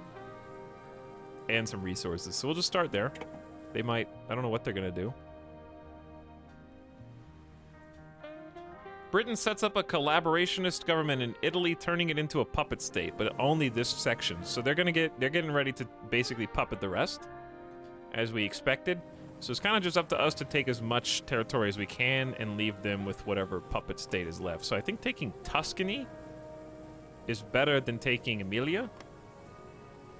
Romagna. Lombardy is a really good pick too, but Tuscany goes further down the coast. 7 naval dockyards. How much do we get up here? We get 12 military, 8 civilian. Whereas here we get 4 military, 5 civilian, and 7 naval dockyards. Yeah, the land is going to be so cheap for Britain that they're probably going to take most of whatever is left. So if we're lucky, maybe we get to take Tuscany, Lombardy, and we'll see. Oof. All right, so they satellited Austria. And Germany took Veneto. So Germany's moving in. We don't have any points, so I think this might be all we can do. We have to pass. And Emilia's gone. I got 221, and that's enough to take Lombardy at least. That's pretty good. That's pretty good, to be honest. Those are like Piedmont, Lombardy, and Tuscany. They're connected, so minimum border gore.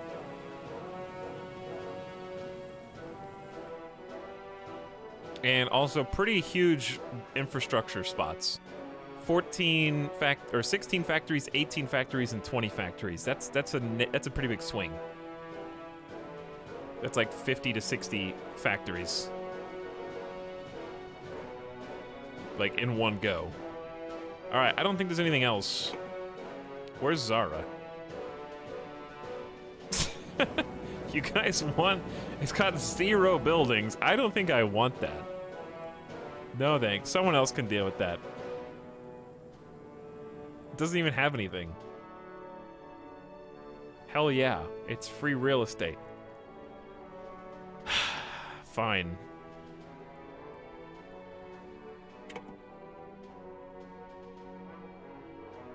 Let's see if the peace conference worked. Hey, the peace conference worked! It's a hiding spot when the Americans come. This is the best province in the game, baby! You can always release it as a puppet. Imagine releasing puppets. You know what? This is chat. In what? Do we actually get to keep Catalonia? Like forever, forever? We are occupying it. Is this part of a war, or is this just actually our colony now, like our territory? Release me. No, puppet, you will serve. And you will work the assembly lines. Who's in power in Italy? Victor Emmanuel III, leader of the Kingdom of Italy, as a puppet of Great Britain, I guess. Great Britain actually reforming an empire. All right, this is huge, though. The Piedmont factories, Lombardy factories, and Tuscany factories. We got a bunch more docks.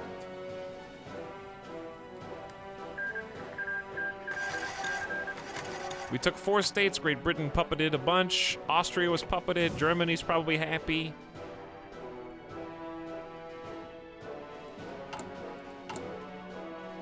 So do we have to repair those? Or...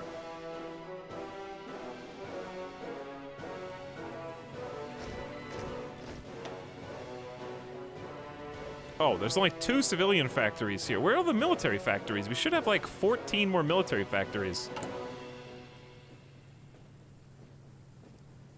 Why did I lose factories?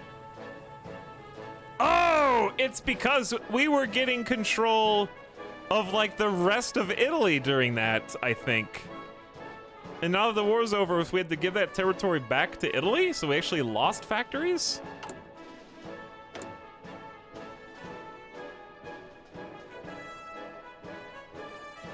Because resistance is only 33%. That's not causing that many problems. I'm pretty sure it's because we were getting access to a bunch of other Italian factories. And now that that war's over, we had to give those back, I think. Because yeah, we had over 15 docks, now we have 14.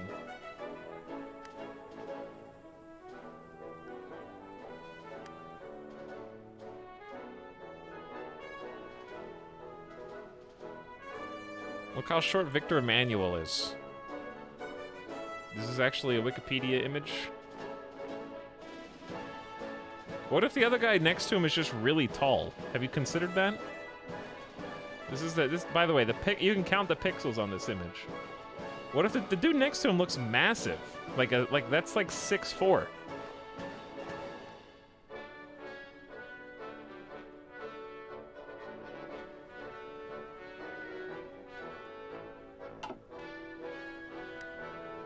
All right, anyways, GG, won War 1, now the war against the United States.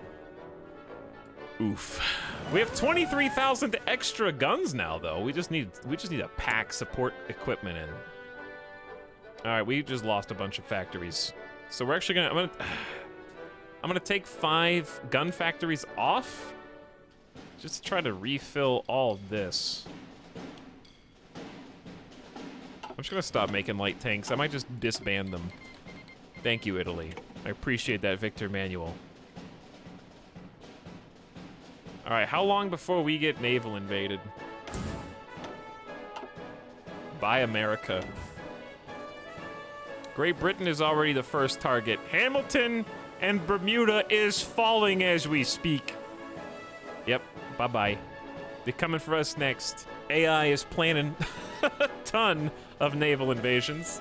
The good news, at least, is we don't have to worry about fighting in Italy anymore. I'm sure the British and German troops are extremely pleased that they can focus their efforts on the Soviet front and also responding to the American threat. It is nice to finish an entire division. Keep in mind, though, America loves invading Africa.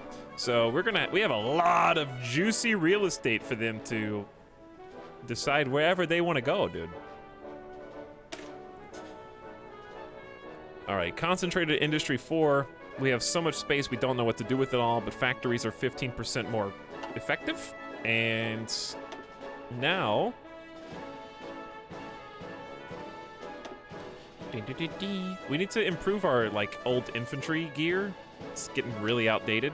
I also want better engineer companies. Let's just do that. I've been wanting that for a while. How do you beat America, Etalyx? Right now you don't. I think what you do is finish the war against the Soviets and then give your full concentrated Axis powers towards stopping the just incessant naval invasions. They have up to 400 ships. Great Britain's currently rocking close to 300. I wanted to make a cool navy, but we're just being real slow. Not that much time has passed so far on the stream in-game because it's just been constant conflict, so I haven't been able to fast forward nearly as much as I wanted to. We got 150 PP. 150 PP. It's time. I'm gonna fire the political power guy and then hire his replacement. Where is he? The 15% PP guy with the other bonus. Stability up 10%, but you don't have democratic. There it is, stability. 15% PP. We haven't finished integralism yet. Integralism's almost done. We need 14 more days. And then he'll be unlocked, and then it's only 75, which isn't too bad. Let's see how the war's going over here on the Soviet front. German Reich has lost about 566,000 troops. We're at 669 for a brief moment. Soviet Union has lost a cool 3.5 million casualties. So Germany's got them beat 7-1 in terms of just numbers.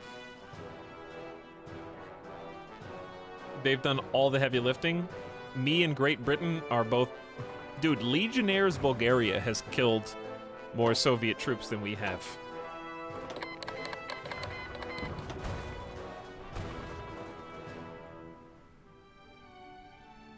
Enemy has air superiority in eastern Canada. Excuse me? Are we fighting in eastern Canada? I don't think we are.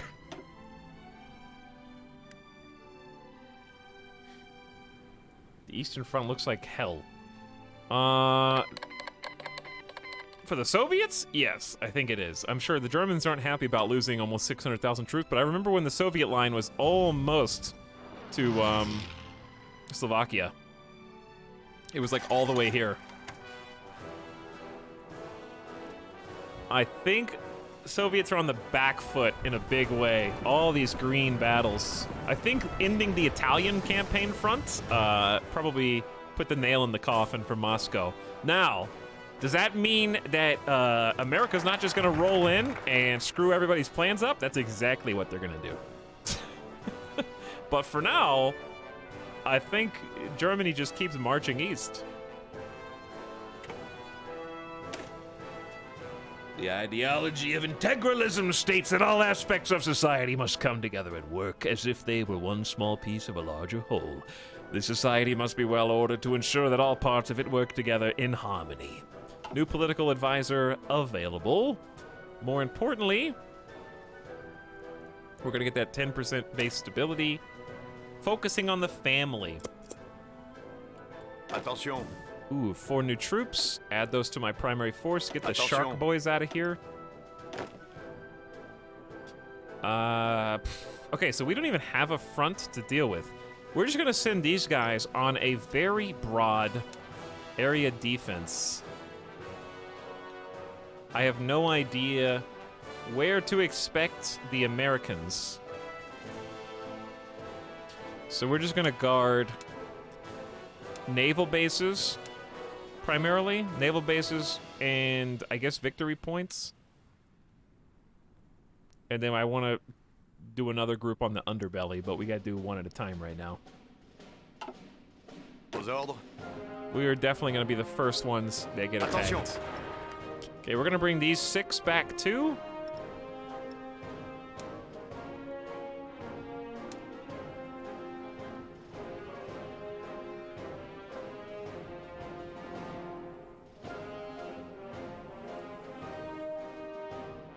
Okay, just focus on the interior right now. Naval bases and victory points. And we'll probably add more to that group over time. Hey, what's up, Kawatobi? I don't know what that class is, but hello.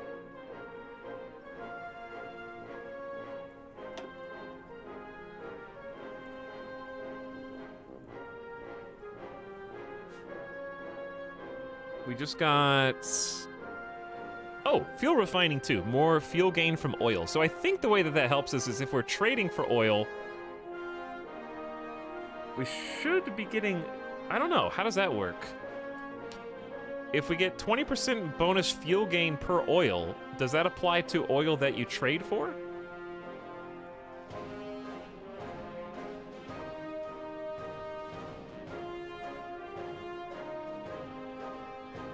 I think it does. So let's just keep researching it, I guess. I didn't notice our oil gain going up, though. We're consuming 2K a day still. I don't know how. Oh, hire the guy. 15% bonus political power gain and the weekly stability at 0.1%. It doesn't sound like much, but it will add up over time. Hopefully. He doesn't know. Doing Brazilian Jiu-Jitsu? That sounds awesome. Is that what that is? The cool kids abbreviated. If you're cool, you know what's up, you abbreviate. Sounds sick.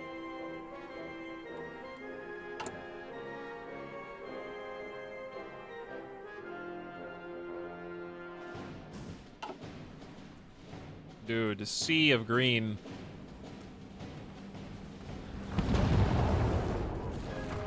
I guess we can zoom in and look at the new planes from the cosmetics. There should be a lot of new plane models. Newman around the skies. Accurate to the regions that are deploying them.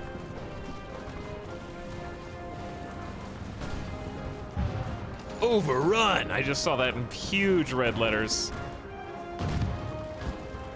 Dude, the Russian tanks can't get out of there fast enough.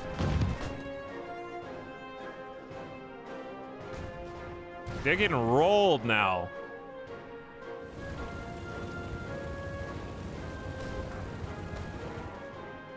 I keep seeing overrun everywhere. All right, let's do this. Hey, German Reich, can you give me... I should have done this a long time ago, but I always forget. Can you give me... like a one-time... like, a lot? How much do I need? I need 900. Why didn't I do that? I always forget Lend-Lease exists. Oh, I'm giving them. Wait. Oh, I have to request a Lend-Lease. Yeah, no wonder they were so quick to accept it. We request support. Oh, they say no. The German Reich has insufficient equipment, or we have too much in the stockpile. Yeah, they would have loved me to give them like 1,000 support equipment that I don't have. Are you winning, streamer? Not really. Not really, Botap. But we're not losing yet. So that's the most important aspect. We are on the side that is winning. The fall of Sevastopol The heavily fortified city of Sevastopol, on the base of the Soviet Black Sea Fleet, has finally succumbed to German attacks. Its loss will severely hamper any Soviet attempt to contest the Black Sea, and the fall of the city is regarded as a significant German victory. An edict has already been issued from Berlin stating that the city shall henceforth be known as Theodorreichshafen after Theodoric the Great.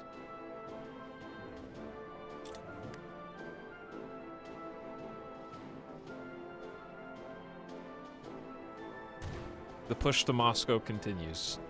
Where basically Germany is pushing as fast as they possibly can because the United States is on their way. We got roped into war against the US and Mexico by Great Britain, instigating war with Australia, who ended up creating the Southwest Pacific Initiative to ally with the US, and they dragged Big Daddy US into the war. So if the German forces can roll Soviets fast enough, they'll be able to redeploy to fight against the Americans. How's South Africa? Not good for the Commonwealth, good for the Axis.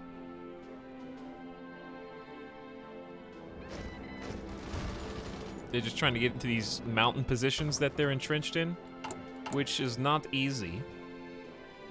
We are doing the emergency ghost card training service. We got 10 separate divisions of Coast Guard coming in hot to try and protect our disparate colonies and also our home territory, which at least we have some soldiers guarding the coast. Better than it was before. Like, even though Britain's got all their troops abroad, they've still got troops defending home too, though Ireland looks like it'd be easy to take. The thing about America invading us is they have a target-rich environment. They may not attack France, because they could attack Spain, they could attack Great Britain in the Axis, or they could attack Germany, or they could attack Puppet Italy, or they could attack Africa. They got really anywhere they want to go. They have a lot of options. I don't know what they'll do first, so it might buy us some time.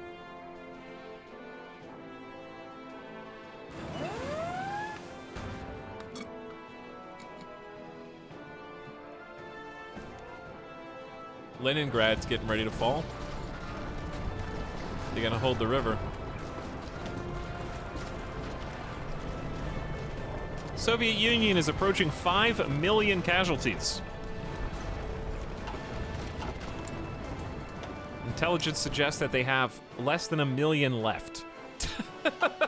Imagine still fighting to protect your homeland, knowing that you represent less than 20% of the total number of troops that have already died defending the Soviet Union.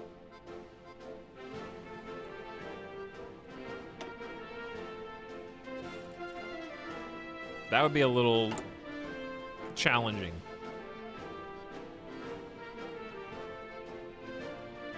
I like those odds.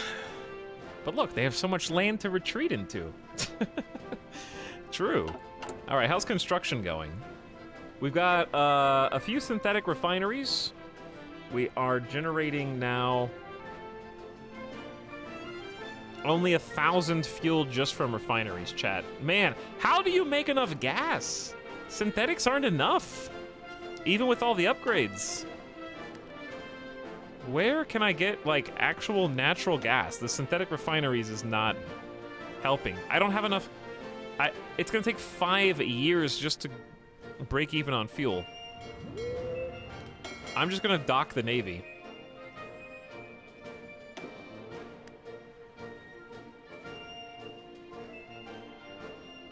Navy's consuming 2,000 a day.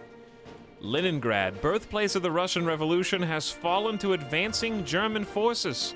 Sporadic fighting can still be heard from some suburbs, but a strange calm appears to have settled over the rest of the ruined city.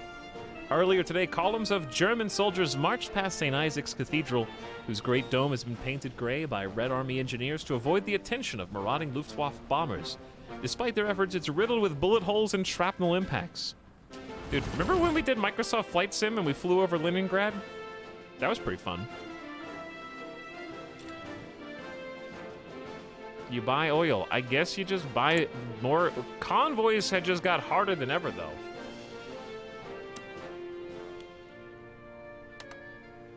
Like, how am I supposed to do convoys with Venezuela when the U.S. Navy is prowling? We could trade with Turkey.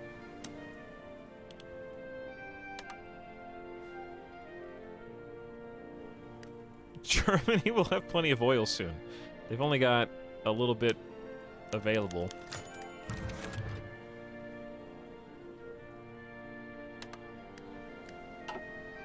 Representatives from the Republic of Turkey have visited our country and met with politicians to garner investments. Didn't we already do this? What does this even do? Ooh. Ooh, that wasn't there before. Spicy. Yes. Yes, we will invest in their buildings. Might get Turkey on the Axis.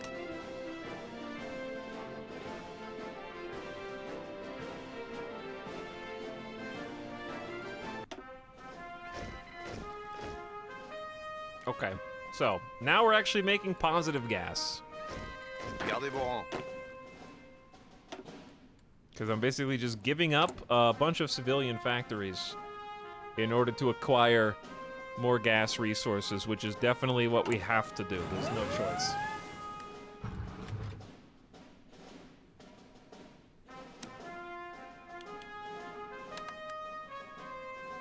Let's get even more. We have all the fuel refining upgrades, though. We're getting 4,000 fuel from 60 natural gas that we're trading for. It also, we have 300,000 manpower. It may be time to do service by requirement, but we have to have 60% war support to do that, so we're not going to worry about that now. Export-wise, I still feel like we have plenty of resources to spare. France is so resource rich that we can stay on export focus for the construction and research bonuses. And we're already on war economy, so maybe it's finally time to do some of this.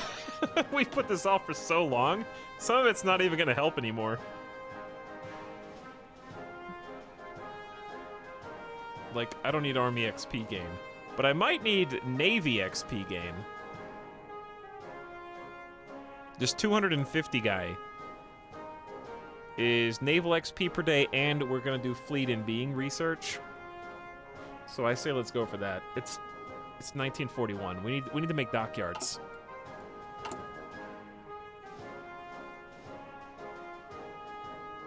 I'm gonna let them just do what they're doing here, though. Okay, let's save up to 250. The globe is on fire and we're at 55% war support. Yeah, the French people are like, yeah, but the civil war that we had, that sucked, dude. I was not having fun. Bad news for the invasion of Canada, chat. Actually, good news. Nationalist Spain is currently defending against an American naval invasion of the port of Saint Pierre.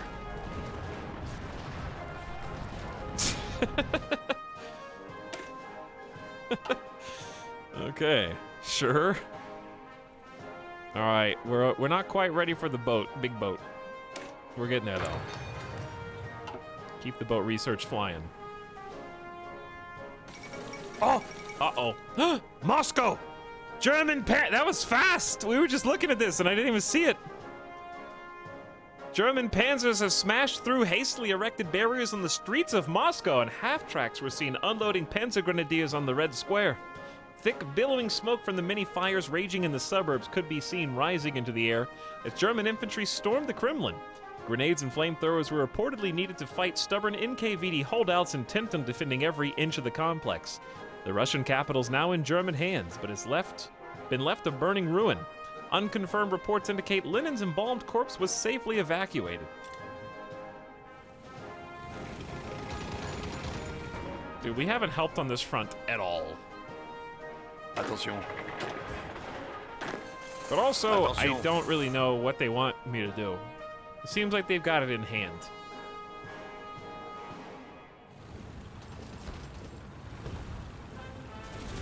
I don't think they need me. We're better used as a deterrent against American naval invasion, which, by the way, chat, the Caribbean is under siege.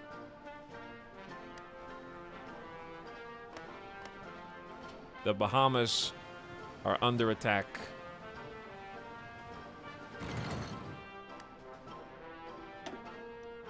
Naval combat off the Iberian coast. Are we making enough fuel to actually send our fleets out to deter the Americans?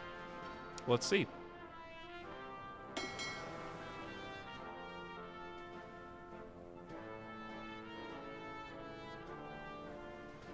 You're currently repairing in Sicily.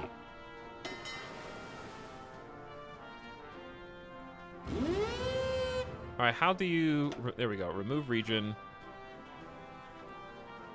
I want to remove all those regions. And I want you guys... Old, stanky submarines.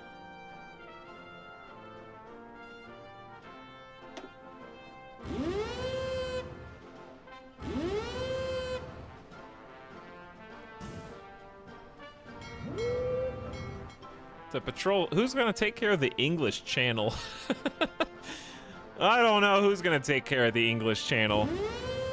I guess we'll do all four. Is that too much for one group? I guess we could split this up into... Let's do this. Let's split this up into 2 groups. No, no, it's fine. And then the other subgroup, instead of patrolling, we'll do convoy raiding. Okay. And then the 40 fleet, we got 2 extra subs here that need a home.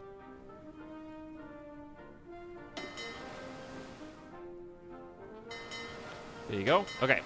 So this 40, we will do as a strike force. We got the flagship, the pride of the fleet, and some seasoned vets on these old stanky ships. We're gonna get wiped by the pesky Americans. Okay, but anyways, we're gonna do Iberia. And African coast, okay, and then our other half is gonna do maybe convoy escorts would be good. But we're gonna do strike force. Why are you repairing in Sicily? Who's repairing? Your ships look fine. You guys are fine. You're gonna go to Biscay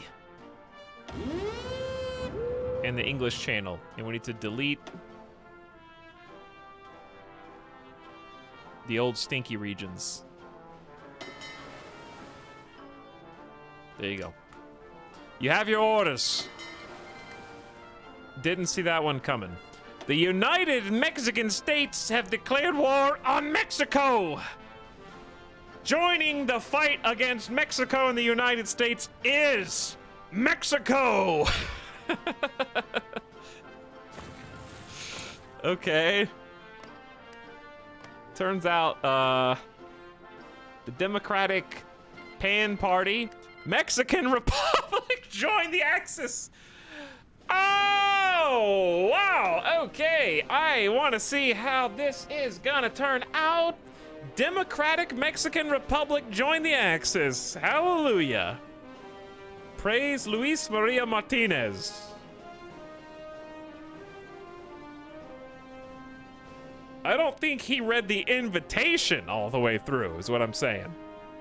He just RSVP'd without contemplating the repercussions.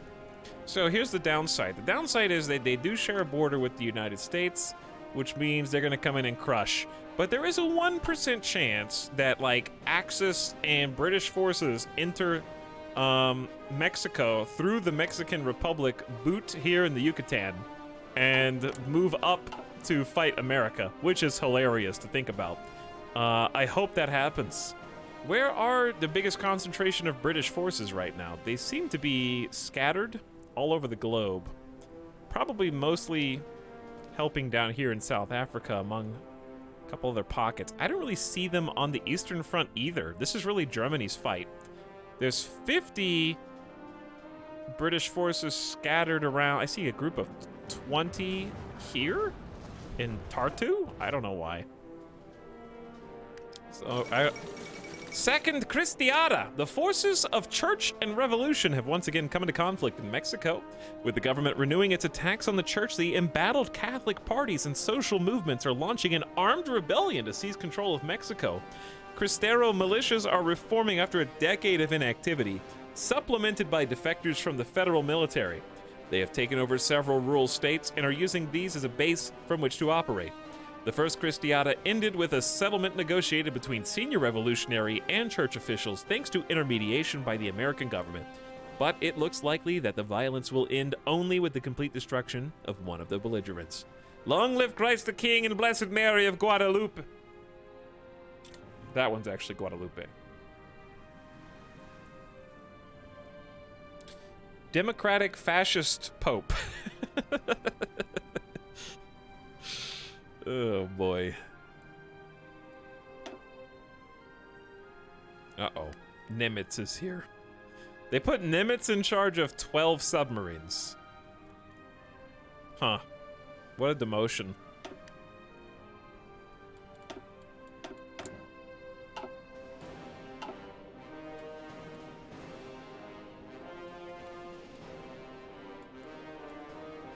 Alright, we're doing fine.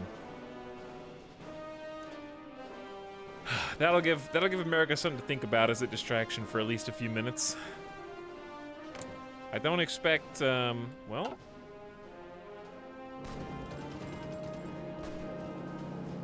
push them back, I guess. Good luck. If I had enough troops, I'd love to send a detachment over there. Naval invasion, excuse me, is this a Florida coast? Yeah, they're about to invade northern Bahamas. Not enough manpower or equipment to fulfill the garrisons. We need support equipment! I know, we're working on it. I got 10 factories working on support equipment around the clock. His career really took a dive. I guess so, yeah. How long until Soviet Union falls?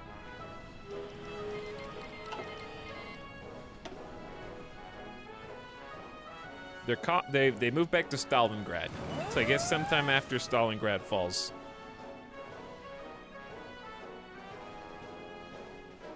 I got that joke. Yeah, it was a good joke. The submarine's taking a dive. It was a good one. Nice one, Zargos. Okay, about to get some assembly line efficiency cap up. Engineer companies getting pumped. And, most importantly, 10% bonus stability, which actually does improve our factory output. Finally. And political PP gain. And resistance in occupied territories. And many more. He doesn't know. What?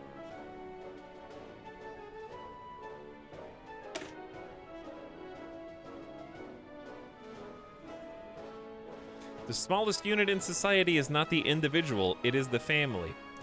To dispute this simple and obvious fact was the biggest flaw of the old republic, plus 10% to stability.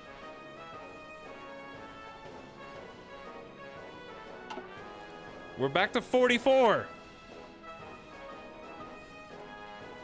Okay, what else can we do besides... we can't build on family anymore. Now it's either go back to stimulate the dynamic market, or resource gain efficiency, not necessary yet. We can begin military factory and military stuff. The economy is still a problem though. The military factory and dockyard construction speed, efficiency cap, research. Yeah, let's just do these ones. Fix the economy first.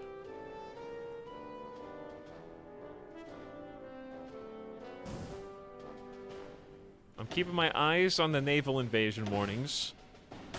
We're taking these very seriously. The powered assembly line, in use in many industries, can change the course of war by allowing an unprecedented avalanche of production. I think we'd have a 90% efficiency cap Can't do anything else here till 1943. There's the engineer company on cue for +2 to entrenchment. This song's bothering me. Okay, let's boost. Now we're to the good stuff. It is 1941. Let's get the good anti-air so we can actually start building that, because we're gonna need that against the Americans. And dude, there's so much I want. Naval. Let's double team naval. I love the dual purpose secondary batteries. We are getting ready to make the pivot. It's Kilala time!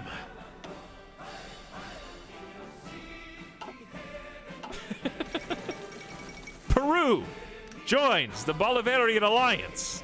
Mexico and Peru issued a joint statement.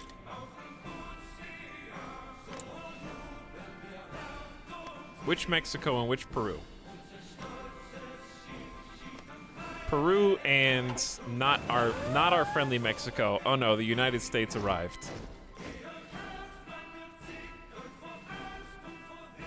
I think Axis Mexico is on the way out. It was a good distraction though.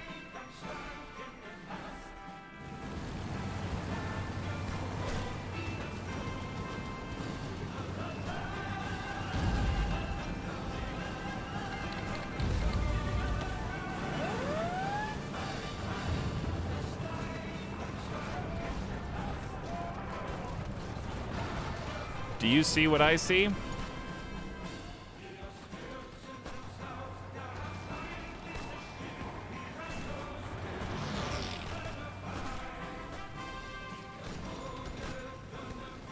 Mo. Yes. Precisely. It's kind of just satisfying to watch the troops take over each individual tile, isn't it?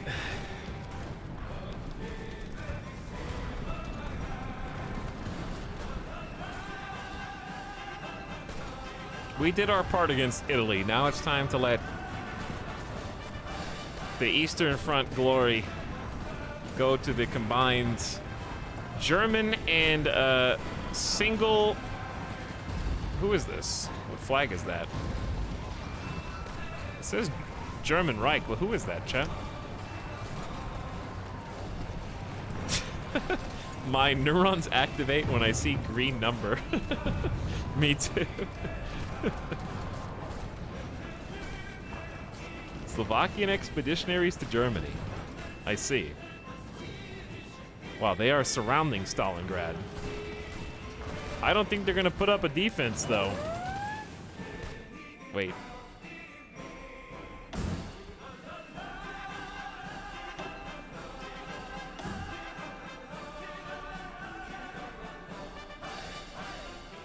How's Japan doing? Japan is not happy, I think, now that King China is fighting against them, but they're still hanging in there. How many troops do we think they have? Less than 1 million. 200 to 300 boats? Well, at least they're not my problem.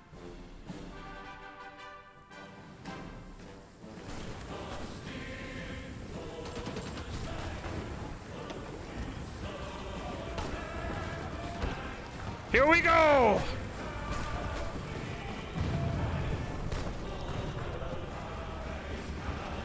Get some of those new plane models in there. Stalingrad has fallen. Advancing German spearheads have seized Stalingrad, Stalin's namesake city on the banks of the Volga. After fighting their way through the ruined Stalingrad tractor factory and seizing the strategically vital Mamayev-Kurgan heights, the Germans have forced the last Soviet defenders across the Volga to its eastern shore. According to unconfirmed reports, holdouts from the Red Army, fighting together with partisans, have retreated into sewers and basements to continue their struggle. No significant organized resistance is believed to remain, however. Now where's their capital? What's left?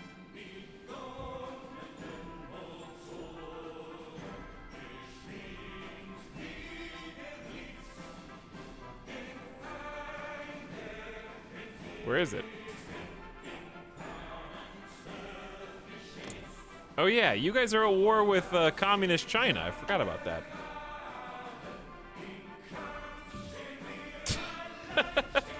They'll never get us! The Germans will never get us at Vladivostok! In this timeline, we never went to war against Japan, so Vladivostok is extremely safe.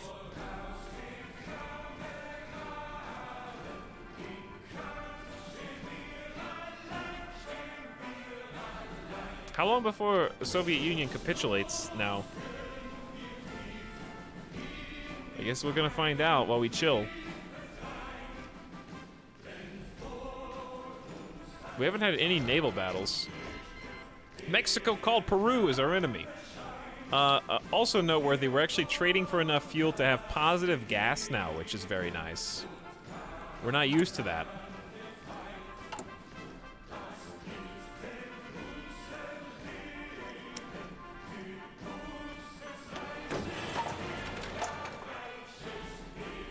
Once we research the new anti-air module, I'd like to start producing that. Uh-oh. It's happening!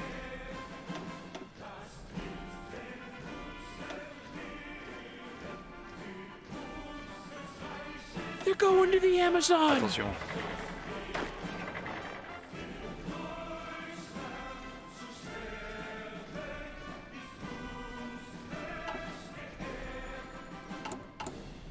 Ooh, but look what time it is, chat.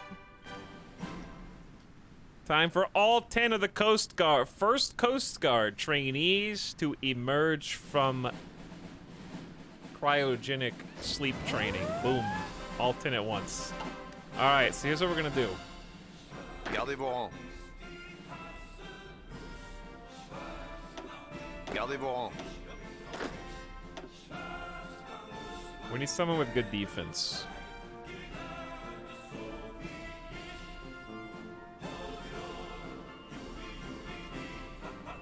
Oh, it's the ha ha ha song. All right, forget about you then. Écoutez.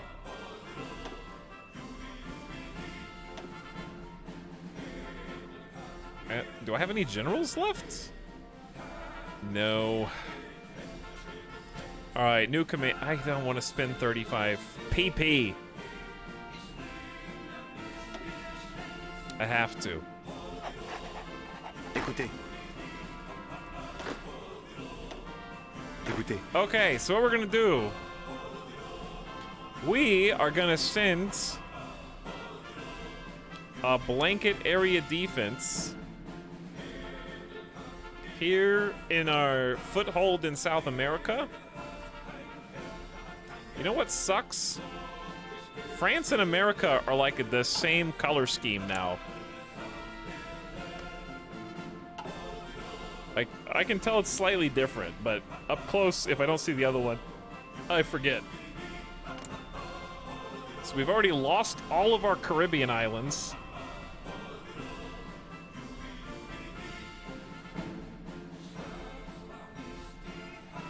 Who's got Hawaii right now? I think the US does. Okay, anywho.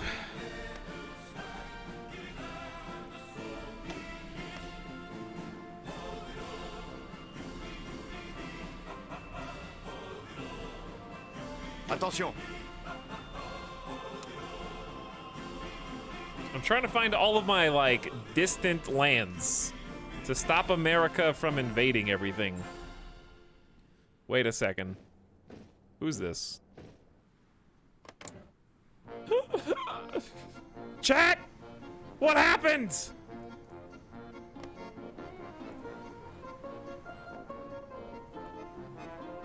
Yunnan joined the Comintern with the Guangxi click? When did that happen? I feel like I should have been notified about this.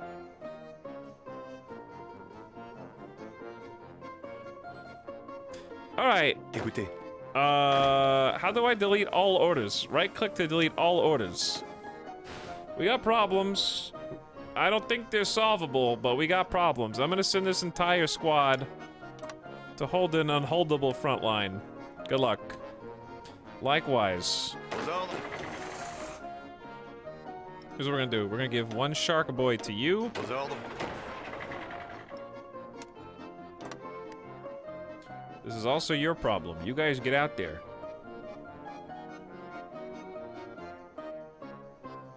Écoutez. We'll do our best. God, this sucks. Perfect, perfect music. Is it though? Écoutez. I think it literally just happened because they haven't even really started to push in yet. I don't think. Not really.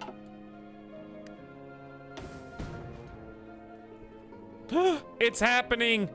It's happening! I repeat, we have Axis, British, Mexican Republic, and German soldiers entering through the southern tip of Mexico and the Yucatan to take the fight to regular Mexico and maybe then to the United States. They have crossed the Atlantic and the Caribbean to get here. Okay, all right, now we're talking.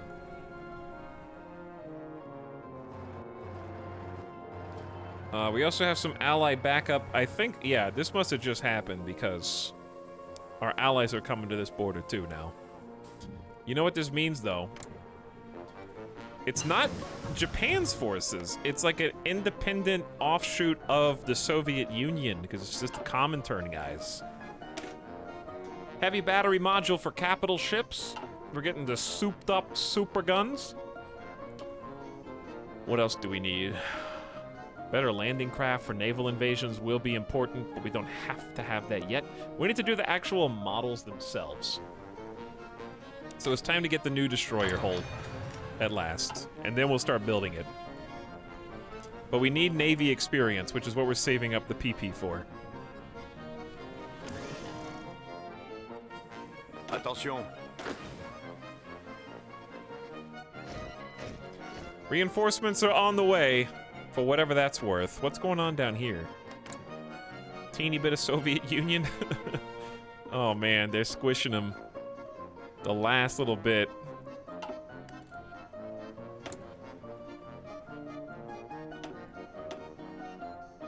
Got all these useless air wings.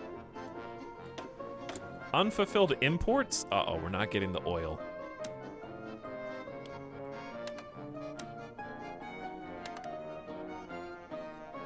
We're still getting good amount of oil, though. Uh-oh. We can't hold them back, sir! We're getting flanked!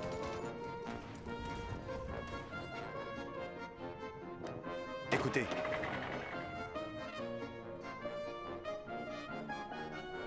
Where's the other? We're missing one troop? Oh, he's holding the line up there. Attention. This group of 10's got to go through the Suez all the way around India. Oh my god. With the regime in Berlin ratcheting up tension over the border between them and Yugoslavia, the British have chosen to give way. However, Yugoslavia is one of the three pillars on which Eastern Europe settlement is built. If it weakens, then France's security will suffer. Should we prove that we are the greater power and risk fighting alone? What? German Reich gets France leaves the Axis and creates the French alliance. That seems like an awful idea right now. And it takes 200 political power just to condemn their aggression against Yugoslavia. We will keep the peace. Yugoslavia gets Western betrayal, opinion of France -50, and gets the London Dicta. That one, I guess. Meanwhile, all right, the dual-purpose batteries are fantastic because they can actually go anti-air and anti-ship, which I love putting those on all boats. They're just so good. So spicy. Don't need torpedo mines, don't need mines. We will need landing craft, we will need firefighting drills. We will need shell upgrades, but we already got the guns.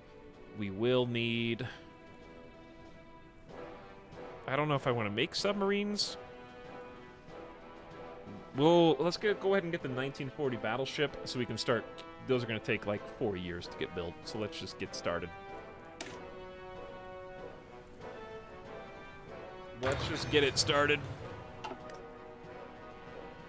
Hey, what's up, Squid? How's it going? Using the annexation of Austria into the German Reich as the basis for their claim, Germany has now demanded the rightful return of the former Austrian territory of Slovenia from Yugoslavia. In response, signatories of the Treaty of Versailles have gathered in London to discuss a solution to the Slovenian question. This great peace conference has led to the decision that Yugoslavia should cede Slovenia to Germany in the name of lasting peace. Considering itself abandoned by the great powers of Europe, Prince Paul's government sees no option but to sign the agreement as presented. Yugoslavia is already having a kind of a bad time over here. Prince Paul, you're doing your best. By the way, there's a pretty significant force holding the southern tip of fascist Mexico. I want to defend our holdings in South America, but I don't think it's gonna work well. Écoutez. We have other problems. More pressing matters here. We're already getting pushed back.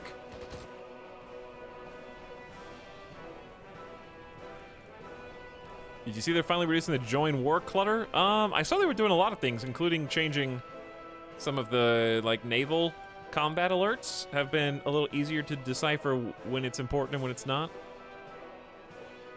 But yeah, American fleets don't seem to be over here.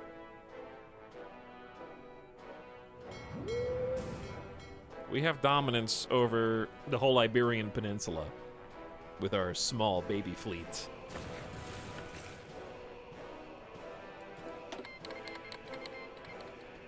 Six support equipment per month. You shouldn't have. Thanks, guys. All right, how are we doing with building? Repairs are fantastic. We're mass producing civilian factories now, 4 at a time. Each civilian factory is just added to this last lump. Then we're gonna start doing a bunch of military naval dockyard stuff. Baku! German forces occupy the city of Baku, a vital strategic objective in the war against the Soviet Union. Located on the shores of the Caspian, the city is key to Caucasus, and its many oil fields are sure to benefit the German war effort. Its capture puts Germany in a position to expand the war to the Middle East, possibly even India. Oil! They got oil! 32 oil in Azerbaijan down there. That's crazy. 9 more oil in Magnitogorsk. I don't think the Soviets are doing so good.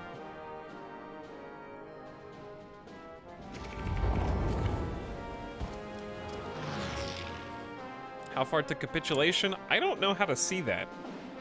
I would assume not that far. They've already lost every major city in the west. All they've got is their capital in Vladivostok now.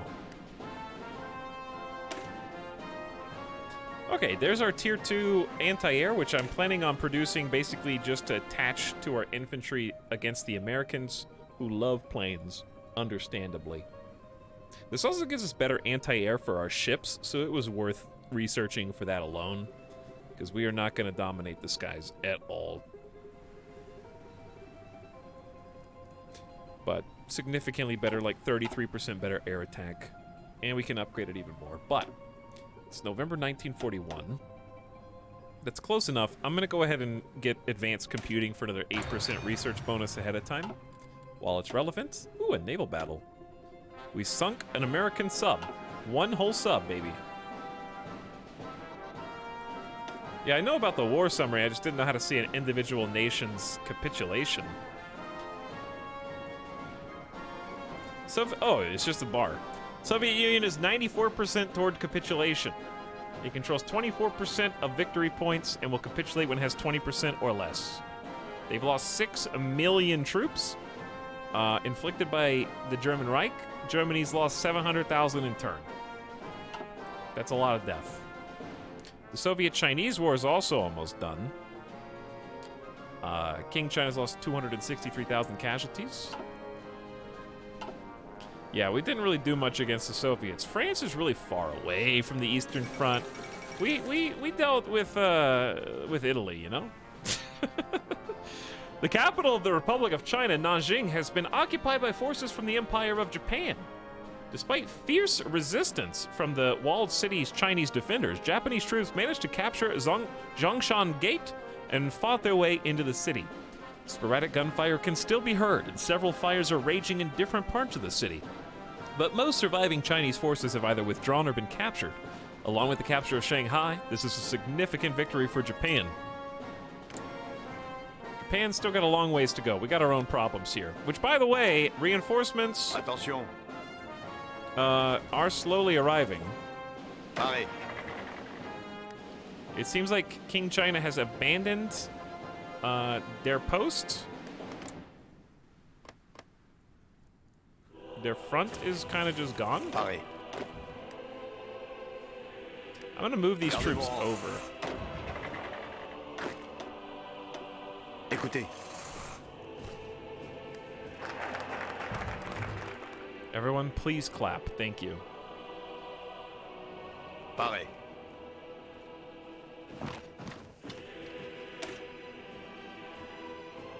The beating heart of our dynamic market has always been the individual who, Upon seeing an opportunity, moves quickly to exploit it.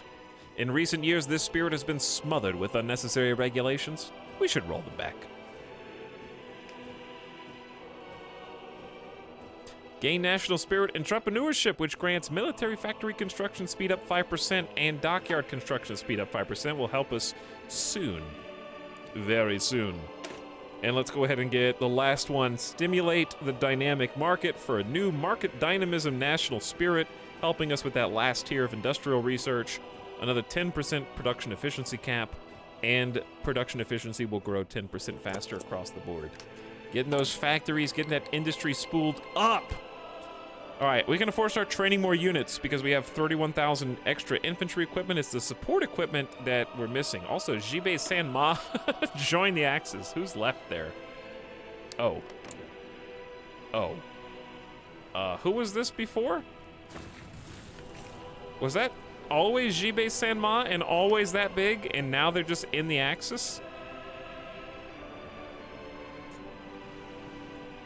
We have a Chinese power who is now in the Axis, so we can officially support.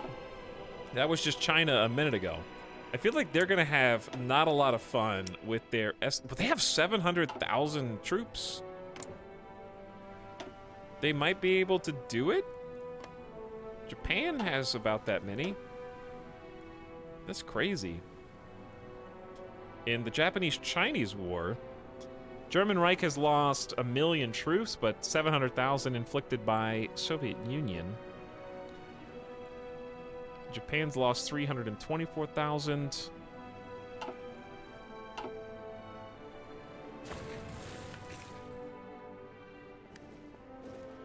Attention. Attention. Well, if we can get organized here, we can take some pretty Gardez fast mon. territory here. Attention. I got some weak garrison units on the way to kind of back this up. Attention.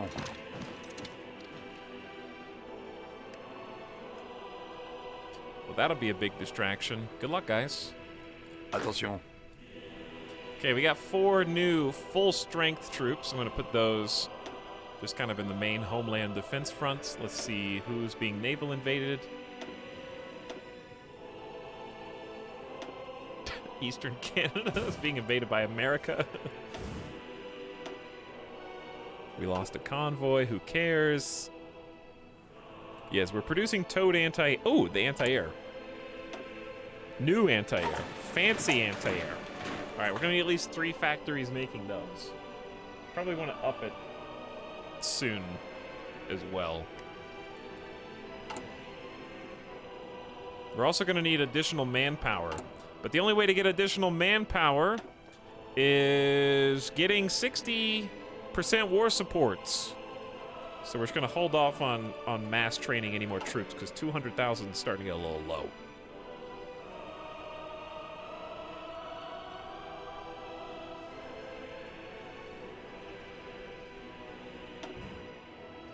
Ooh, naval combat on the Iberian coast.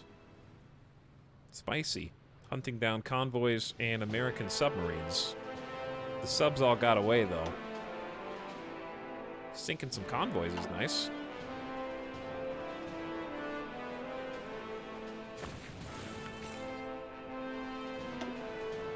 Alright, this can't last for 96% capitulation.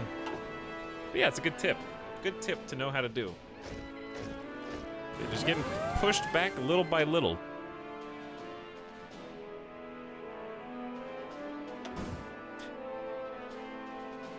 Ooh, Great Britain sent 12 units to the Amazon to defend our territory. Good thing we're neighbors here. People leave, people arrive. People LaFonda. How you doing, LaFonda? Before an attack, the leading elements are carefully prepared and placed in forward positions, ensuring max force can be applied in the opening moments. Overwhelming fire counters the bonsai charge, and more importantly, a plus 10% max planning. We got big planning. We're about to get some organization, and we only got 4 more before we're done with land doctrine forever. Tox, why don't you accept the support equipment? I don't support the equipment that my puppets send me, because what that does is it gives them autonomy. I don't want them to get any closer to Escaping from me, puppeting them. So ideally, to even integrate them further, we would build up their territory and send them a bunch of stuff. So I'll accept support equipment from other people. Popping in to see what you're doing. We're trying to survive this crazy chaos world war. Where the Axis is entering the boot of Mexico to fight against the combined forces of Mexico and the United States. Fascist, Mexican democratic, idealist Pope people are getting encircled over here. Also, 28 support equipment a month just isn't that much. And we're watching the Soviet Union fall. Very slowly. The Mexican Republic has joined the German Reich as our ally against New Zealand. I forgot that you guys... What are you guys even doing down here? Probably the same as me. We're just trying to stay under the radar until we get our feet underneath us. Alright, we've almost got 4 full sets of 15 civilian factories to build with. And then we turn our attention... I do want infrastructure as well. I might just do a quick bump, get everyone to at least a 7 out of 10 on infrastructure real quick.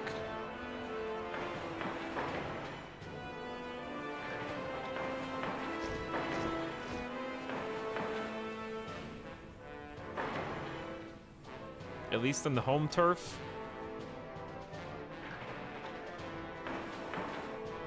Infrastructure goes pretty quick to build anyways. Give them that idea. 7 out of 10.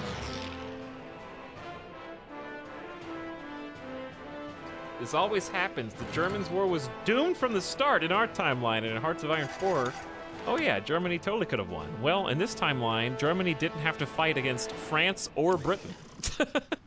All they had to do was, in fact, they also have the assistance of nationalist Spain in this timeline. All they had to do was beat Italy. So they do definitely have a much more focused, unflinching attention that they get to turn towards the Soviets in this timeline.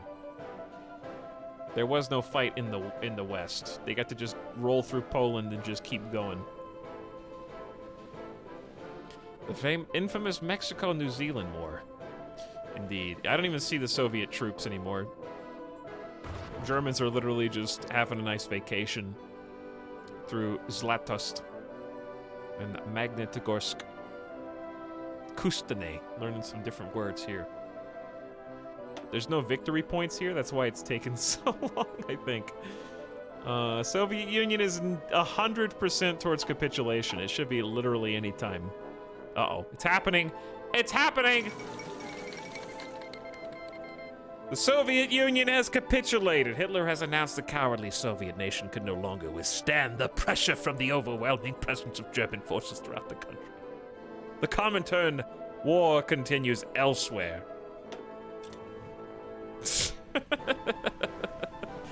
Uh-oh. Not what you want to see when you wake up on the 16th of December, 1941, that's for sure. Chunky Germany. Now they gotta deal with Mongolia. So this is actually, the Soviet Union is the hardest thing to deal with. Whether you're invading it, retaking it. We were retaking it when we played as Sinkiang over here. What happens is when the Soviets capitulate going either direction, they create a scenario where they cannot get to the new front line fast enough. Period. There's just no German troops over here. So what happens is, when they are at war... Okay, there we go. When they are at war with Mongolia and patches of whatever's left of the Soviet Union, even though they capitulated, they don't have any troops. So any enemy troops get to just walk in and start taking territory, and they don't get to get dug in or entrenched on the new front line. So it can cause some big swings as they scramble to get into position.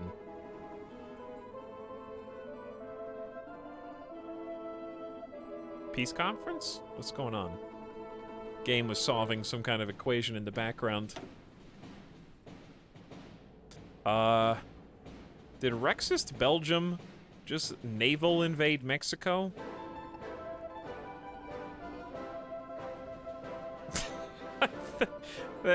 There do appear to be 10 divisions from Rexist Belgium in Mexico right now, so I want to say yes.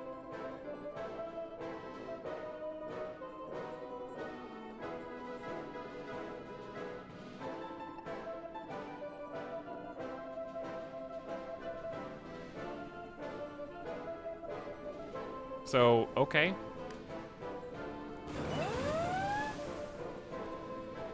Can a capitulated nation come back? Why? Yeah, it can. If they retake the territory before the war is over.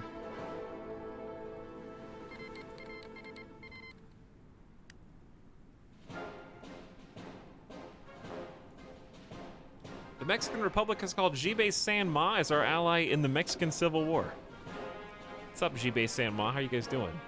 But anyways, chat, it's really pointless to try and apply historical logic to what the Soviets or the German Reich could have done. It's December 1941 in the video game. So, it's a different circumstance altogether.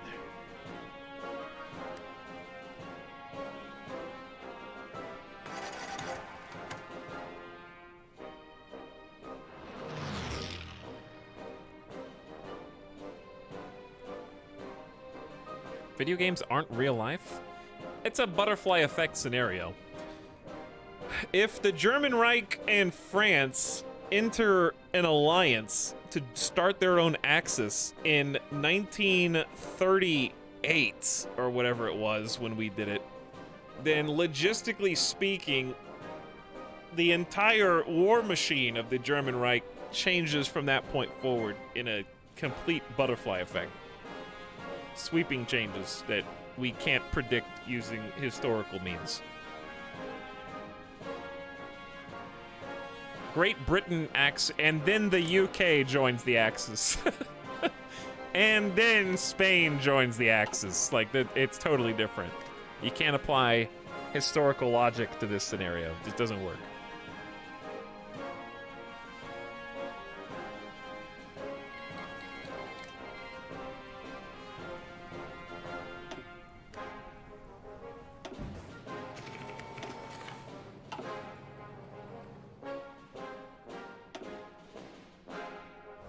Americans are trying to invade again. Nationalist Spain holding the fort down here. Respect it. Britain really wants to take back Bermuda. They did. They really need to secure this tip of Yucatan. I don't know why they're not.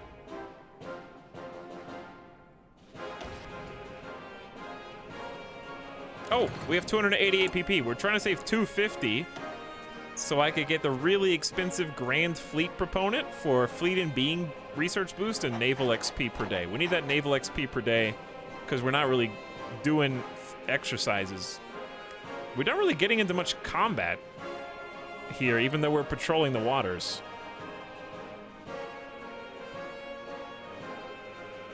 I've actually never seen Russia not just be in the Comintern the entire game. I feel like Russia's even more predictable in this than the US is. Improved reclamation methods allow refining from fuel from byproducts. They have no other focus tree.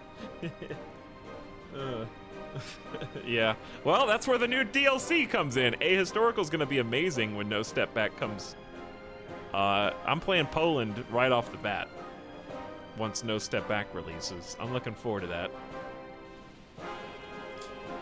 Fuel gain from oil up 20%. Oh yeah, let's do it again so we can make more boats. It's gonna take 191 days. Woo. Écoutez. Chat, we finally have almost a full division of regular troops. Wowee. Wowee.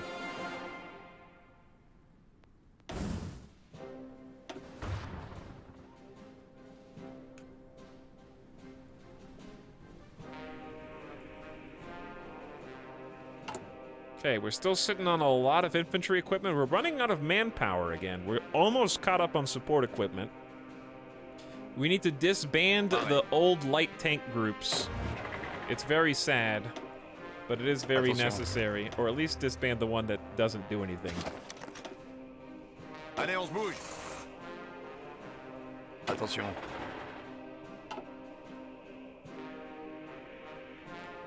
We're making the pivot. We almost have 60 individual civilian factories. It's time. We're doing infrastructure, and then we're bouncing from infrastructure to military factories and dockyards, and then the war machine really spools up. I didn't see Reich Commissariat Ukraine over there.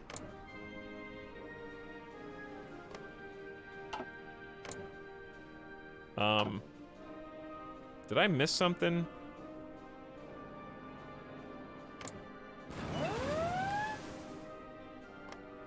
What happened here? Why is the Mietsamorza just here? How did Estonia, Latvia, Lithuania, and Poland come back? And the Soviet Union? Who's fighting here? I don't understand. There's a lost German soldier in the middle of all of... What is happening?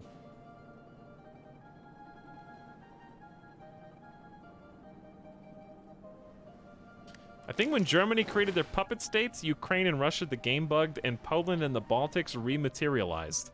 There's no soldiers there.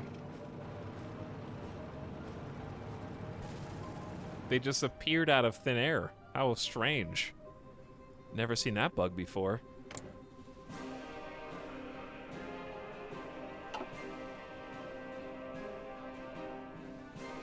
Rebelled against Germany because no garrison? But there's no soldiers. A rebellion event brings troops with it, right? 0 soldiers. Not a single fight.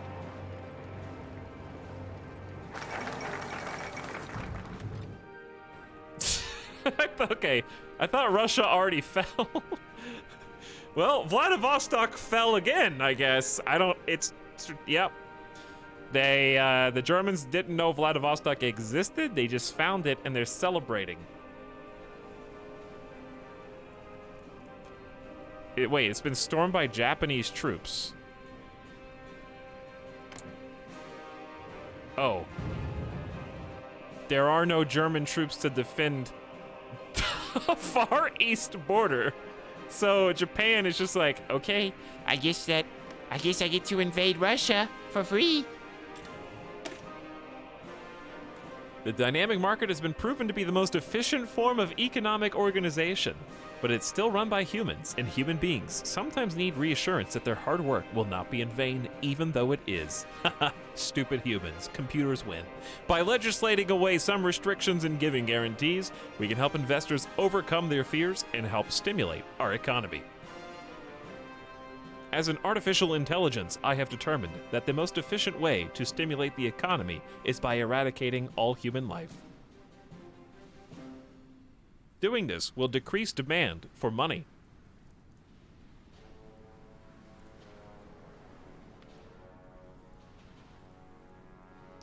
It will also decrease the production of money, creating perfect equilibrium. So this is actually a lot. The efficiency growth and cap going up 10% simultaneously is very nice for production.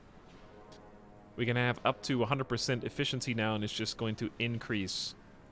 We still haven't hit the maximum. This is why I actually kind of like dispersed more than concentrated, but over time, concentrated will be better. It's only 1942. Just keep it going.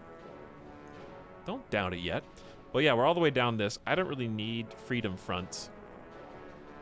So we have some cool options now. We can either go turn back to boats, or we can go back to military. I think since we don't have enough manpower yet, let's actually focus on the boats. Dockyard output up is going to be nice.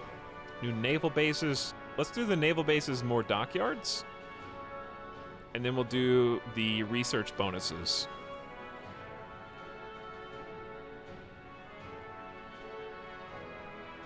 200% naval doctrine research bonuses is nice too.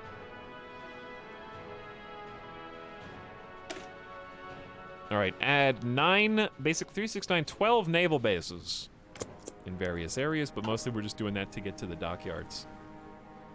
And around the time that's done, right on cue, there's the 1940 destroyer hull, so we can go ahead and start making that, unlock the new engine for it as well. We'd skipped the 1936 hull, basically. But the new one's faster, it's more expensive to make. It is more reliable, but it uses more gas. Okay, and it's 1942. Let's turn our attention to carriers. We don't have any planes. All right, forget about carriers. We need planes for those, that's true. We could just catch up on cruiser research. For once, I actually want to try the airplane catapults. I never do this. Okay, we only have 61 naval XP, but let's see what we can do. We're gonna stop producing convoys. We have 700 convoys. We got plenty. It is time to build a destroyer. Yes, yeet the planes into the air. We will try to yeet planes into the air, but not off these ships. All right, time to make a big boy. So one thing I have learned is don't add the biggest and bestest to everything, like armor-wise. Speaking of armor, what type of armor do we even use armor for this? No, armor is cruisers and battleships. But yeah, I've noticed the super heavies, it just slows you down to the point where you can't catch any boats and you never even get to fight. It's harder, it's easier to do if you have a smaller landmass to defend or a bottleneck and they come to you. But since we have so much water,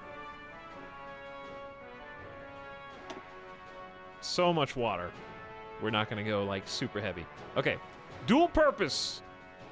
We get more light attack than the tier 3s. We also get a little bit less piercing, 1% less max speed, but man, the dual purpose engaging airplanes is so nice. We got tier 3 anti-air, no speed penalty. Oh, we need the new fire control systems.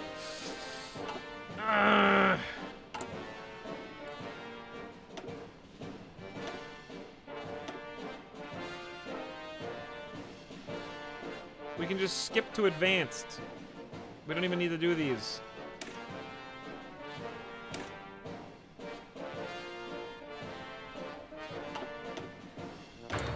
All right, can we wait 64 days to actually start using the dockyards?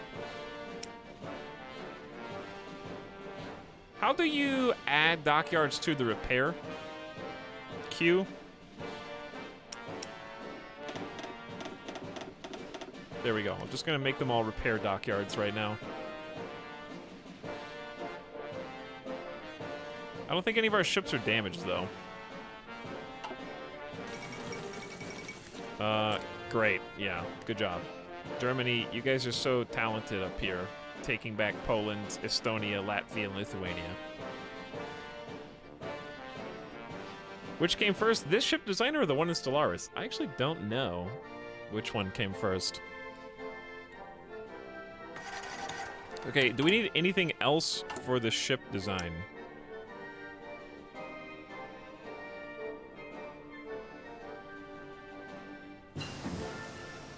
There's the 1940 heavy. All right, hold on.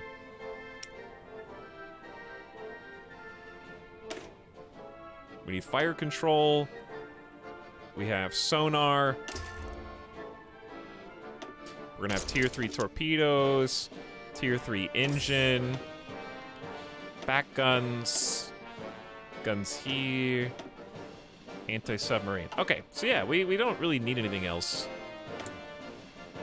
for the destroyers. So let's start researching the cruiser hulls. Stellaris came first. There you go. Lithuania has 1 soldier. What a brave unit. So very brave. His country just got wiped out from underneath him. Nobody told them.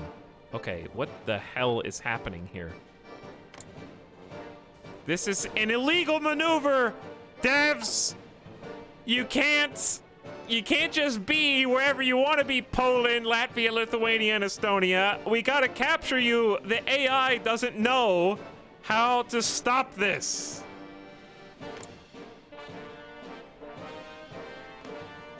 Stalin is Stalin right now.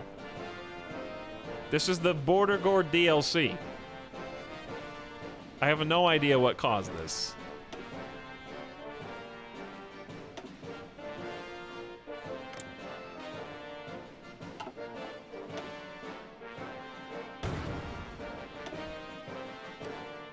Also, soon rest in peace, Rexist Belgium.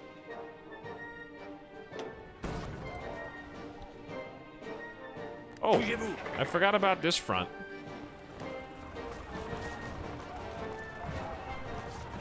Yeah, this is not looking good. They have first of all, they have way more troops than us. Second of all, each of these Shark Coast Guard boys are only 10 combat with big. So, this is not gonna go well.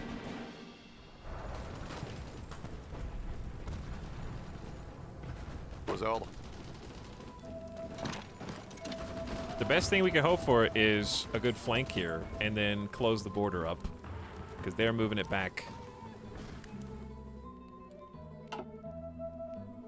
We need some help down there. Well, we're gonna have 10 more Coast Guard coming out. Maybe I should go ahead and pop them out now, even though they're not trained. They're 84%. That's pretty green. But I think it needs to be done.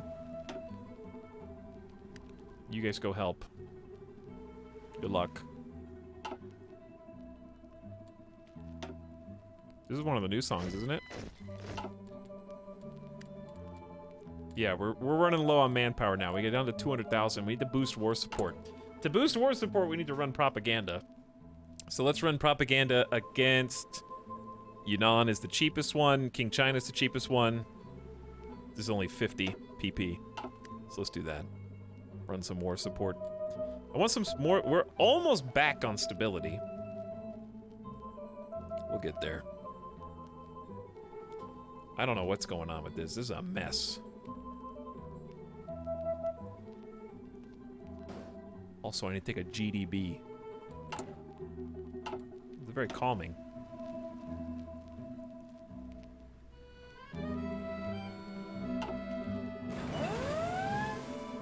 Ignoring that.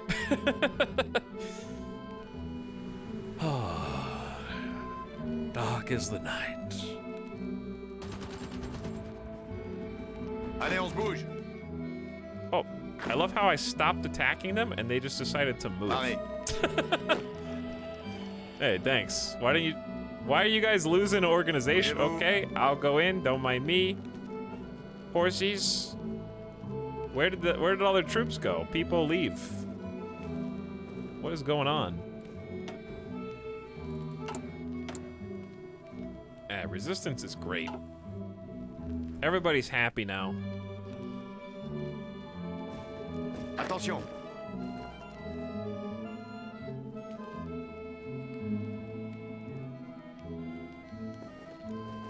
Okay, they were just mad that we took Gardez vos rangs. too much. I don't know what they're doing. They got 18 units right there. Why? I don't know, but Gardez vos rangs. Bougez-vous.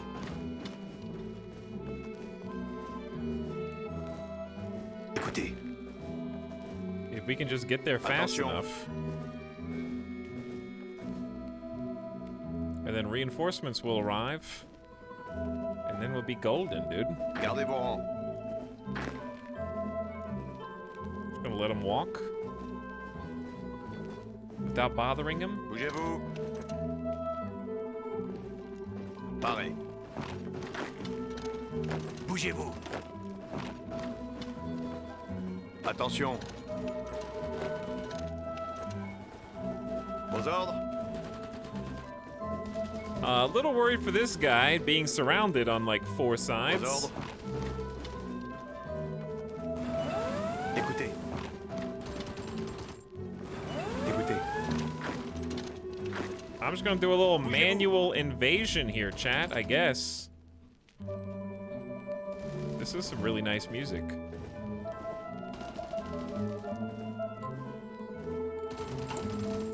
They dig it.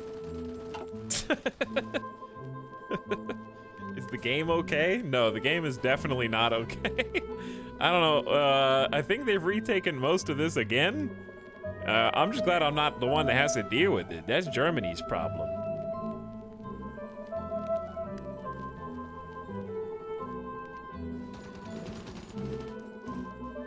No need for me to concern myself. Yep, Estonia's dead again. Imagine waking up and every day you see Estonia capitulated, like once a week. Paré. Écoutez. Attention. Wake up in topsy-turvy time travel world. Sunk 4 American convoys. Get wrecked. They've only got 600,000 more. Speaking of getting wrecked, that's a lot of units that they're about to spread out. And they're reinforcing this. There's not going to be much I can do about it. Aux ordres.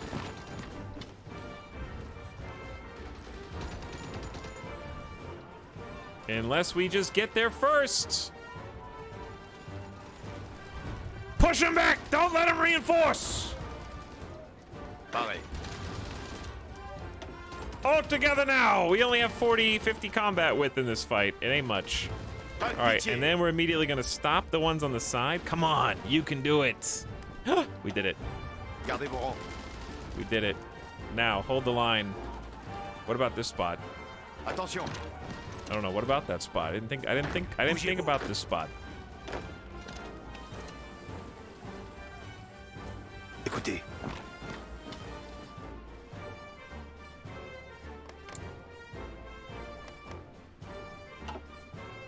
Paré. Help is on the way. We got people in boats. 10 more units, in fact. So maybe we just chill here. Oh, they got there first. Allez, on se Oh, bouge. they got there first, chat. There's too many of them. Continuez d'avancer. And they're still moving. Aux ordres. Horsies should be able to get there faster than boots on the ground, though, right? What would combat with equate to IRL? Okay, it's basically like...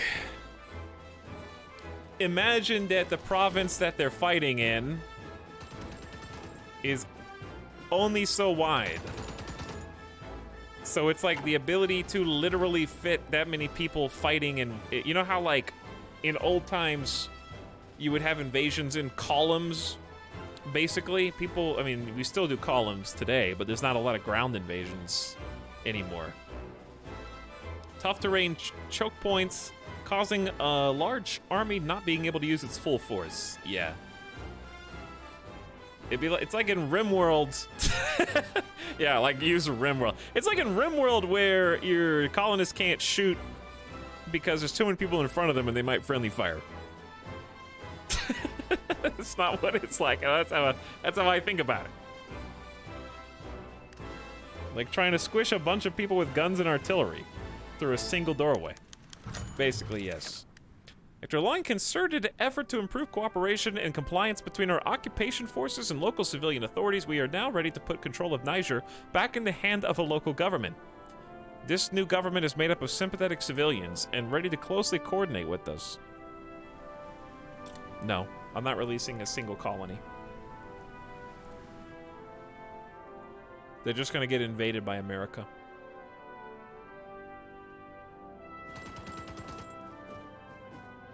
Maybe after the war's over, I'll let you all go. As long as you give me all of your factories and resources.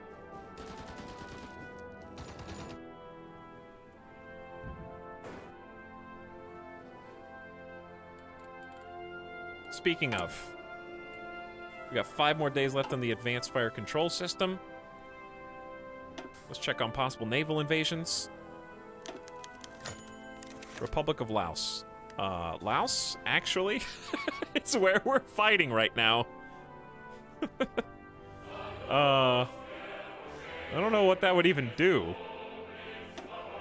But no, sorry, you got tungsten and you got chromium. Sorry, you're not ready yet. Aux ordres. This has got to be the new music. It's got to be. All right, they got a lot of troops here. Where are my backup? Attention. They're swimming. They're coming. They're going as fast as they can. Give me that fire control system so I can make boats. All right, it's 1942. Boat time.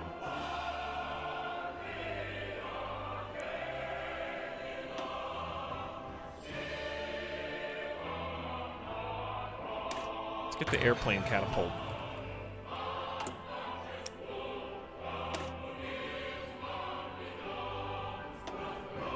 Okay, time to customize. So, dual purpose, anti-air 3. There's our super fire control 3, which is 20% bonus to light, heavy, and anti-air. We're getting sonar to detect the subs. Super torpedoes tier 3.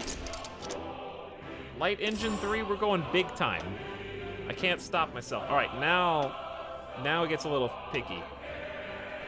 Because this is whatever we want.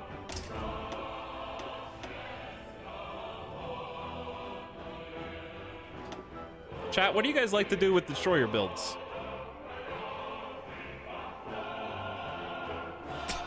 The USSR is dead. Tell that to Stalin. He keeps coming back. He refuses to be killed. Yeah, I like that. I like at least one good depth charge. Wait a second. Didn't I research depth charge thrower?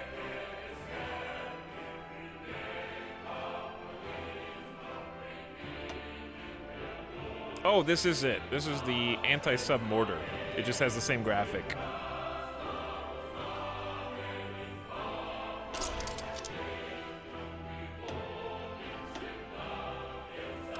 We're gonna need to do a little heavy lifting. We got multiple problems. The U.S. has carriers, which means anti-air is good. The U.S. has a lot of big capital ships, which means torpedoes is good. They have a lot of submarines, which means anti-subs are good. So I don't know what to focus on. We could do 2 different types of destroyers. This could be like an anti-sub, where we don't have that much Navy XP though. We could do double module here. I don't like single anti-air, but we do have dual purpose.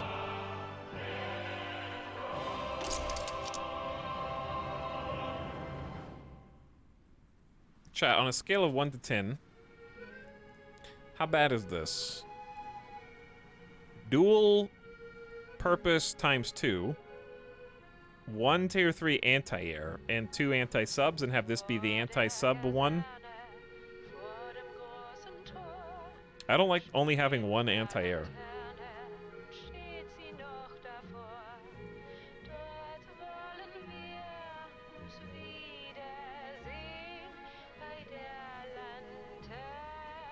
Have a good night, LaFonda. Thanks for hanging out. 1940.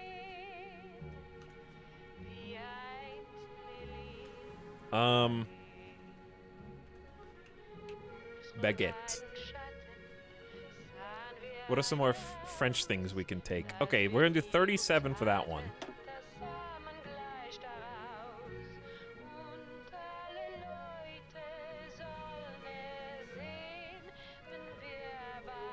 Pretty good for an anti-sub build. The dual purpose will make up in AA. Little weak against capitals, but with your limited naval industry capacity, you should be able to rely on UK. Hopefully, yeah. The Breestroyer?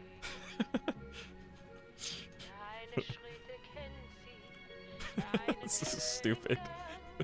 Escargot for slow-moving carriers. We're gonna do battleships. Do you have all the sonars? We have sonar 2. What's the other ones? Where do you... Yeah, we have passive and active. I think that's the best one, right?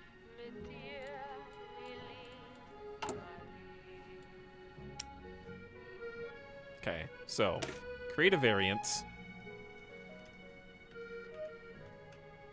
The Breestroyer is gonna have another anti-air emplacement and another torpedo launcher. So dual torpedo launchers, dual anti-air, and 2 dual purpose. So this is not any no sub detection is really necessary here. We could just remove that module altogether. I want to put radar on it, but we're gonna have to upgrade radar. I don't have any radar research, so we can just come back and retrofit these. Oh god, I overwrote that one! I thought I was creating a new one. Oh. When was the last save? Like, less than a month ago in-game. I just wasted, like... It's only 15 naval points. But now it's making the wrong one. I thought I had made a duplicate. I don't want to go back in time. That could butterfly affect us. I'm just going to deal with the consequences of my actions.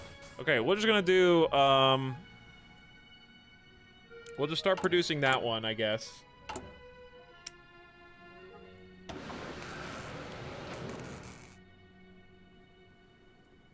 Okay, there you go.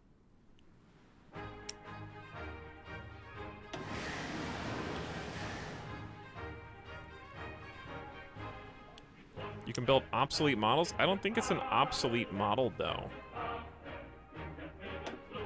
How do you even see? We just literally overwrote the one that we were just doing. There is no obsolete. I just accidentally replaced it. Okay, so to create a variant of the variant, we'd have to click duplicate first. Oopsie whoopsie.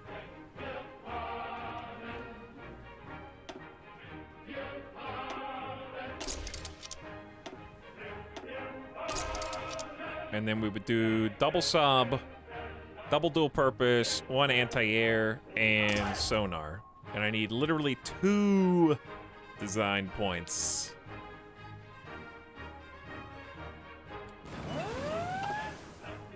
So what I'm gonna do is just have one of these ship groups. How do you do exercises? There we go. Naval exercises for a little bit. Just until we get our 17.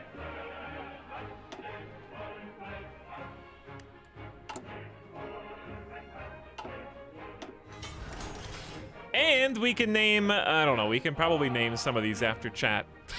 But we're not gonna have many of them. We got 1 full section of 10 dockyards working on the first destroyer.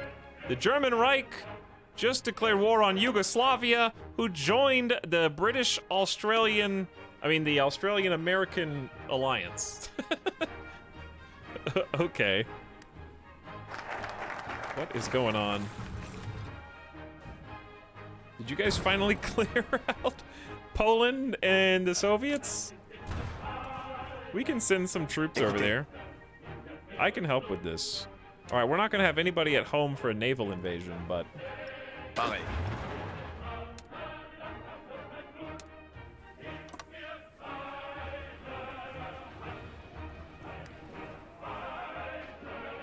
I'm sending the squad over to help.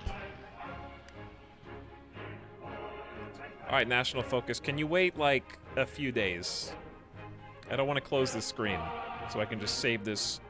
I just need 1 more. I know the screen's taken up by a lot of stuff right now. Just hold on.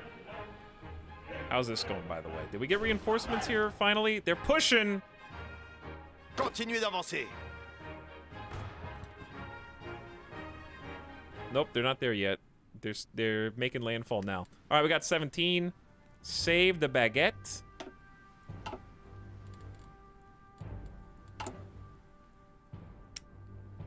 Now we got both.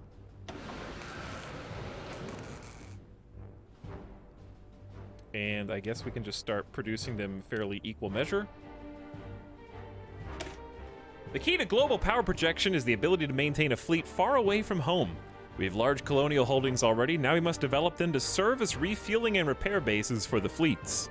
Made 12 new bases and we're about to get 6 new naval dockyards. Algiers, Senegal, and southern Indochina, which we are currently working on defending. Who do you want me to fight now? Yugoslavia, Bosnia, Peru, yeah, the whole world, I know. Adam, does that say Canada? Does that say Canada? By God. By God, our time, it may be now.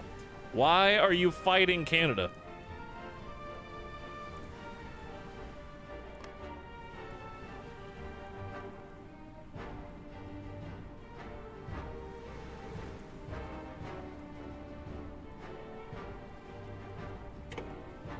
Well, if you're gonna fight them, I gotta get there first now, because British are gonna invade, dude. They're gonna get there first. Aux ordres. They got me while I was over here getting ready to help on this side. Gardez vos rangs. They tricked me.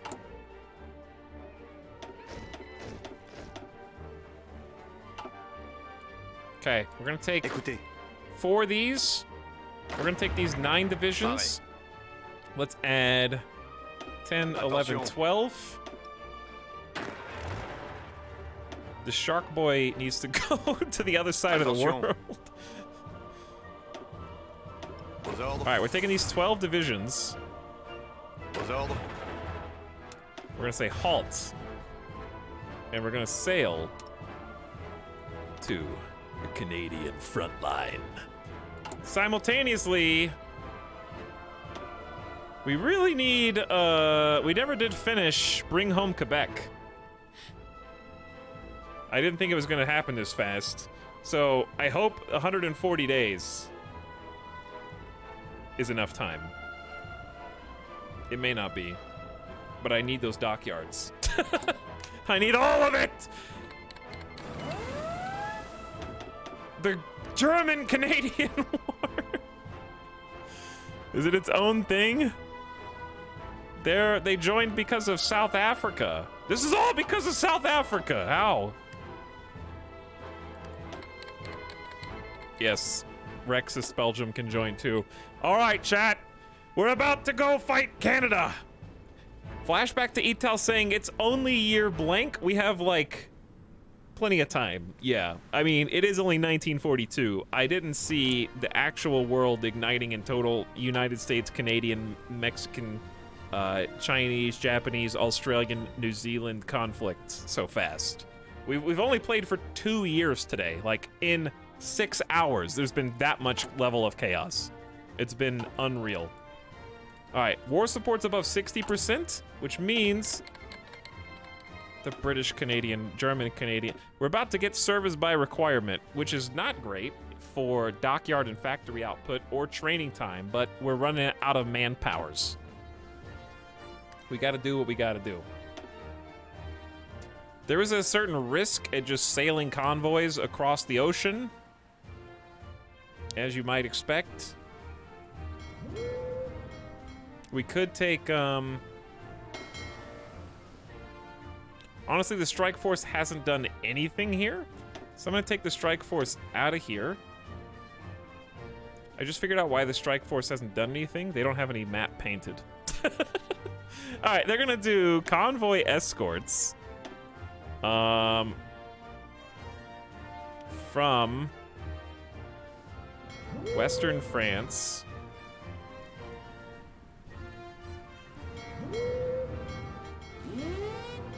All the way up to Canada, basically.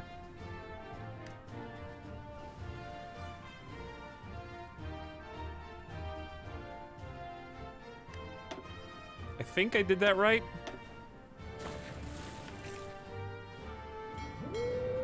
Let's see. Yeah, I think I did that right. Attention. All right, the troops are moving to Brest, and then they are heading to Canada. Meanwhile, Pareil. the rest of our troops are heading to the Yugoslavian front, Visez bien. and then we've got reinforcements arriving in Laos, in Tonkin. Try and hold the line. That dude's dead.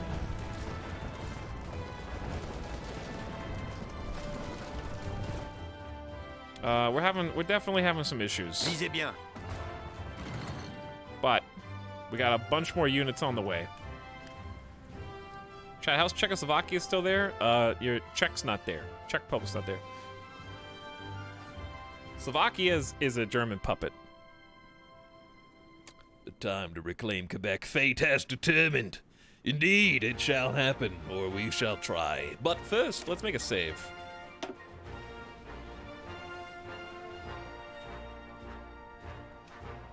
And let's take a BRB. Because it's been about 6 hours. I'd like to go get a beverage, go get a snack, stretch my legs, get the blood pumping a little bit, and I'll be back in just a minute. Thanks for hanging out with me tonight. It's a lot of fun. I'll return momentarily.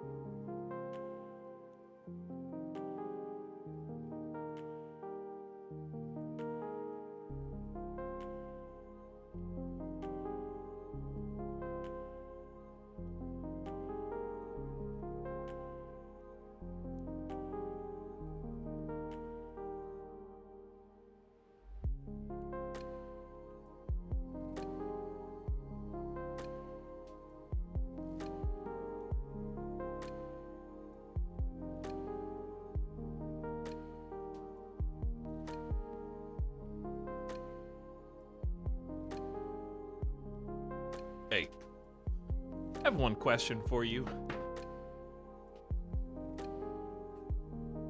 Who greenlit Boss Baby 2? Huh? How is that allowed? I'm angry that it even exists.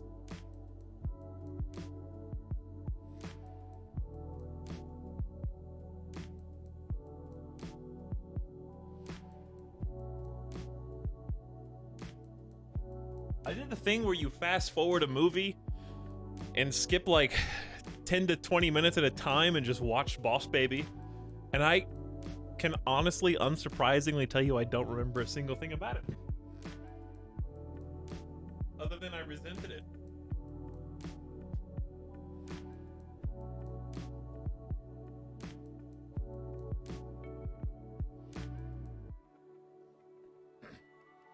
Is Boss Baby just a social commentary about how technology has surpassed the boomer generation? So now, as kids and younger generations grow up being surrounded by technology, they're becoming the boss and de facto leaders of society because they understand how the world works now? Is that what's going on?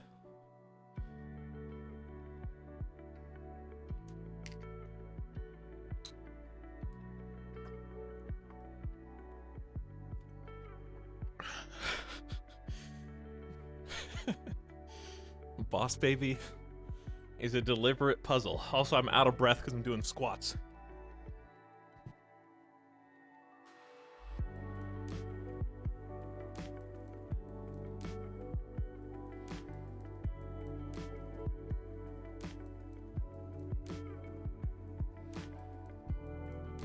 All right, 10 more squats. I don't want to die a gamer death today.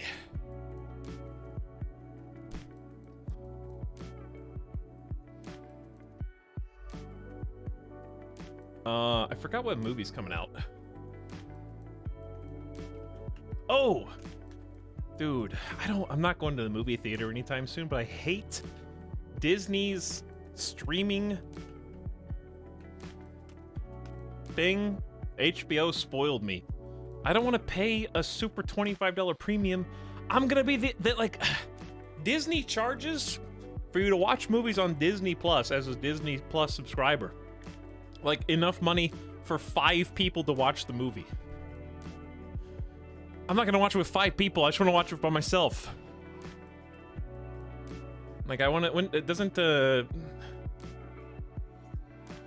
Black Widow come out soon? I want to see that, but I'm not going to the theater. I don't want to spend $30 on it.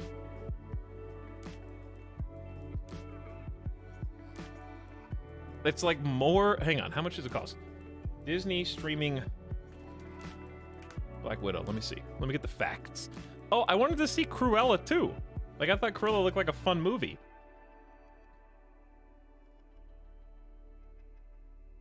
It's a $30 premiere access title alongside the theatrical release. Like, dude, if I got a movie ticket for your movie, okay, it would be like $7.50 for the matinee showing, unless they went to an IMAX. Let's be generous and say it's a $10 ticket, just to go see the movie at the theater. Why do I have to pay for 3 people's tickets just to watch the movie? It's ridiculous. Anyways, I hate the Disney Plus movie streaming release thingy.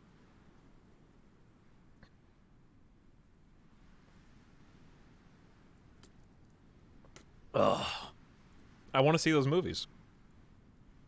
I see Cruella was excellent. Cruella's 1 hour longer than it should be. I don't know. It looks good. I like Emma Stone. It looks like a fun movie.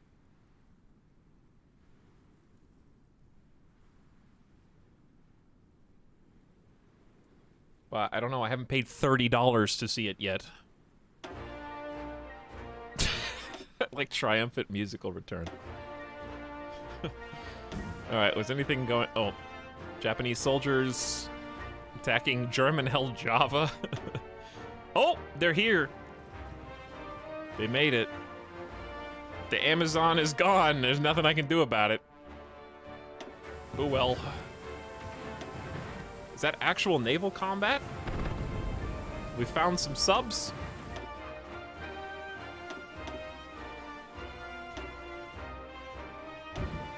Okay.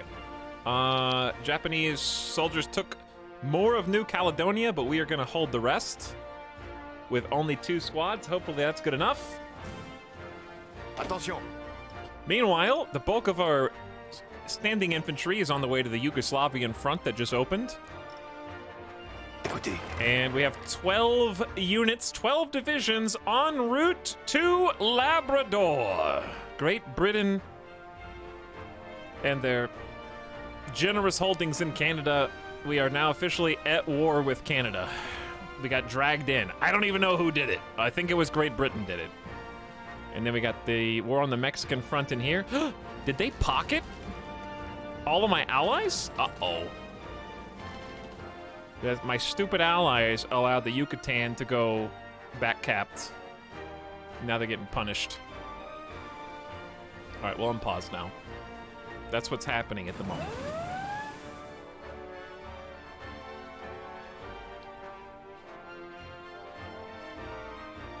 Corella is okay, but fun. That's kind of all I want out of it. I just want a movie that's fun to look at and fun to watch.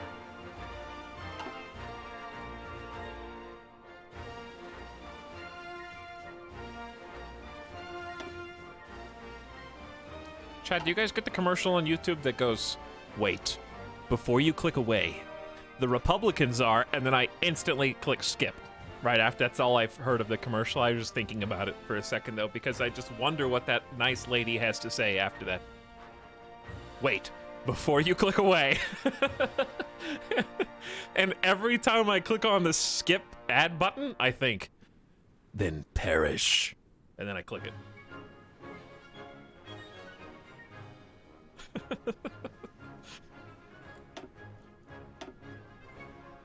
Oh, we got an American sub. 2 American subs. Nice. We gotta go just a few hundred more, and they won't have a navy anymore. We estimate that they have up to 77 subs.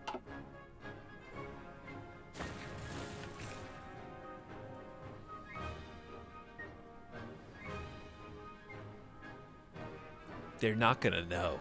They're gonna know. I still think about that one. What do you think, how bad do you think attrition is gonna be up here in Labrador? The Provisional Government of Togo. No. They're not ready yet.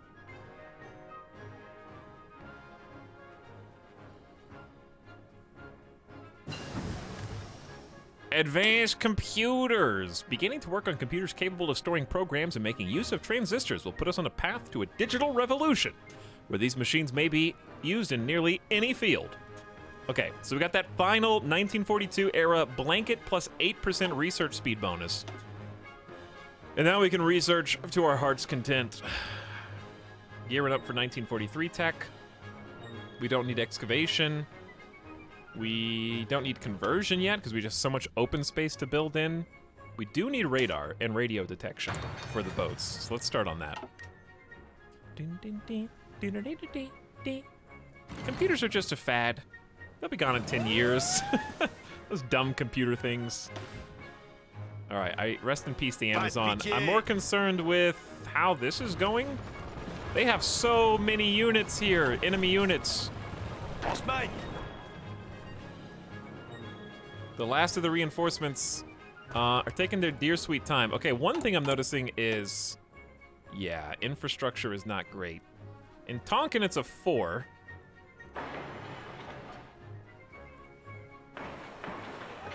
Let's try and bump all this to a 6. Let me see how the supply is getting to us. How is,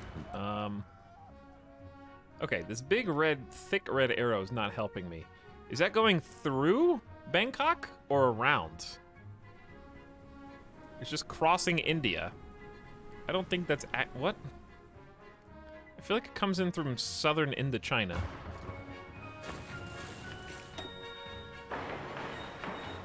So let's get this whole thing up to 6. We're gonna start work on each of those and try to help with the supply and the attrition issue. We got 45% attrition, that's not good.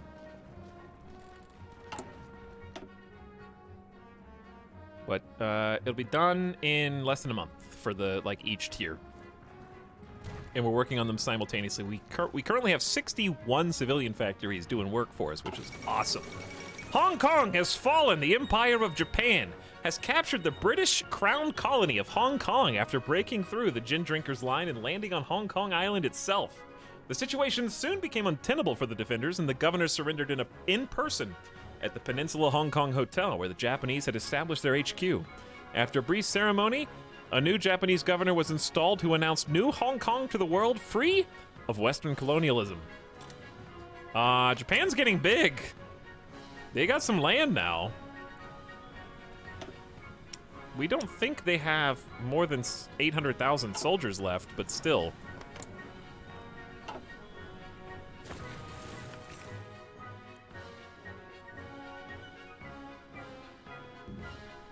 Germany is fighting a very elongated war.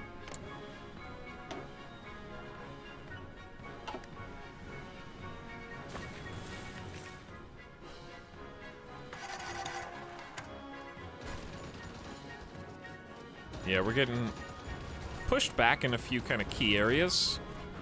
Attention. Hopefully we... Oh, baby, what is this? Who? The Treaty of Bishkek. Topkek.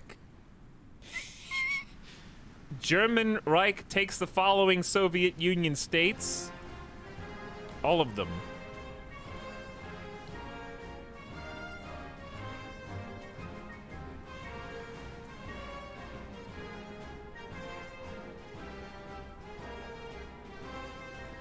I didn't do anything, so... I also don't get anything. There's literally one state left, and it's right here. That's fair enough.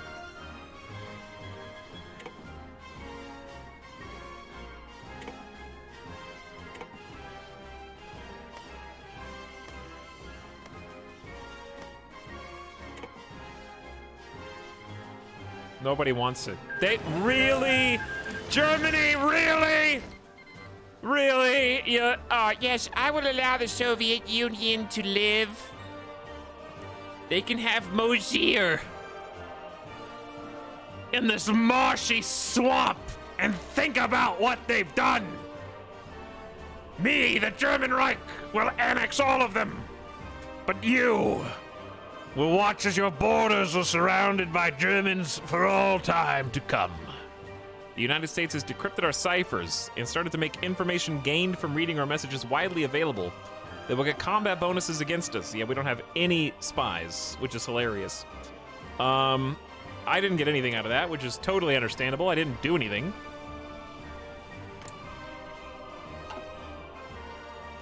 Vladivostok is still in German hands. We're still at war with everybody, so that didn't really change a whole lot, but the USSR is finally actually really gone now. This time, for real. Gardez vos rangs. Oh! Yo, the new... Attention. I think we need a new front line. Something got weird here. What? No, you don't all go... What? There you go. All right, we're gonna create, Attention. I guess, a new order for you guys to... These are my weakest units, by the way, so we can't get crazy. But we do have almost a full 24. So if we could, like, somehow...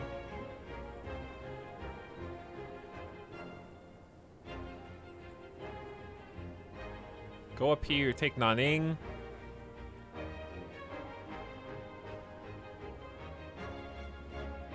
Let's see how far we can go before it thinks we're stretching.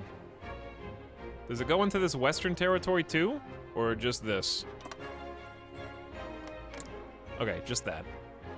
Gardez vos rangs. Yeah, that's a doable front line.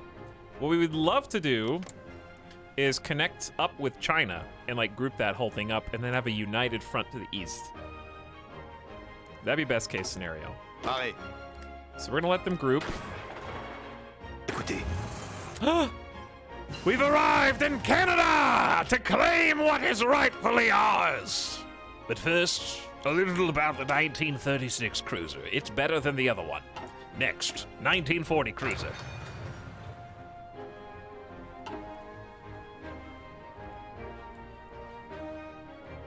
Oh, we have 150 PP? 150 PP? Now, we do need more conscription, but since we have 140,000 manpower buffer, it's a bit late for industrial research bonuses, I think. Artillery research speed is okay? Let's see. Chat, when it says artillery research speed, is that literally only this line? Let's see what else we got. Weapons and equipment, there's not much else either? Well, that's not true. There's actually quite a bit of weapons and equipment. That might be beneficial. Because, yeah, we gotta get 1942 guns! Oh no. Alright. Artillery also applies to AA and AT. That's what I was wondering, yeah. So that's actually pretty decent. Oh, I forgot about the ship designers. Not that... Yeah, they would be nice, actually. The range, not so nice. We're not going to be really using carriers, but... Surface visibility, max speed for screens? Oh, dude, the escort fleet designer. Those destroyers having 30% range. Big sub detection. I don't know, some good ones there. The weapons and equipment, though. Yeah, I think we gotta take the weapons and equipment. Right now. Because that's what we're about to turn our attention to. Écoutez, Okay, so here's how we're gonna do this. We don't even know how many. These are some massive, massive units of territories.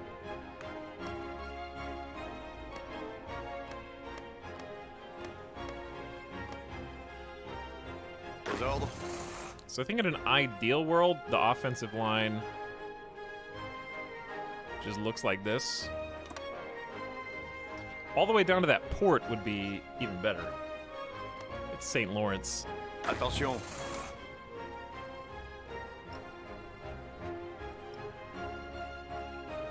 There's Quebec. There's Quebec. Like, this province sucks, because you can be flanked from 4 sides. That's, like, awful. So, just this. Oh, God. What about the other side of the lakes? Yeah, what about the other side of the lakes? Start over.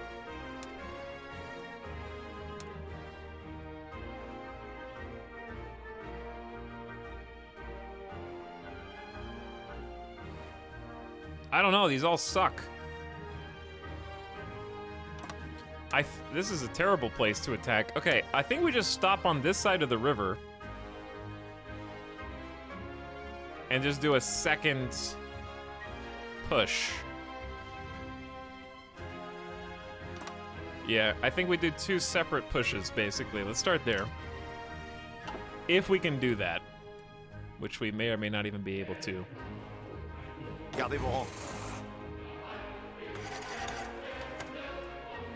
They're already making a push in here. We sent our decent units, though.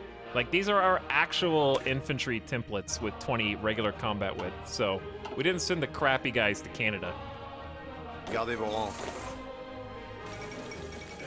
Well, Victor Emmanuel III has announced the cowardly Herzegovinian nation can no longer withstand. That's not how you said it. The pressure from the overwhelming presence of Italian forces in the country?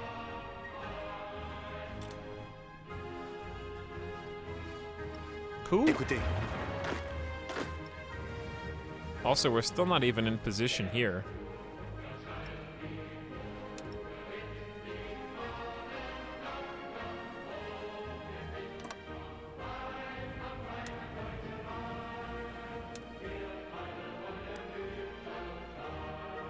Gardez vos rangs.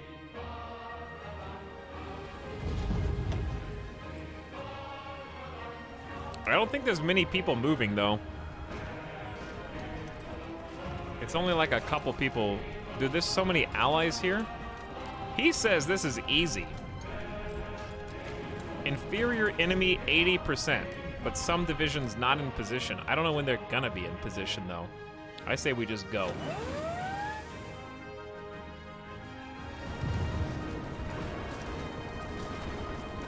Or else we're not gonna get any territory because we didn't contribute anything. All right, turns out just going, not so great an idea.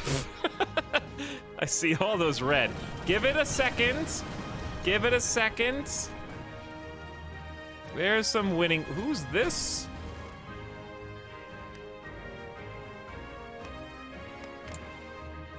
There's allied territory? Okay, I guess there's allied territory in there. All right, airplane catapult. We don't even use that, but we may.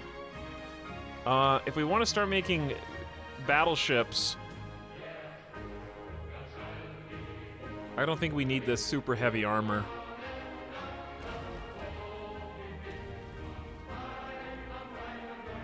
I think this is the point where we start working on damage control, crit hits, reduction, and such.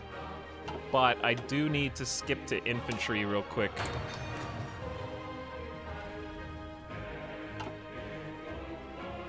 Airplane catapult sounds really stupid if you don't know what it is. Yeah, we just don't have the planes researched.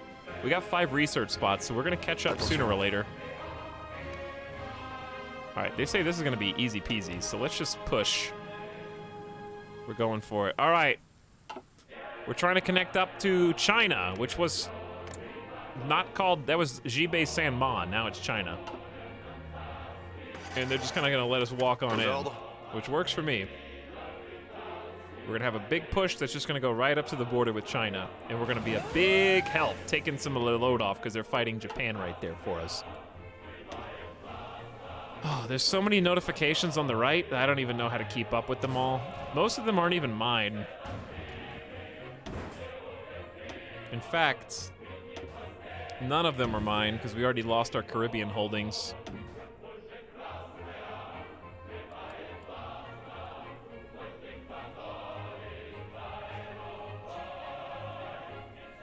Are we taking Louisiana back?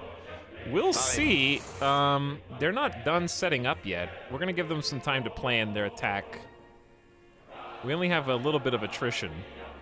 But we're definitely gonna hold this from the combined Canadian-American troops, who hilariously are not in the same alliance, yet are still fighting on the same side. Écoutez, All right, we're actually making some contributions here.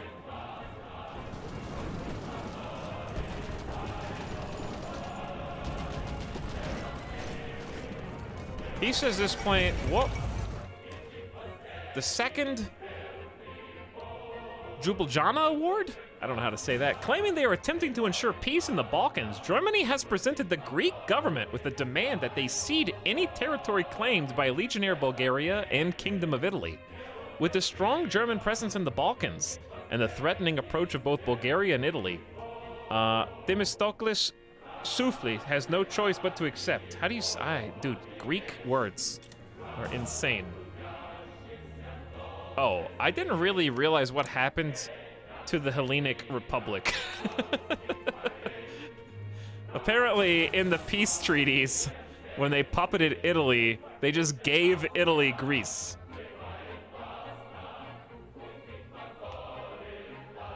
That's what seems to have happened.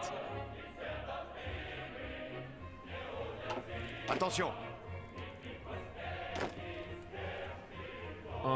Who? I can't really send any more troops to the Canadian front because of attrition. So I guess I'm gonna group them up here. How's resistance to occupation looking? Fabulous. Good job, everybody. Attention. Yeah, we do seem to be losing a lot of these battles, and we're under 100,000 manpower. The next thing we have to spend PP on is probably conscription laws.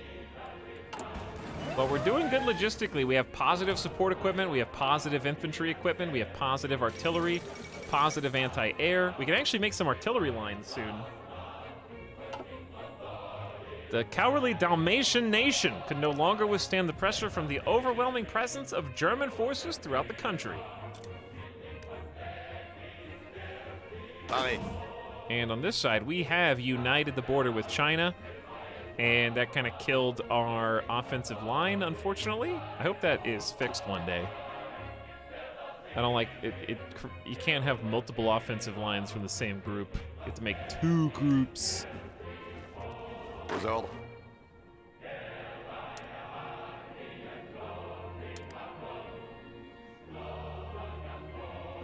Écoutez. So I'm just gonna take a little Bougez-vous. manual control here. Aux ordres.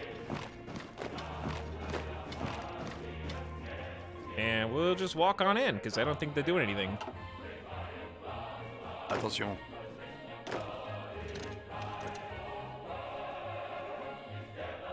Attention. Don't mind if I do. Aux ordres. Écoutez. Turns out crossing mountains is not easy. But we can just close this pocket, then we can focus all of our efforts on the east. Pareil. Gardez vos rangs. Bougez-vous. Gardez vos rangs. There you go. Take the capital. Kick this. Is this just a unmanned artillery unit? Bougez-vous. It looks like one. Attention. Gardez vos rangs. Écoutez. Yeah, nice and easy, nice and easy. All right, so on the Canadian side, they say this is a terrible plan. Big river, and we're still prepping. But we're gonna have up to an 86% attack bonus when they decide to go. Our organization's not good. The attrition is 18%. I don't think I have any control over this, other than just remove units. Should I just delete some units, chat?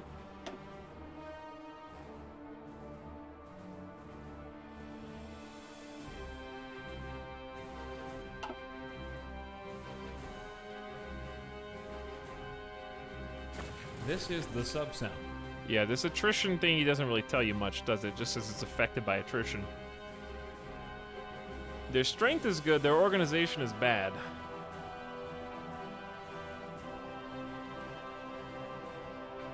I don't really know how to change that without just moving people out.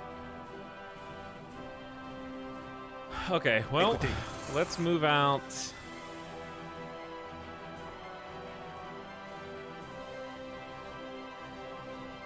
Because this is just such a remote, like, undeveloped location is the problem. Like, we require 10 supplies, and they only can support 4.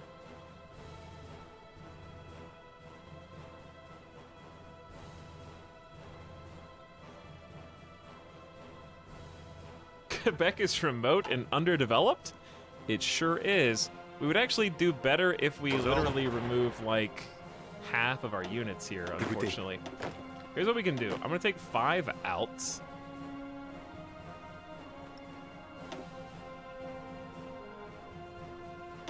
Aux ordres. And position them, like, over here.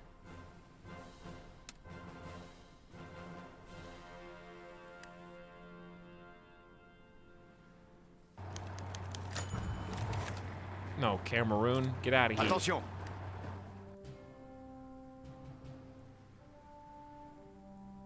Okay, so we're just gonna dump units. What is Vardar Banovina? The Vardar nation can no longer withstand the pressure. I don't even know. Okay, but in big news, we got naval bases. We got 2 dockyards in Algiers, Senegal, and southern Indochina. It's 6 fresh dockyards ready to be used. So we got 20 dedicated to full-time destroyer hulls. Oh, yeah. And you know what that means, chat? It means that the late night crew gets the opportunity to have boats named after you. And they may never be seen again. So we're gonna make this nice and cheap points-wise.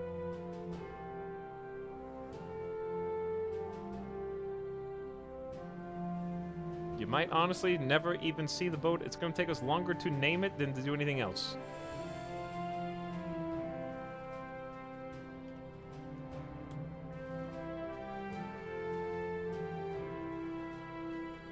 That being said, I don't want to do like 100 of these. So...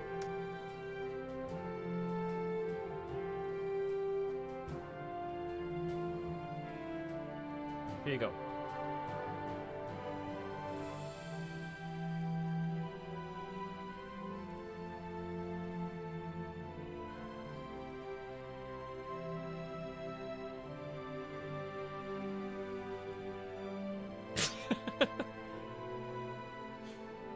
Well, here they go, I guess. All right, let me find the boats that have already been made.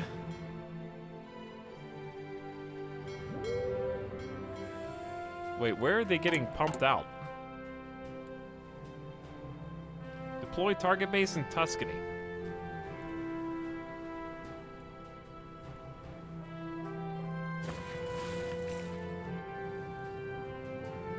But where do they go?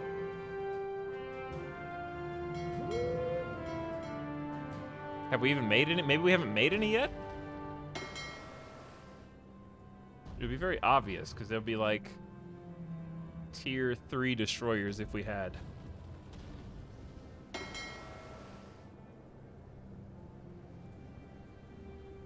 Yeah, I don't think we've made any yet. So, what that means is... some of you are going to become the destroyers, and some of you are going to become the baguettes. Oh boy, how many are there? We got the Weirus, the Sink, the Snake, the Sim Ulacra, the Robot Mystic, the Campfire,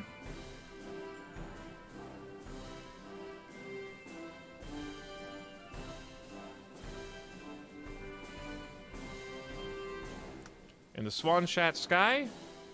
And then over here we got the antagonist, the big bunker boy,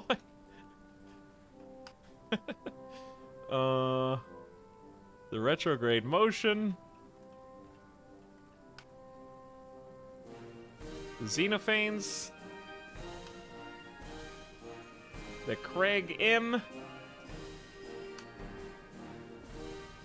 Or it could be Craigum. Chrono Cook. And then Chaotic Kiwi. There you go. You're all in. Welcome aboard. I hope your destroyers are profitable, fruitful, and extremely deadly. Woo! Now that we got 6 new naval dockyards out of that, which is amazing, we can turn our attention back to the research bonus for battleship models and battle cruiser models.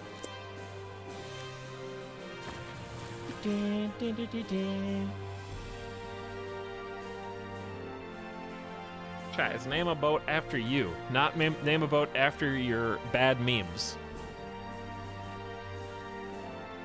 If you prefer, we could just not do it at all, and then you won't have anything to be mad about.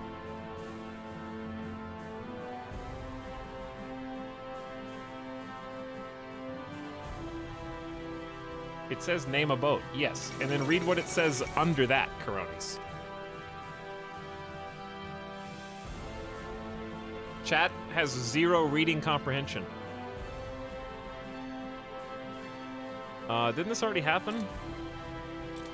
Yunnan has capitulated, though. State of chat is always angry, Brynjar Bjorn. Always. Aux ordres. Yo. Yo, there's a couple pockets of resistance here, but like, it's close. Attention. Écoutez. We're not gonna win pushing them uphill. Tirs ennemis.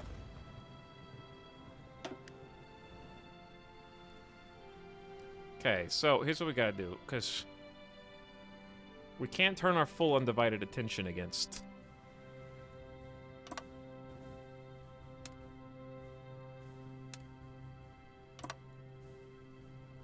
So here's what I need. I need probably Attention. 4 of you to go there. Aux ordres. Then 4 of you to go there. And the rest of you to hold the east. Écoutez.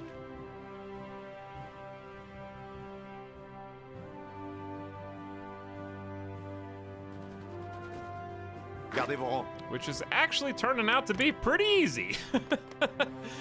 Okay, what if I Aye. just sent you on a fun little haiku mission to take that entire spot? Pareil. Bougez-vous. And then you guys can kind of just walk in and swoop up that. Woo! All right, that's looking good. We really brought that back from kind of an emergency. Meanwhile, in Canada, how's attrition? Down to 10%. It's better, but it's not best. Écoutez. These 5 are now experiencing attrition just defending this spot. Gardez vos rangs. These 7 say it's a disadvantageous plan, but they're working on it. British Malaya has capitulated. That's not good. What are you guys doing down here, huh? What are you doing, Dutch East Indies? In the Mietzamots? Arathon, by the way, with the rainbow, please sub for 21 months. How's it going, dude? Good evening and welcome to the stream. Gardez vos rangs.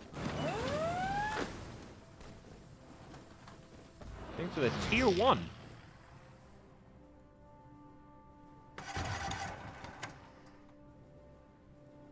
Who is the other armies that I situated around this?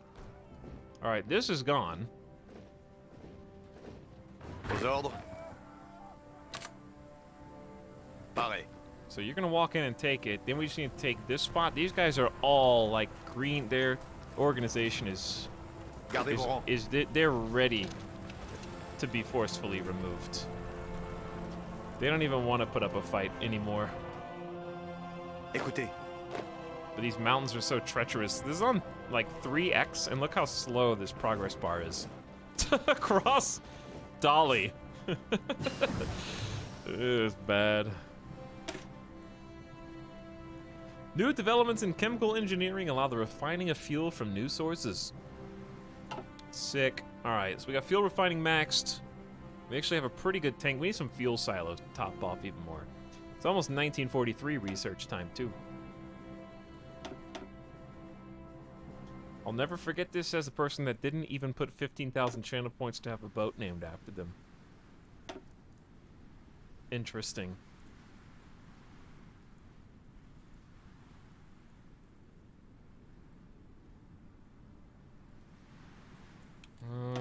We're already doing infantry equipment here, but we need this. Yeah, let's just pick up the old pieces. Oh, we got another new one. You can go on the destroyers. Here you go, some of that. You're in. Hitler has announced the cowardly Bosnian nation could no longer withstand the pressure from the overwhelming presence of German forces throughout the country. The Bosnian government has chosen to flee.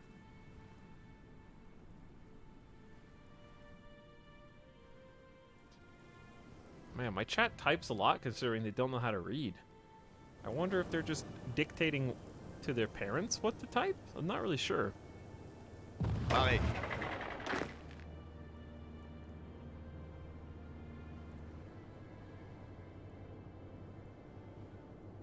But they're terrible at following instructions, that's for sure.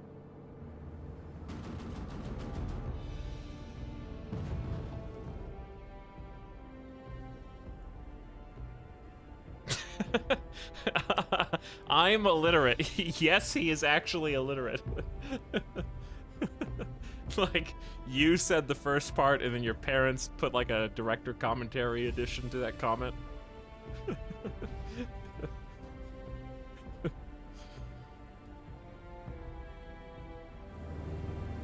Aux ordres. What group is? We don't even have a battle plan.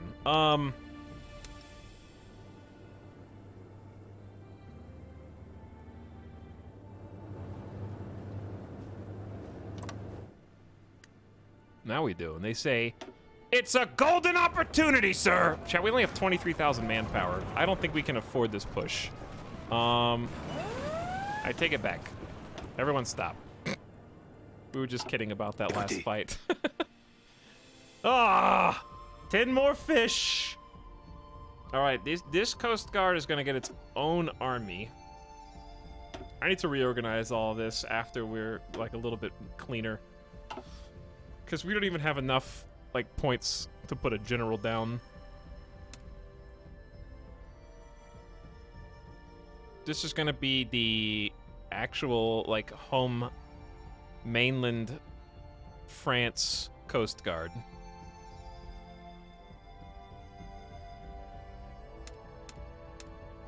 First, naval bases and victory points only. And we're gonna add to that. Fish boys are like basic garrisons. They're only 10 combat width. They're just there to repel naval invasions if the Americans get feisty.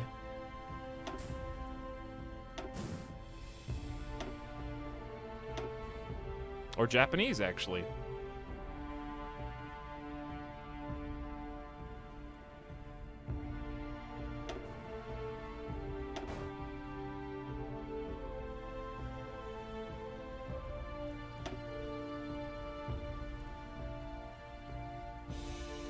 Aux ordres. The plan is considered bad.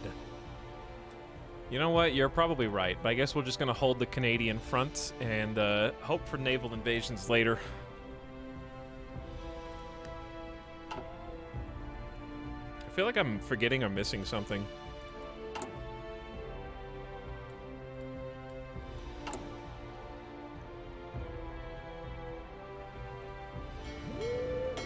The first two boats, the Weirus and the Antagonist, are here! And we didn't give them a cool, like, France name, but that's okay. They exist. They exist. They're gonna stay docked in Tuscany for a little bit.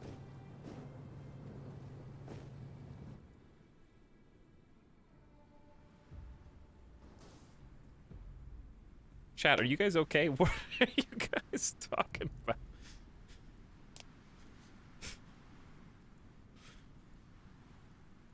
I'm not even gonna, I don't even want to read the context for this.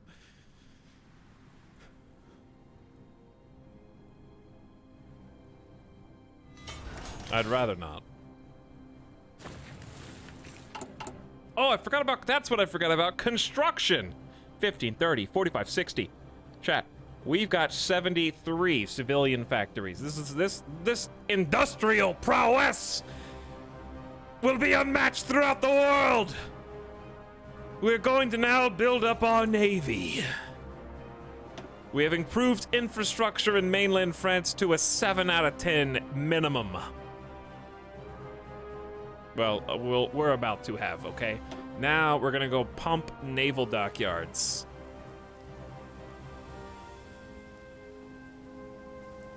Here you go. 2 naval dockyards for you. 2 for Normandy. 2 for Captain Picard. 2 for Brittany. 2 for Laura. Lori. 2 for Pito. I don't know.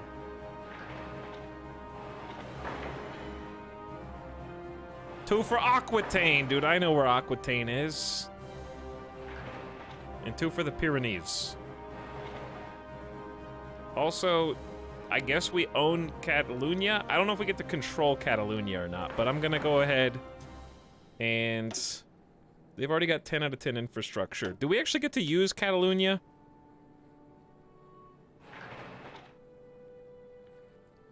It's occupied, so I'm not sure. Two for you, two for the Midi Pyrenees, one for Provence, since that one's almost full, two for Savoy, Piedmont gets two, Tuscany gets two. Chat. 2, 4, 6, 8, 10, 12, 14, 16, 18, 20, 22, 24, 26. That's 27 dockyards, baby. Yeah, what actually happens to Catalonia? Catalonian Free Republic has civilian oversight and 45% compliance. At what compliance do you get to use? There are 2 factories in the states you are controlling, and with your current law and other modifiers, you were able to access 64% of those factories. I don't know how to affect this number.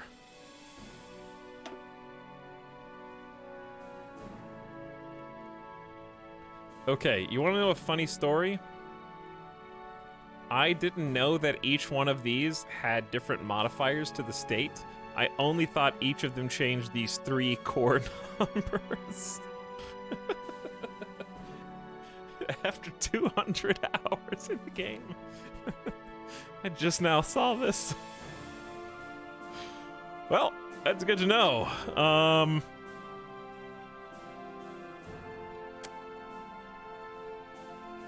Like, required garrisons minus 65%. It's kind of an important number. Local resources plus 40%. Forced labor.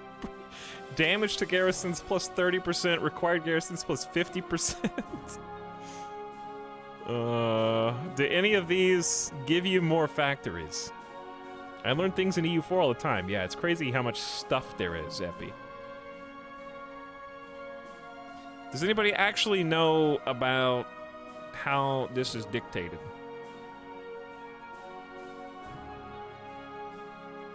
Like, some of these are 25% factories. I think it's compliance. Because Guangxi Click has 1% compliance and 25%, but this is 69. Lebanon's got 69. And therefore I have almost 80 here. So I think it's a compliance thing.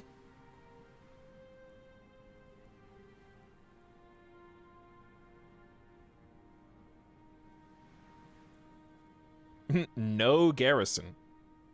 Why would you do no garrison? The default is civilian. Which I guess is the only one that doesn't reduce compliance. I don't know. I don't know. Anyways, we got new factories. We also need to start making new guns.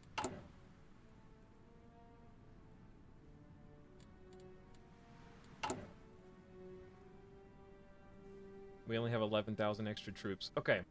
We're gonna do 1 to you, 1 to you. We're making anti-air and artillery. We're gonna need 5 more on guns. We got plenty of trucks. Alright, we can do one thing that we've been wanting to do for a while now, which is maybe line artillery. And line anti-air. Line anti-tank would be pretty cool too, but we can't have everything we want. We're getting ready to... Once we start mass producing factories after the dockyards, then it's gonna get sick. So after these dockyards, we're gonna do another pass.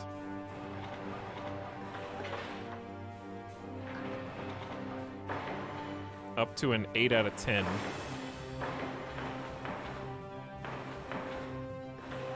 The more organized we are, the faster the buildings are made and the more natural resources we're getting out of these spots anyways. How's this going, by the way? Gardez vos rangs. Okay, so we never actually finished Attention.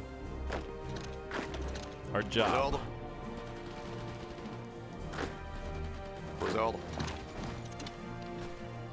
Attention. Paré. Who's this? Guangxi Click have capitulated, giving us some of this stuff. The French forces throughout the country have caused them to capitulate. I repeat, they have capitulated, and the last bits of Pas de resistance pitié. are falling through. French forces, French reserve forces, no less, have pushed them back to the brink. Yes. Wait, naval invasion targeting Cambodia? Uh-oh.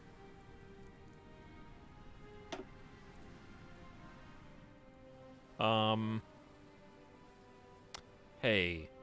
So, I don't know when this happened, but Vos ordres. could you, yeah, thank you. Could you guys go walk over there and then come back?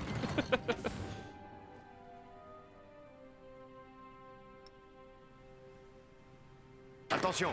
Chat, they say estimated plan value risky, but they don't say impossible, do they? They say risky. Attention. It says risky, not impossible. Risky. I don't know. I'm not ready yet.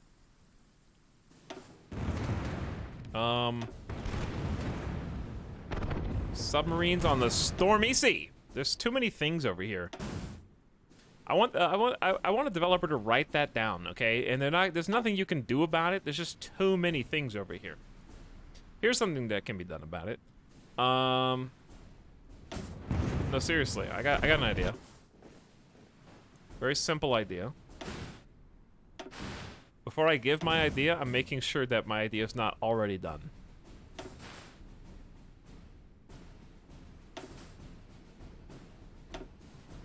My idea may already be in the game. Never mind. The developers are so good at this game, they already implemented my idea and patched it into the game while I was playing it.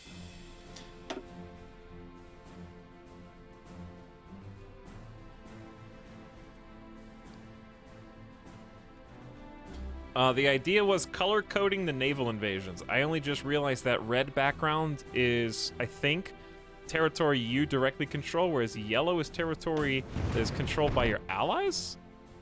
That being said, we're in naval combat right now, and that's yellow, so I don't know.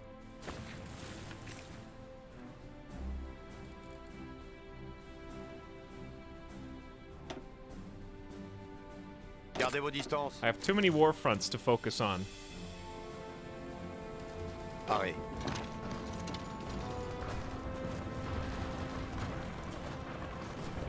Écoutez.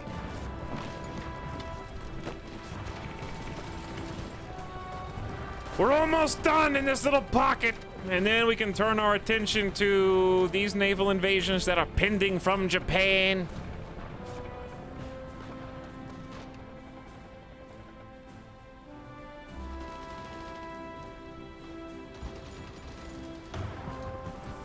Teleport me to the other side of the...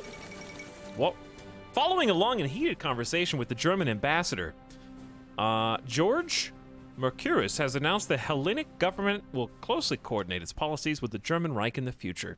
Police in the Hellenic capital have had to use force to break up a number of spontaneous protests against the decision, with many in the crowd calling for the head of that coward George. Oh. That's not good. Rip George.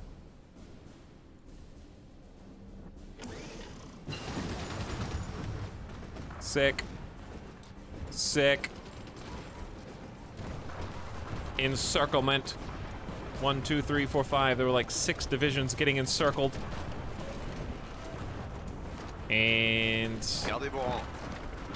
we're having to cross like a big river to get to them, and that's what's making this so difficult. Gardez vos rangs. Stop throwing your bodies away. But at the same time, Écoutez. keep it up. You're almost done. You guys are so close. All right, 1940s cruiser, check. We're going to save the 1944s until we get the bonus from the national focuses. In the meantime, you know, some basic cruiser armor would be good. And we're almost done with the capital ship focus. King China has capitulated. The cowardly Manchu nation can no longer withstand the pressure of overwhelming German forces throughout the country. Yeah, the German Reich is quite large in this game. They are now finding out what it's like to be naval invaded by Japan repeatedly. Japan loves Vladivostok. They love Vladivostok. It's their favorite place to naval invade. This actually doesn't look like it'd be that hard to push Japan out. They just need a concentrated effort.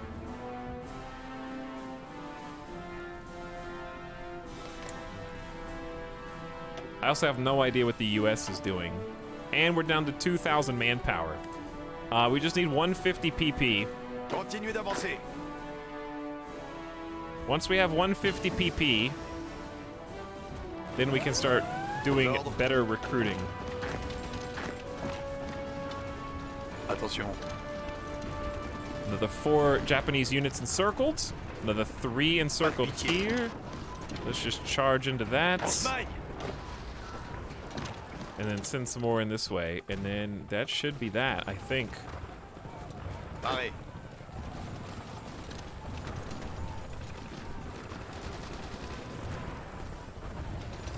We've got them down to a single emplacement now.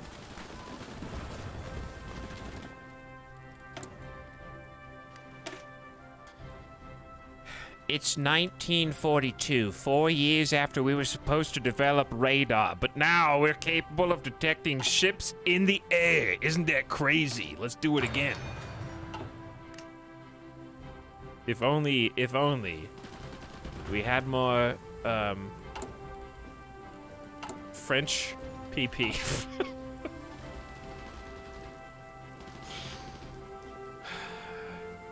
We only need 17 more French PP.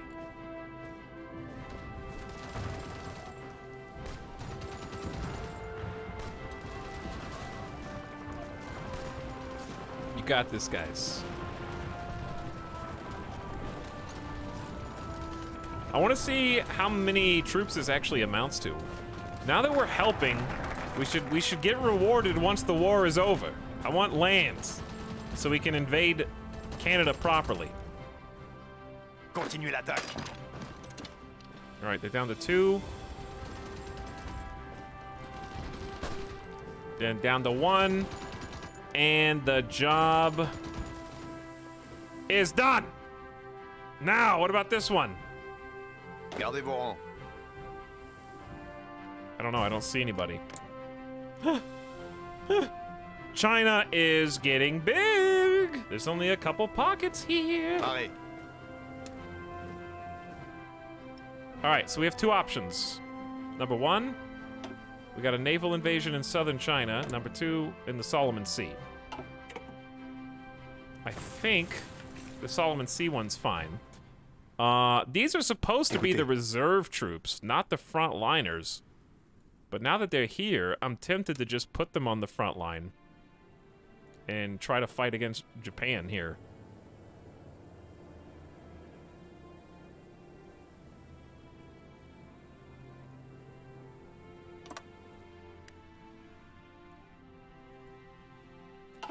Because we do need to help, even if it's just a small bit of reserve troops. All right, back to this front.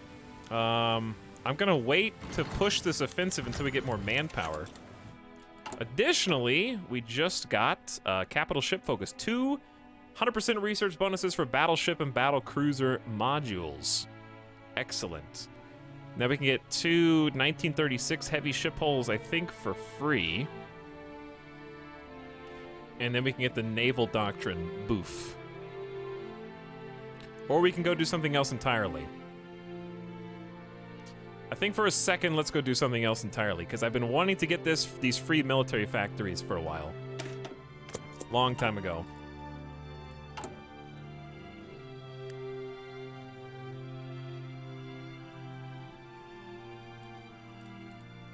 And once we get, like, higher tier radar, I'm gonna start putting radar on some of the destroyer types. Aux ordres.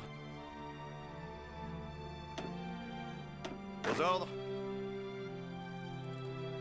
Gardez vos rangs. We got a unique problem. Arrêt. The problem is, we have more soldiers than we know what to do with right now, which is kind of cool. Aux ordres.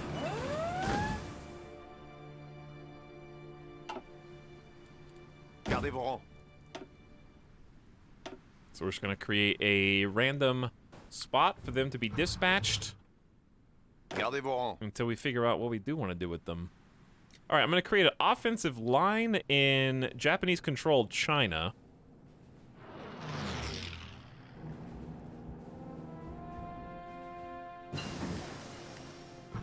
Okay, relax. One thing at a time, please. Let's try and take... I mean, we may as well make just a huge sweeping line. Because as we take this territory, the line is going to automatically kind of adjust. It's not actually going to be that stretched once we cap all this.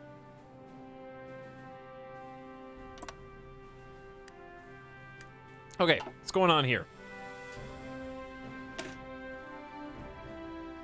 Branch interoperation, just +5 soft HP organization for all infantry.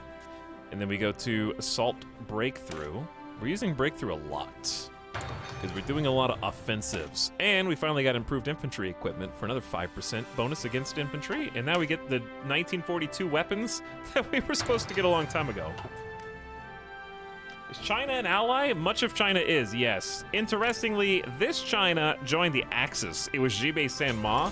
They just now are named China, because I guess they're the biggest one. And yes, China's in the Axis. Japan is not. Japan's not in the East Asian Coast Prosperity Sphere. They're in the Miedzamorze. And are currently losing against the combined Axis China, I guess. We need to start production of a new ship. But I don't have any that I want to make. So I'm just going to do some convoy action for my spares. Resistant to occupation, not enough manpower or equipment for garrisons. Yes, I know we have 0 manpower. That reminds me, let's up service by requirement. This has some penalties. It gives us 10% recruitable population, which is huge, but we lose 10% of construction speed, factory output, and dockyard output. But we have to do it, because we need people. PP spent.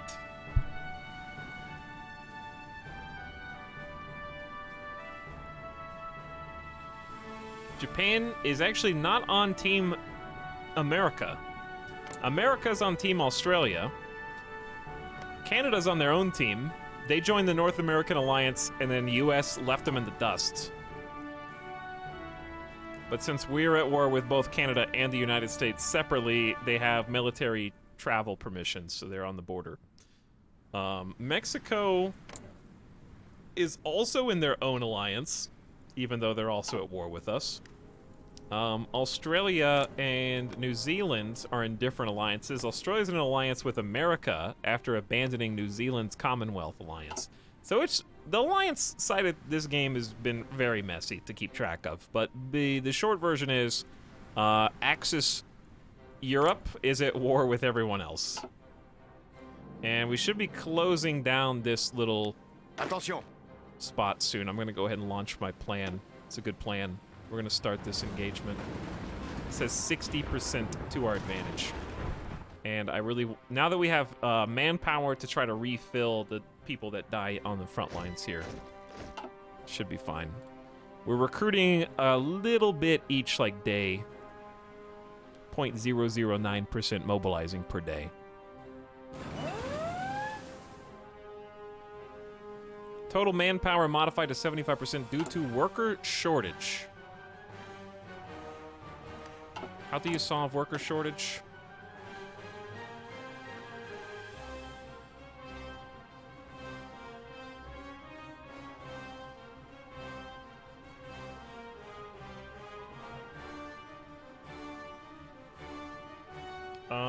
Without being communist?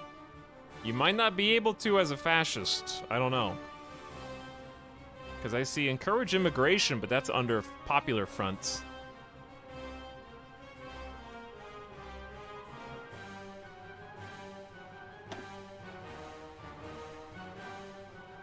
Oh, we can do this. We gain cores on Algiers, Constantine, and Tlemcen. Protest descend into violence, expand citizenship. Oh, cool. I didn't even see that.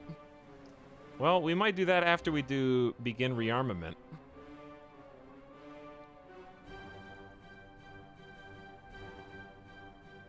We kind of just ignored all this anyways. I'm just doing this for the factories. Oh, yeah. Pump it, baby, pump it.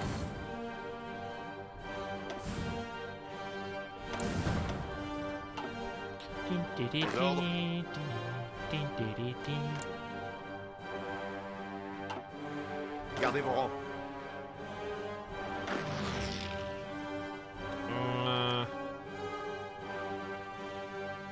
We can't go to the front line because there's not enough supplies. Cool. This is a tough battlefield to fight on then. Aux ordres. Well, let's focus on winning this because there's a lot of allied forces that are just like locked here. It'd be cool if our offensive push is what finally tipped the scales over.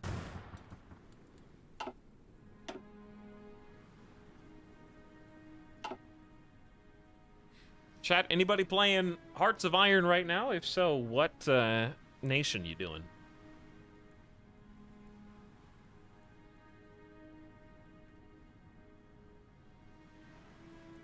I'm playing your game. I'm playing right now against you. All right, relax. Wait, Free Canadian Republic has declared war on Canada.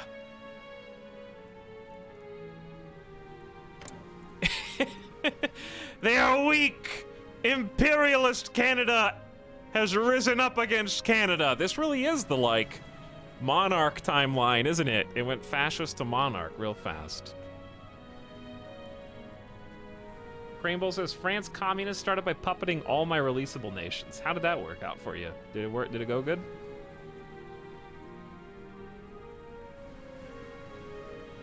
Try a France game. It's been fun, narrator. I would have done a lot of things different though, but it's been a good learning experience. It's also fun playing as different nations to see how, you know, when you play in the future, you can imagine what choices they're making because you've already experienced a lot of them.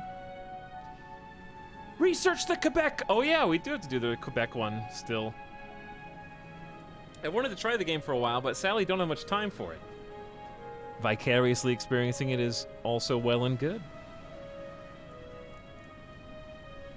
All right, so we got upgraded support weapons.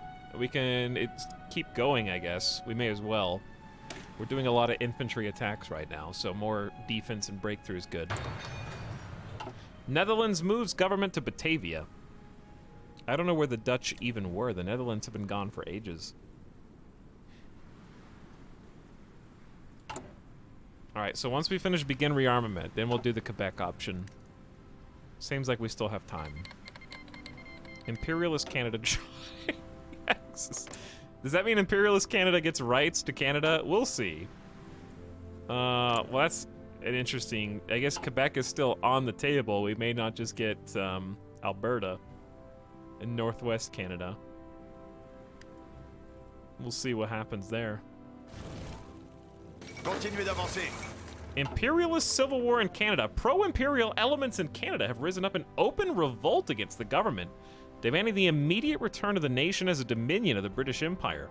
The situation has now escalated to full-on civil war, and the Canadian government has accused Great Britain of supplying the insurgents with the modern weapons and munitions they require, which the British government has categorically denied.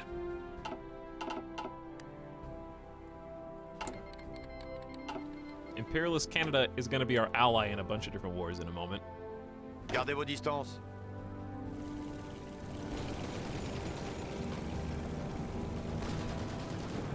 Well, we are making some ill-fated pushes, but they are doing their best. Great Britain allies imperialist Canadian imperial loyalists. British government has announced it will take fledgling imperial loyalist government in imperialist Canada under its protection, currently in the throes of civil war.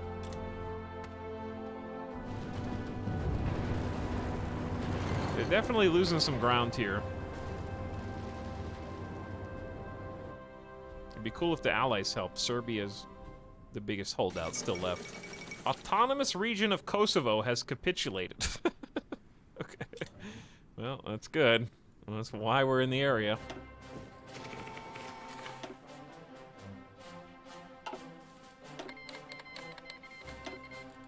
I don't want you motorized. All right, we are in full swing making naval dockyards. So to that end, I want to finish decimetric radar and the cruiser scheme, and then we begin working on the big boy ships.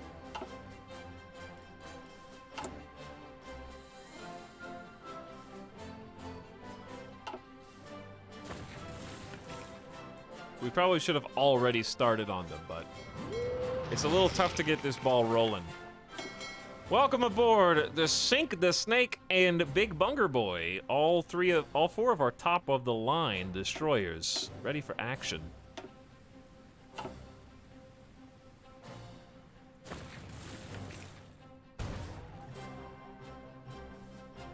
How goes the fight in Japan and China?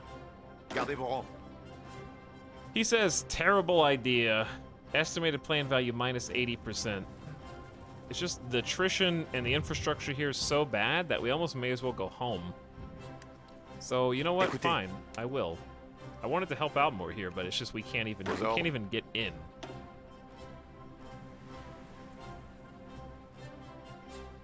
So we're just okay, I need to reorganize this anyways. This is gonna be part of the home defense group. Attention. Gardez vos rangs. Écoutez. There we go. Yeah, these 10 here. So we're just gonna send this entire squad Écoutez. and give you the same commander, I guess. Actually, we should just hire a new commander. Some level 1 weenie. There you go. Écoutez. Use the big level 3 commander for actual forces and whatnot. Pareil. Okay, home defense front is coming back.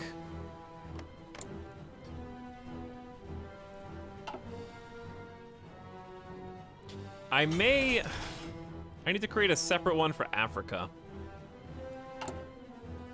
We also need to start recruiting different types of divisions and changing our existing divisions. So, what I'd like to do to that end, I've been wanting to add line artillery for a while. So we're gonna add a bunch more infantry. What we're gonna try and do is get up to that coveted 24 combat width. I mean, 40 combat width, not 24. From 20 to 40, I saw both the relevant numbers and got confused. So we're gonna add actual line artillery. Bonus to defense, good breakthrough, really good soft attack. In addition to our support artillery. So at least 2 bits of line artillery. That brings us up to 30. Probably around this, at least 1 line anti-air. I also need to train, research, not recruit, additional support units. But a support anti-air, I guess, could be good. But we don't really need that if we're doing line anti-air. The problem is I don't think we have enough anti-air for everything. We need 2,000 and we have 400 in storage. So at best, 1 is as much as we can afford. And we're gonna have to pump up production. Okay, I looked over, Craig. You said artillery's badass. I thought you said artillery is ass. And I was like, what did artillery do to you? I thought artillery's pretty good. I don't understand. Artillery is ass.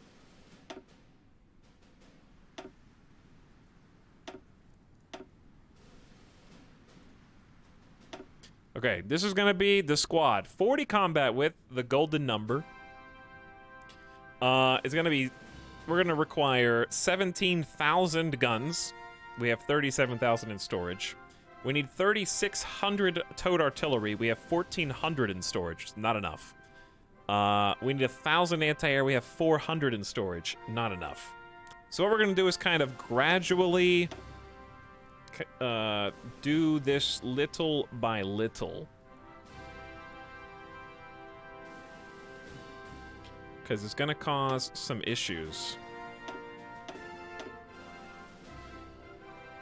So for now, we're just gonna do 1 artillery, 1 anti-air, and mostly infantry. And we're gonna leave some combat width open to add to this. And we're just gonna, this is gonna be an update that goes retrofitting all existing infantry divisions that we have ever trained, except for the Cav Garrison or the Coast Guard. So it's gonna, basically every single regular infantry division is gonna become very thick, and also get some line artillery and line anti-air, which is gonna make training a lot harder because these are almost twice as big. So it's almost like we doubled the size of our infantry units, more or less. So to that end, we need to pump anti-air and artillery by a lot. Which is why, even though I'm happy we're working on these dockyards, we're going to start kind of threading in these long-awaited, kind of much-needed military factories. So we're gonna go like 2, 4, 6, 8. And we're just gonna like alternate these. Because we're working on 5 at a time, you know?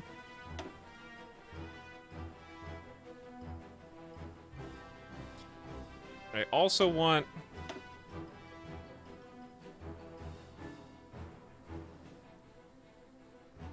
We're gonna get real fancy with this, chat. Real fancy. The perfect alternation. Alright, we need to pause for a second because there's a lot going on. I don't need to pause. We'll be fine. We'll be fine. So this is just... Oh my god. Okay, we're not fine. Pause for a second. It's interrupting me. Top-down order.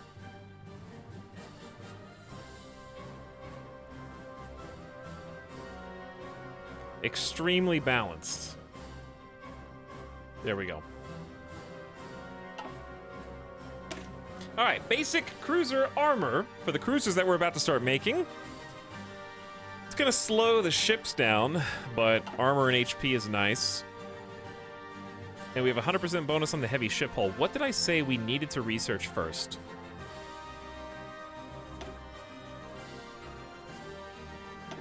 We're already doing radar. We're doing guns. We need to do anti-tank. We'll get there. We need to do support. We don't have any good tanks. We need 1942 artillery. Oh, God. And we need to start making the battleships. Easier said than done. All right, start the battleships.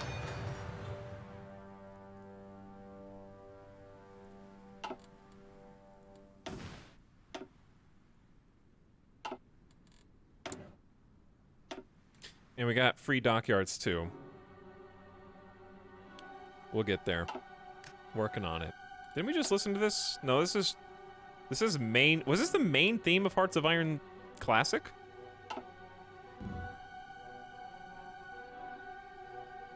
It's a little late for armored cars. You know who loved artillery? Napoleon, whose dynasty we should restore to the throne. It's too late for that. Okay, it's too late. Far too late. Aux ordres.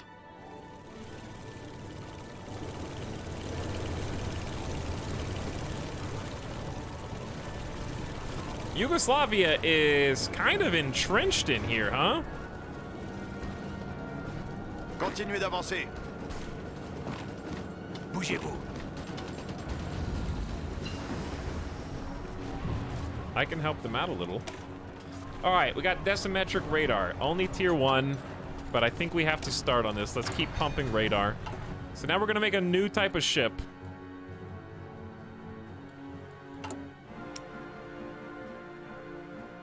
Which I think for now is gonna be, let's look at the research. I think we're gonna go with the 1940s cruiser. We just got armor for it.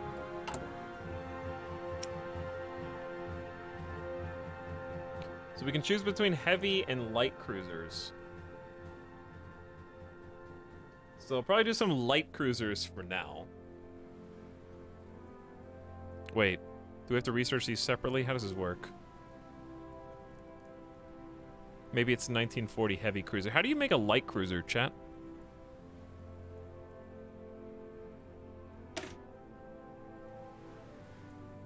Oh, it's the guns, right? They have to put, like, baby guns on this?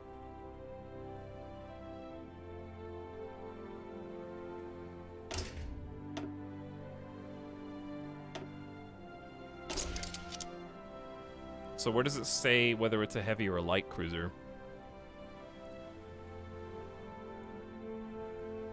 I think this has to be empty too. I don't know. It's a speedy boy now.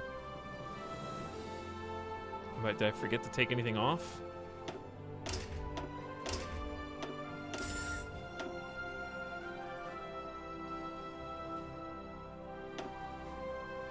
The diamond has an X or a check. Ah, ships using this design will be screen ships. Gotcha, gotcha, gotcha. Okay, so we should probably do a light and a heavy cruiser variant simultaneously. So let's do the light one first. So we're doing light dual-purpose machine guns. I think that's the best we can put on a light cruiser, if I'm not mistaken. Check, correct me if I'm wrong. Shoots both boats and air. We're gonna put it tier 3 anti-air. We're gonna put fire control system tier 3, big boy, good anti-air and attack bonuses. This is not going to be anti-sub because we've already got like anti-sub specific destroyers, so I don't think we need sonar on this. We're gonna have to remember to upgrade the radar. Let's go all in. 100,000 horsepower engine for 35% max speed boost.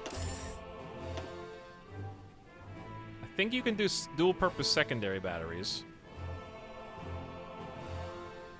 And I think this is the best one. No armor. No, it's still a screen. You can still do armor, it just slows you down.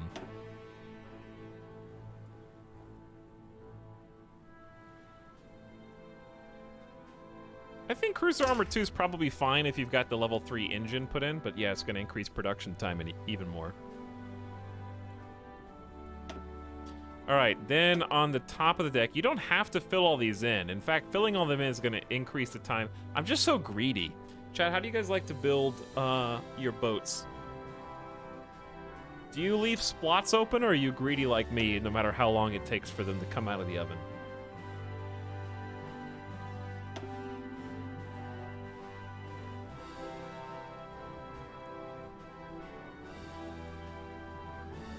Decked out. Quality over quantity. I like quality over quantity, too.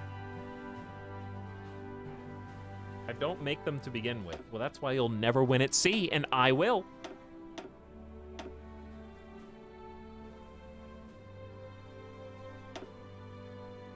Cruiser might be faster than the destroyer, but wait until I outfit it with torpedoes. Where did the torpedoes go? Here's a torpedo launch. And here's a torpedo launch. And then we probably want another anti-air.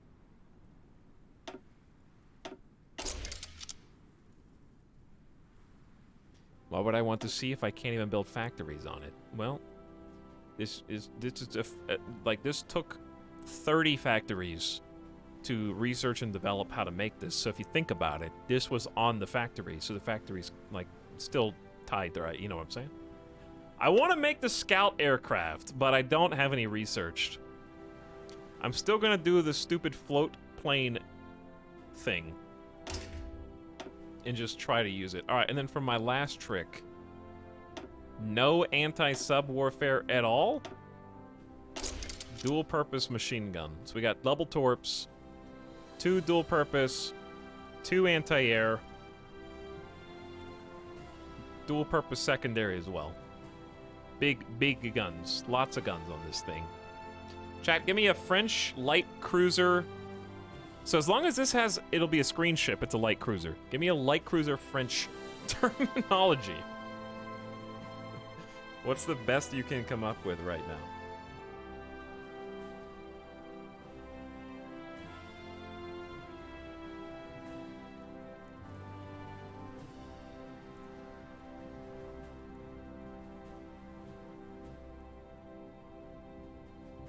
We already have a baguette. The X over the diamond means it is a screen ship. Screen ships are light, I believe. They're escorts.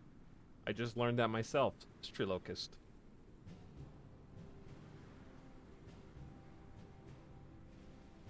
How about the 1940,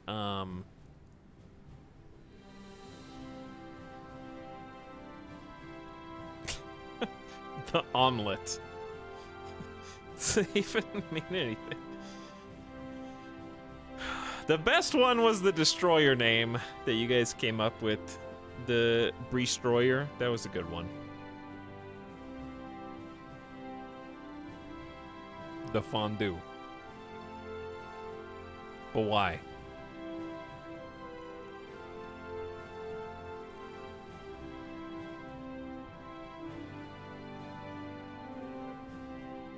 All right, we don't. I mean, you can't not have a croissant.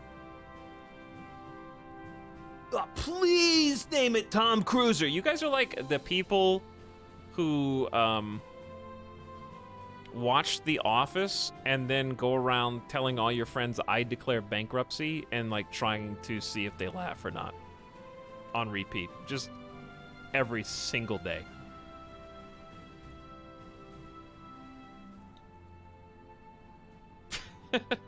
People watch The Office. It's a good show. I love Lamp.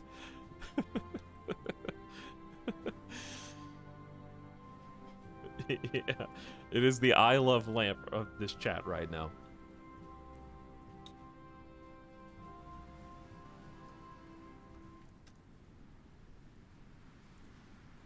Toasted croissant sounds. We'll do lait.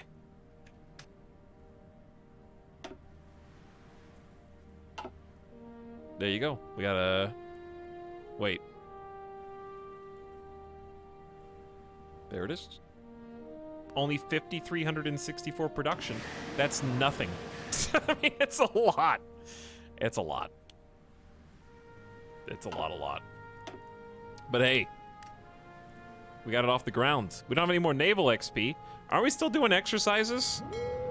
Somebody's doing exercises. Yeah, we got a fleet doing exercises right now. I guess we'll be able to at least duplicate that last build and then only tweak a few things to make it heavy. Just give us some big boy guns. But it has begun.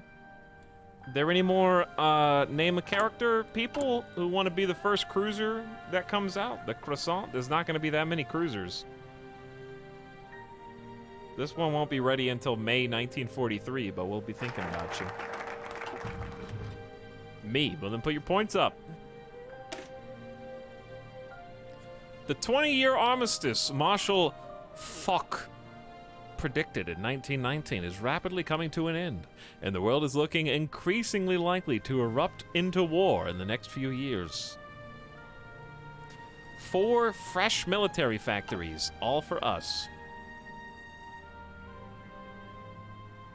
Now it is time to do the meme, but to do the theme. The reason why we're here. To bring home Quebec!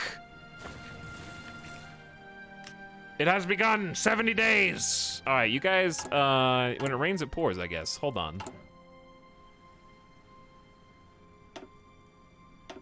9 is fine, was first. Since we aren't gonna have that many, we'll do 1 and 2, the Golden Rupee. I like that name. And then the rest of you are gonna be destroyers. CKYN. And need the milk.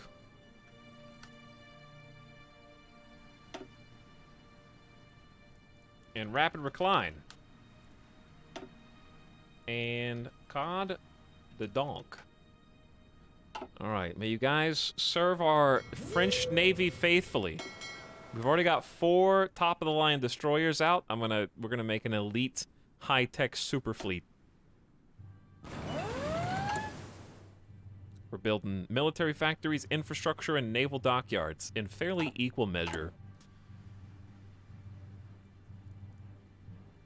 The next military factories that come out are going to start pumping anti-air. We got 5 factories working around the clock just on artillery. Now let's see where our standing armies are. Are you guys done here yet? You say the plan is risky, but that it's going well. I say, Aux ordres. click on Transylvania. Bougez-vous. Jacques Dorio has announced the cowardly Transylvania nation could no longer withstand the pressure from the presence of French forces throughout the country. Chat, we chased out Transylvania. We got the kill.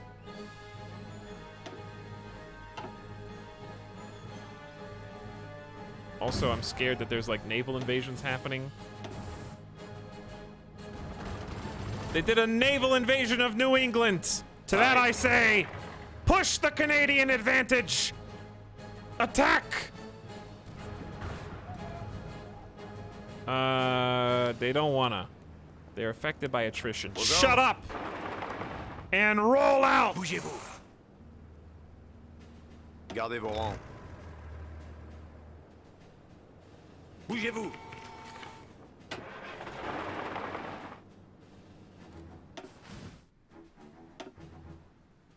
Not my problem. We don't have enough, yeah, they're distracted on the Western Front, pushing back imperialist Canada, so now's our time. Écoutez. The first Canadian defeat on Northeast Labrador and Quebec is ours. We've already routed them. Those feeble Canadians. They apologized as they retreated. Pareil. We're moving in, chat.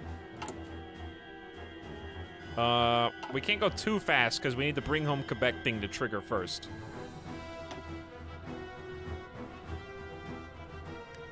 Wait, is Canada fascist right now? Some of Canada is. Axis Canada is. Our staunch allies.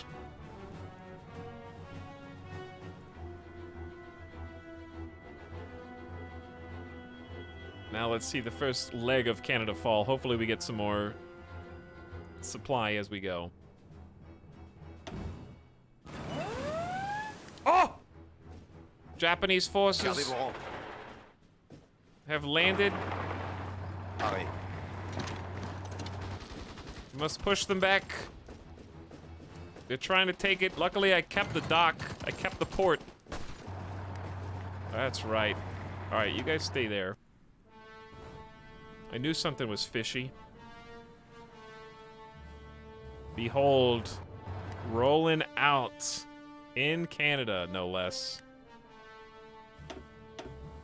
And New England is under siege by combined German, it looks like Great Britain, and Free Canadian forces. There's also Rexist Belgium, dude. Rexist Belgium has been chomping at the bit the entire campaign, I think. Like, it's been wild. I'm gonna send... Our fuel reserves are going down, but we can afford to trade for more. Let's trade with Venezuela. We don't need that much fuel. We have quite efficient daily gain. Okay, so I would love to send the super high-tech fleet over there, but we need some more ships. We have one fleet that's job is just to gain naval XP. We have a bunch of old, stinky submarines. I'm just gonna send the submarines. Convoy rating has not been that great here.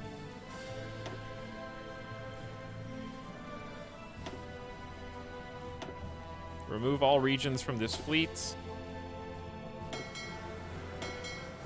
And we're gonna send you to all this area.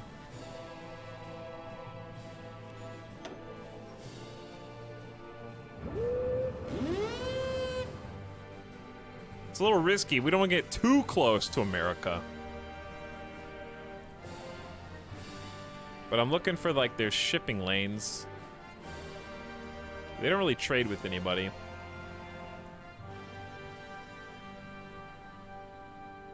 Like, even just this should be good.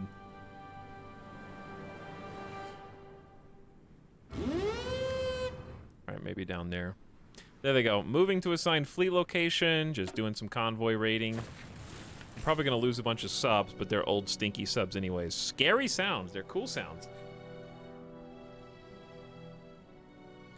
So how many days do we have? We have 50 days left till the Conquer Quebec goal Attention. is realized. Attention. This is a huge province that they're moving into. Like, massive. We are also old stinky subs. Chat, are you old stinky subs too? Dude, it's already almost the uptime. How fast time flies. It's only been 3 in-game years so far today. To be fair, it's just been non-stop conflict. Eternal war. Alright, how are we doing on, Solomon Sea was the one. Attention. We gotta go touch that because it's just free real estate unless we do. Take me back to Canada.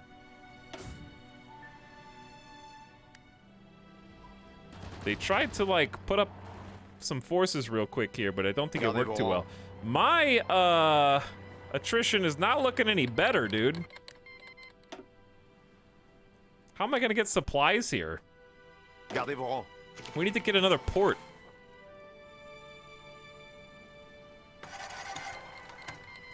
Like, what really needs to happen is Great Britain needs to upgrade the Labrador ports. That's why we can't get any supplies in. It's like a single dock, one pier on the edge. There's not enough.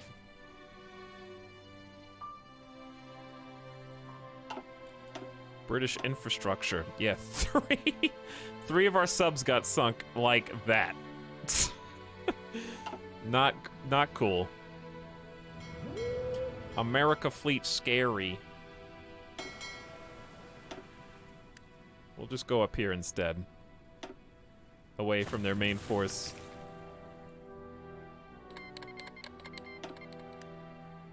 Gardez vos rangs. Who moved here?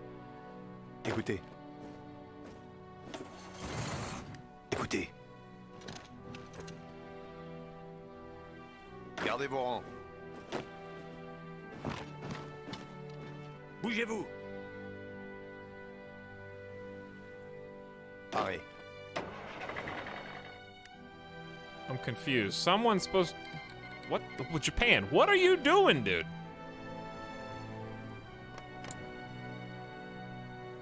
Are you not entertained? Germany doesn't have any organization either. This is just a war of attrition. Nobody has any organization. Nobody has supplies. Everybody's anxiously awaiting the railroad update when they change how all the supplies work.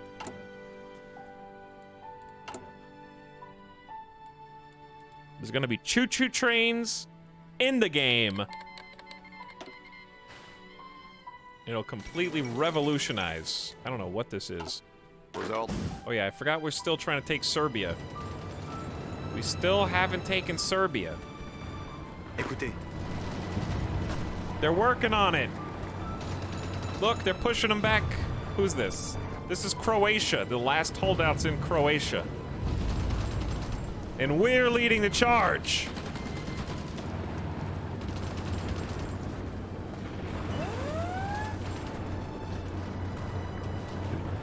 Nice overrun. Nice overrun. Good job.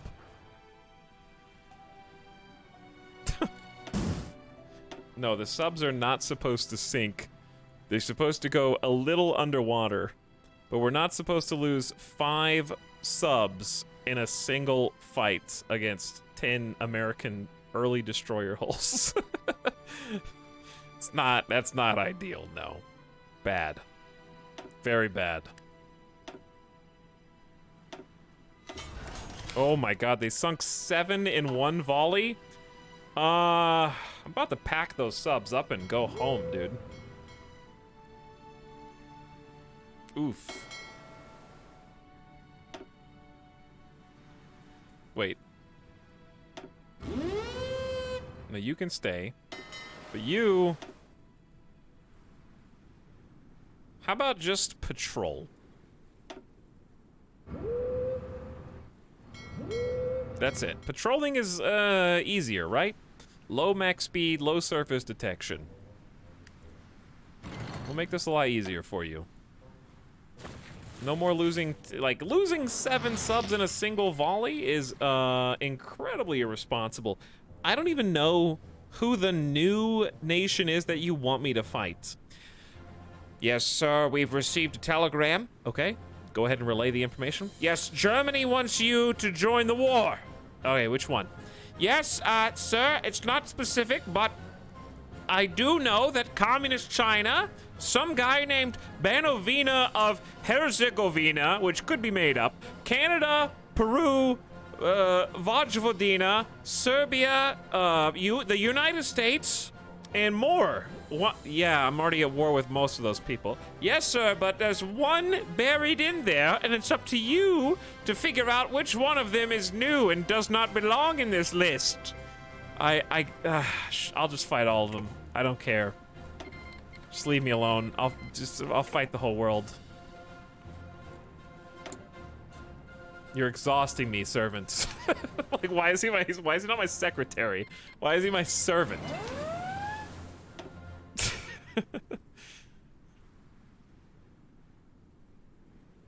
Sick. We got more dockyards. We now have, we're spooling up. We got 2 destroyers going around the clock. We got a light cruiser. Now it's time to craft our heavy cruiser. So we're gonna make a variant of the Le Croissant. Duplicate that. We're gonna need another name, of course. But the difference here is we're gonna keep the armor, but we're gonna change our baby guns, our rapid fire light guns, for heavy cruiser batteries. Tier 3. For maximum heavy attack and maximum armor piercing.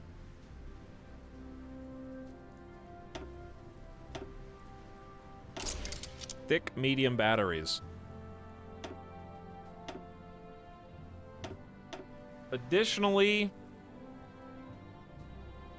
I mean, torpedoes are good. I'm gonna take off the aircraft facility. Since we're removing the dual-purpose cannons, I'm probably gonna put a 3rd anti-air. I like having a bunch of anti-air because naval bombers are so powerful. So I'm thinking 2 heavy batteries, 2 torpedo slots, and 3 anti-air with the armor. This will be a capital ship. I also think we have so many torpedoes that a 3rd medium battery's fine, because we've got these light cruisers with a bunch of torps, we got destroyers with a bunch of torps. Being able for these heavy cruisers to fight back against the heavier American ships seems very important, so we're gonna do that. Capital cruiser, big boy.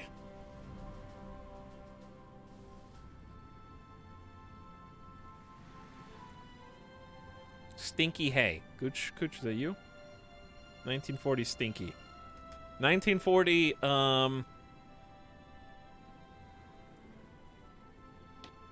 heavy French cruiser.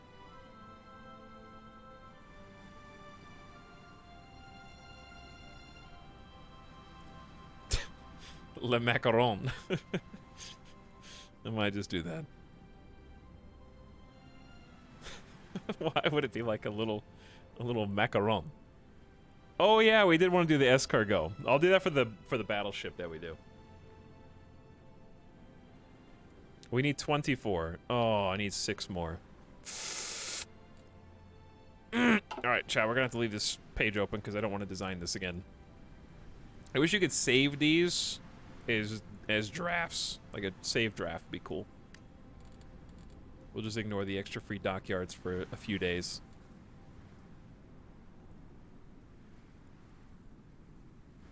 Well, depending on how long we have to wait, well, we need 30 days for the radar. How we doing? All right, get off my screen. How we doing in Canada?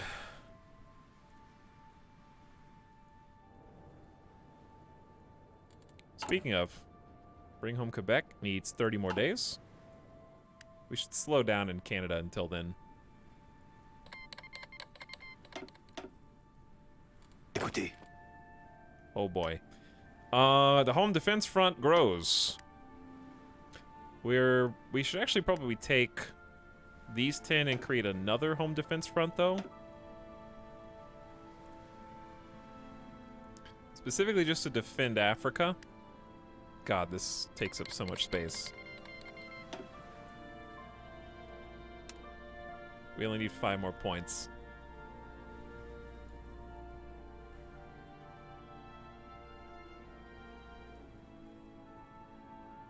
So what I'm trying to do here is maintain our colonial holdings. Realistically, we should also be defending Great Britain's territory, but I simply don't have the manpower for that. I see you. I see you. Do we have anything else? Do we have any other tiny ones? I'm sorry my cat walked over the keyboard. Your cat is extremely articulate. It tells you exactly what they want, apparently, which is attention, which you should give to them. All right, did I miss any spots? We'll see. We don't want coastline, air bases, forts. I just want naval bases and maybe victory points. And we're going to start a new squad here for you to do that. What is going on? Rexus, Belgium. Can I help you?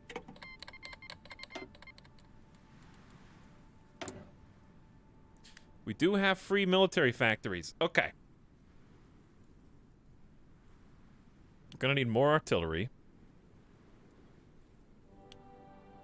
By probably a lot. So we're just going to get 10 factories going for that. We have a research slot available. This is turning into pop-up simulator. All right, I got new guns. We got new guns research. Good job, everybody. There's a big problem when you research new guns, and that is that you actually have to make them. Making new guns is not nearly as much fun as pretending that you already have them. They are significantly better in basically every way. But spooling up production on them is the hard part. Okay, we definitely need the anti-tank. This gives infantry better odds against armor. And then we got another research slot. We need to do support companies. We need to do... Oh yeah, the artillery's outdated. Let's do that too. Even with 5 research slots, it's just not enough. They sunk 16 submarines in one go! I was just patrolling! Ah! We've got to tell all of their families! This is the biggest defeat the French Navy has ever seen! Naval bombers and carrier fighters have shredded us. All right. We gotta run.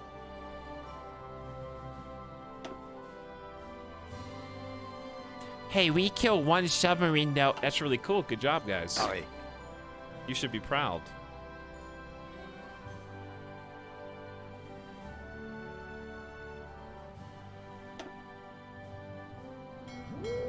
So yeah, we need chat. There's only 5 submarines left in this fleet.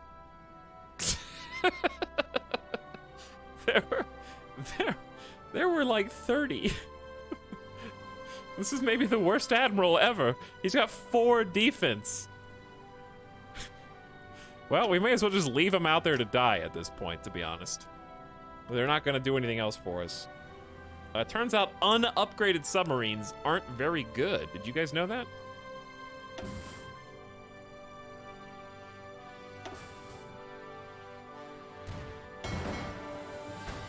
This is the sub sound. They're gonna kill the rest of us now. Submarine hunter killers. Magic Sprunk says, it's been a while, but I'm back, baby. Thanks for 13 months, dude. How you doing?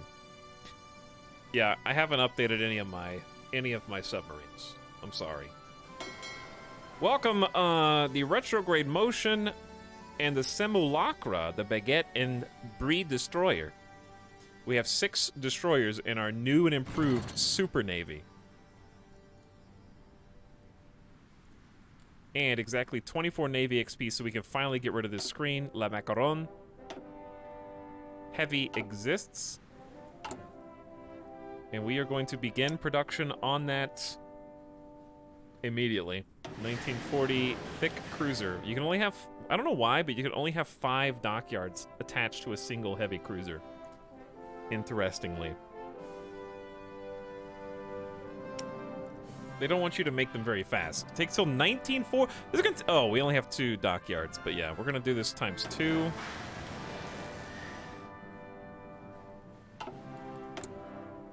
What outdated equipment? Oh yeah, the guns. How many guns do we have spare? Only 2,000. Uh-oh.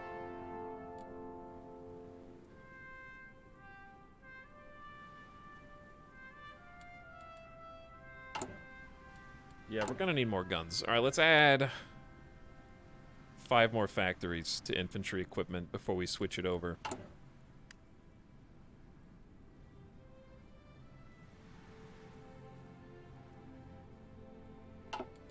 Attention.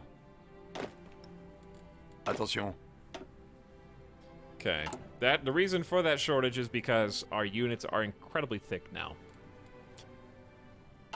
We're approaching 40 combat width. Attention.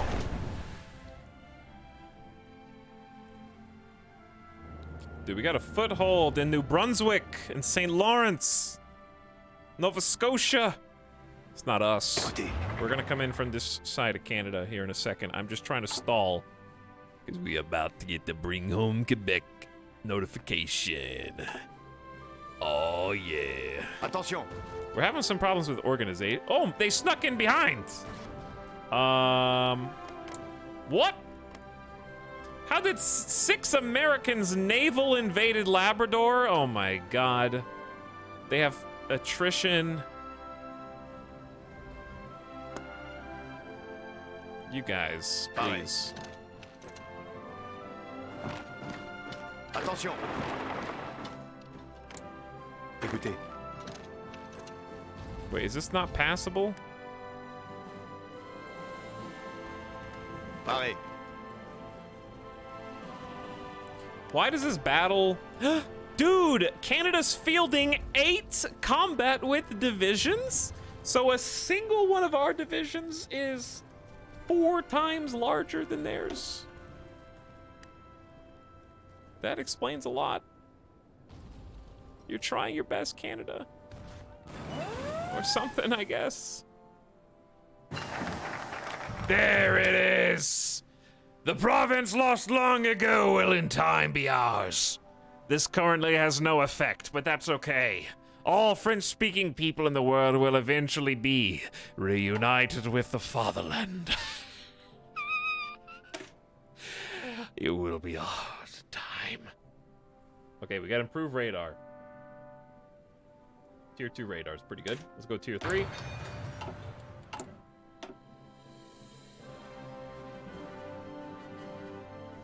And then I think let's finish the naval stuff.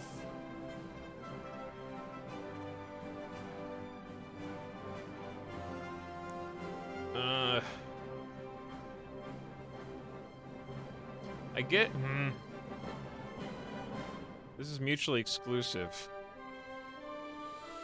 We aren't building any carriers because we don't have any plane focuses. Let's see what else we can do in the middle. Oh yeah, I did want to do this expand citizenship worker shortage issue. Let's handle that now.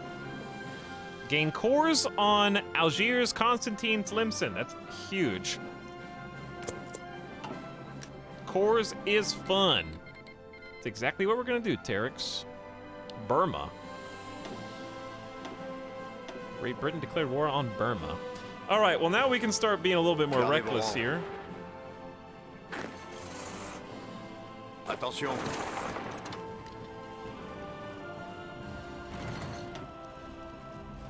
They got 20 combat with divisions. Gardez vos distances. And a lot more organization than we do. But they're cut off from... Why did you declare war on Pakistan? Because they joined... Pakistan joined the American Australian Alliance? Are you serious? What? Uh-oh. Burma. Uh-oh. Mandalay. Uh-oh. That's bad. Écoutez.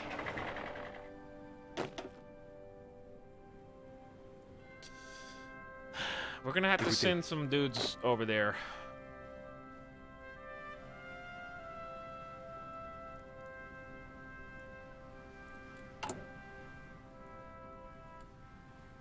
Attention.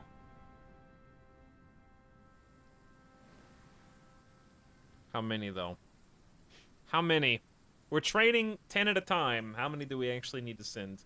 Maybe we could send this random squad of actual soldiers over there. We got more soldiers that can attack Canada.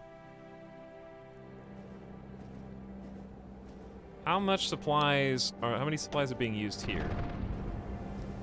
Required 16. Incoming 18. We don't have much space. I'm thinking about just taking these troops. Écoutez. And then giving them like Gardez vos rangs. 5 more. Delete their orders and then send them across the world. Gardez vos rangs. There's your new border with Burma. See you guys later. I don't know how you want to get there, but good luck. You really want to go around communist China? I refuse to believe that crossing Russia is the fastest way to do Bangladesh too. Why?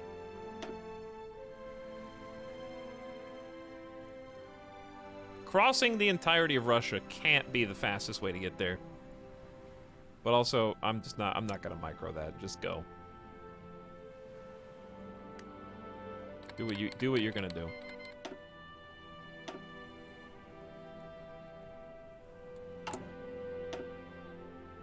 We do have this upgraded to a 6 out of 10 at least. Australia has called India as our enemy. Oh, this just gets better and better. This is rich. You just brought another 600,000 troops into the war.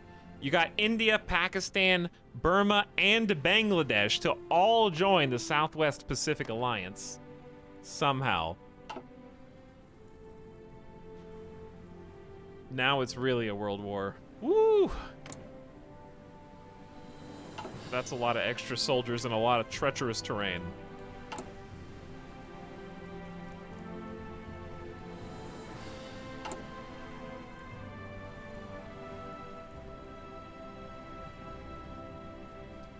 Yeah, they're fighting against, getting some revenge on Great Britain, Def do. So it would seem.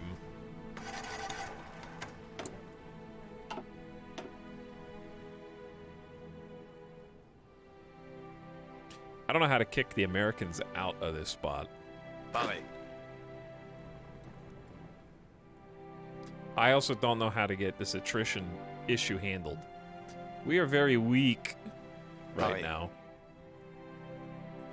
I was wondering why they were standing still. They're not. They're just trying to traverse Canada.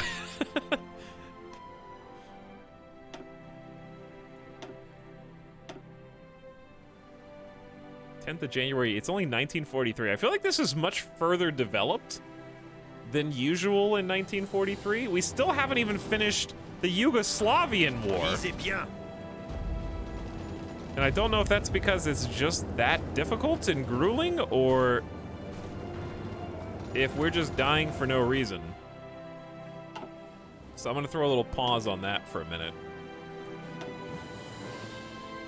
Which war is that?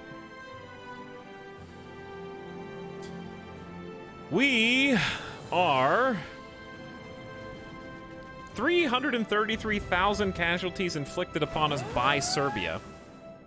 Serbia has had 124,000 inflicted upon them, so we're losing a lot more than we're gaining, so I'm just gonna put a freeze on that. Écoutez. He says it's easy! He says 60% advantage, sir. I don't believe you. We're gonna delete both of those. Gardez vos rangs. Chat, what just happened? Hang on. Something bugged. As soon as I deleted my front line, my friendly allies just started attacking. They hadn't been attacking until just now. Because if they had been, we would have already won. Because there's stacks upon stacks of friendly units here.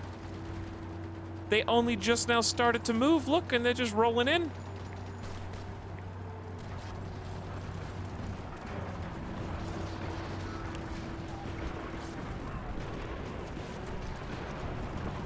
Now that we're actually, it's like a quantum battle. Now that we're watching them, look, we just overrun them and we've got them circled.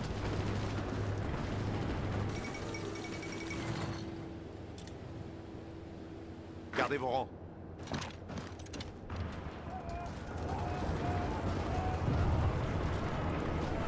That was probably the worst thing I could have done.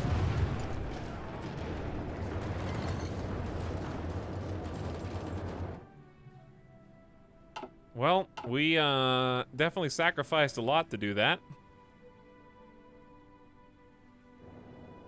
Like, just to get to this point in the first place. They're all extremely weak. I don't even know how to create, Aux ordres. like, an offensive line.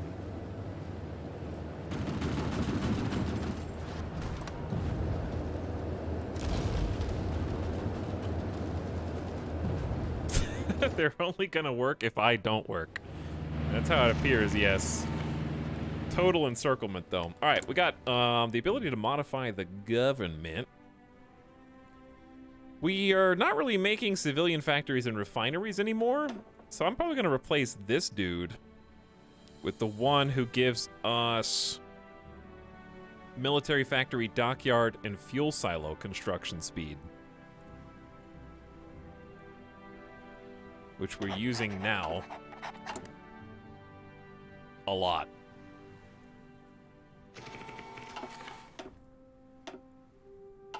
5 friendly convoys sunk.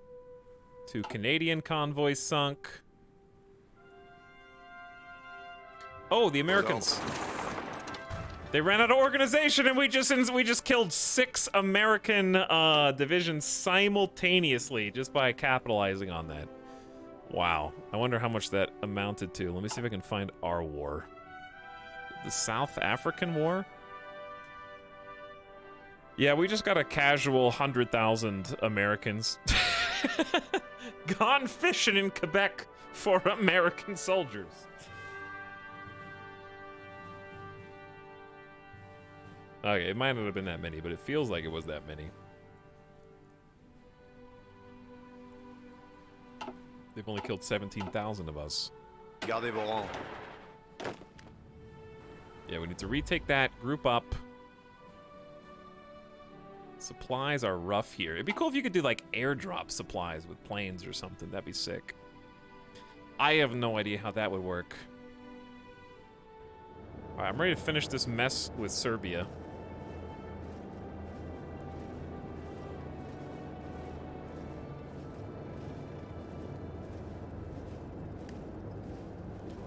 Attention. Attention.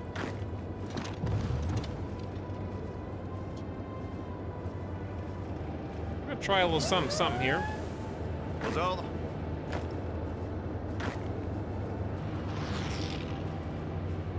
See if we can get a little push.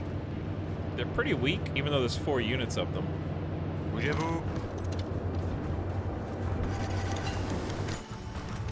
What's all this? Improved artillery upgrade too. Soft attack plus 10%. That's gonna help every single unit we've got. Keep going. Give me artillery 3. Don't stop until we're there. But yes, finding the little weak spots like this. Pareil. Maybe take the capital. No, they got 6 units on that. 6 units is a lot. Bougez-vous. But yeah, find their weakness, and then they try to reinforce it, and then you take out the reinforcement, and they just keep rotating back. It's lovely. Just like that. All right, captured another spot.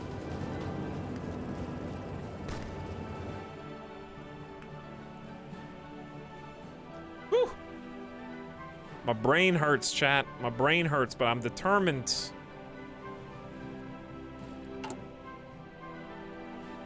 We got 500,000 manpower.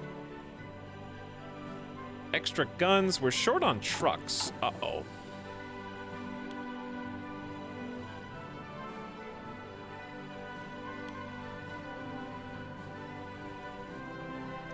We'll work on that. Let's... We got 700 extra support equipment.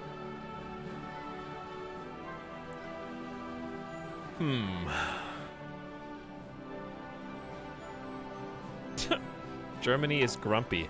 Probably. Alright, I think this is probably going to be a good stopping point for next time. Because we'll probably have one more stream of this, but we will take a little break and come back to it and try to pick up the pieces of where we were next week, because we're going to be playing some Ratchet and Clank PS5 later today / tomorrow, depending on where you are. And maybe also on Saturday, and we're going to be doing some RimWorld this weekend as well. But definitely one more stream to finish taking Canada. But we have put boots on the ground, and we have conquered at least a small chunk of Quebec. But the main event is not that easy, because we got to invade the United States too. But we've started making the ships that are going to help us do that. And we got 8 destroyers. Welcome to Xenophanes and the Robot Mystic, also out there. We've begun work on 2 heavy cruisers, a light cruiser, and after that we'll do a battleship. We're still pumping out dockyards, and we're going full tilt industrial. So we're finally getting the snowball. We're approaching our first 1 million deployed manpower. Germany's at 2.6, so we're approaching, you know, the 30-40% of German strength at this point, minus their tanks and planes, but that's all underway. We got much more to go. But I think one more stream will probably... I thought we were going to do a lot more years today, to be honest, but it was just a slog, because there's, like, wars over here in Laos and Cambodia. Gotta deal with Yugoslavia. There's the Eastern Front. Italy had to be invaded. We got America jumping in the war. Canada's doing its own thing. South America's getting invaded. There's like 6 different directions. There's a lot to deal with. All right, real quick. We'll do a quick 4x. Do one more research.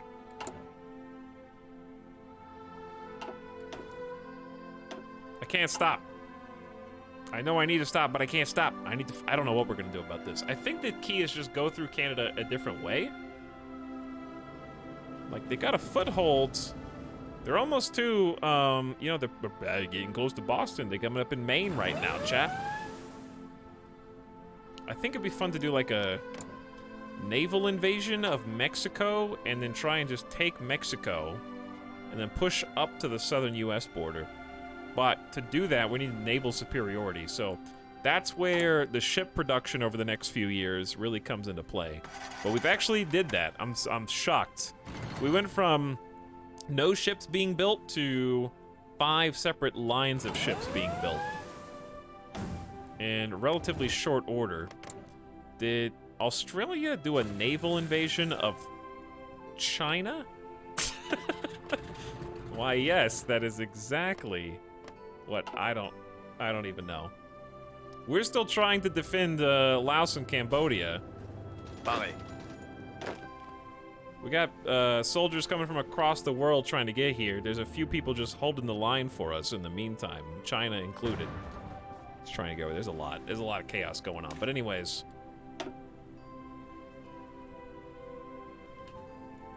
India, Burma, Pakistan hate us. True. Don't forget about Bangladesh. Don't forget about Bangladesh. All right, save has been made. Feb 1943 is where we will continue. There's just a lot going on. Hurt my brain. But I had a lot of fun today, so thanks for hanging out with me.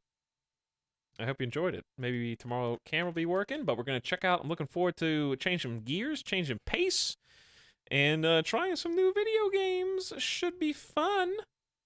I'm looking forward to Ratchet & Clank. It's got stellar reviews. I hope it blows me away.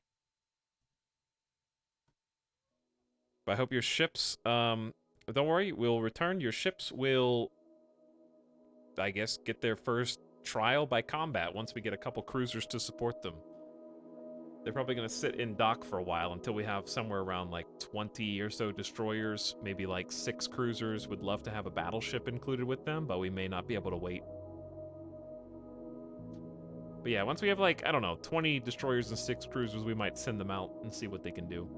They got a lot of anti-sub and anti-big ship torpedo stuff, so they might be able to hold their own just by the extension of being modern. The problem is going to come in the form of naval bombers. But we do have a couple of them armed with like a lot of anti-air and dual-purpose cannons. So hopefully you all survive. Anyways, good night, everybody. I'll see you guys again around same time, 4 p.m. Pacific, for a lovely Friday evening stream. Thanks, everybody, for hanging out. Really having a lot of fun with Hearts of Iron. France Civil War Fascist Edition has been challenging in a lot of ways. But somehow I always get sucked into this, like, full-bore world war where everyone hates me, no matter what side I join. One of these times, I just want to be chill on my own, not at war with literally everyone in the world, and just, like, peacetime build-up. Like, Turkey is that. Very, very chill, even though the decision-making can be obtuse a little bit. All right, everybody, let's do a little end-of-stream raid. Let's go say, we haven't said hi to Nomak in a while, so why don't we go raid Nomak, say what up, dude? I think he's been playing some Darkest Dungeon and Celesta, which Kraken's also been playing. But Nomak's a cool dude, deserves your attention. And we'll be happy to see your lovely faces, I'm sure. good night for now, everybody. I'll see you guys for some... I'm going to go download, I guess. Make sure that the PS5 has time to download. And get that all set up for tomorrow. Night, everybody. Thank you for spending your evening with me. I appreciate your company. And thanks for making these Hearts of Iron streams a lot of fun.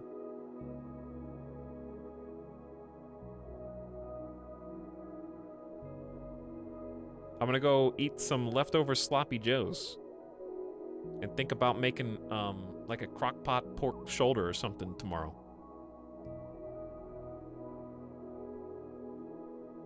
Now get out of here.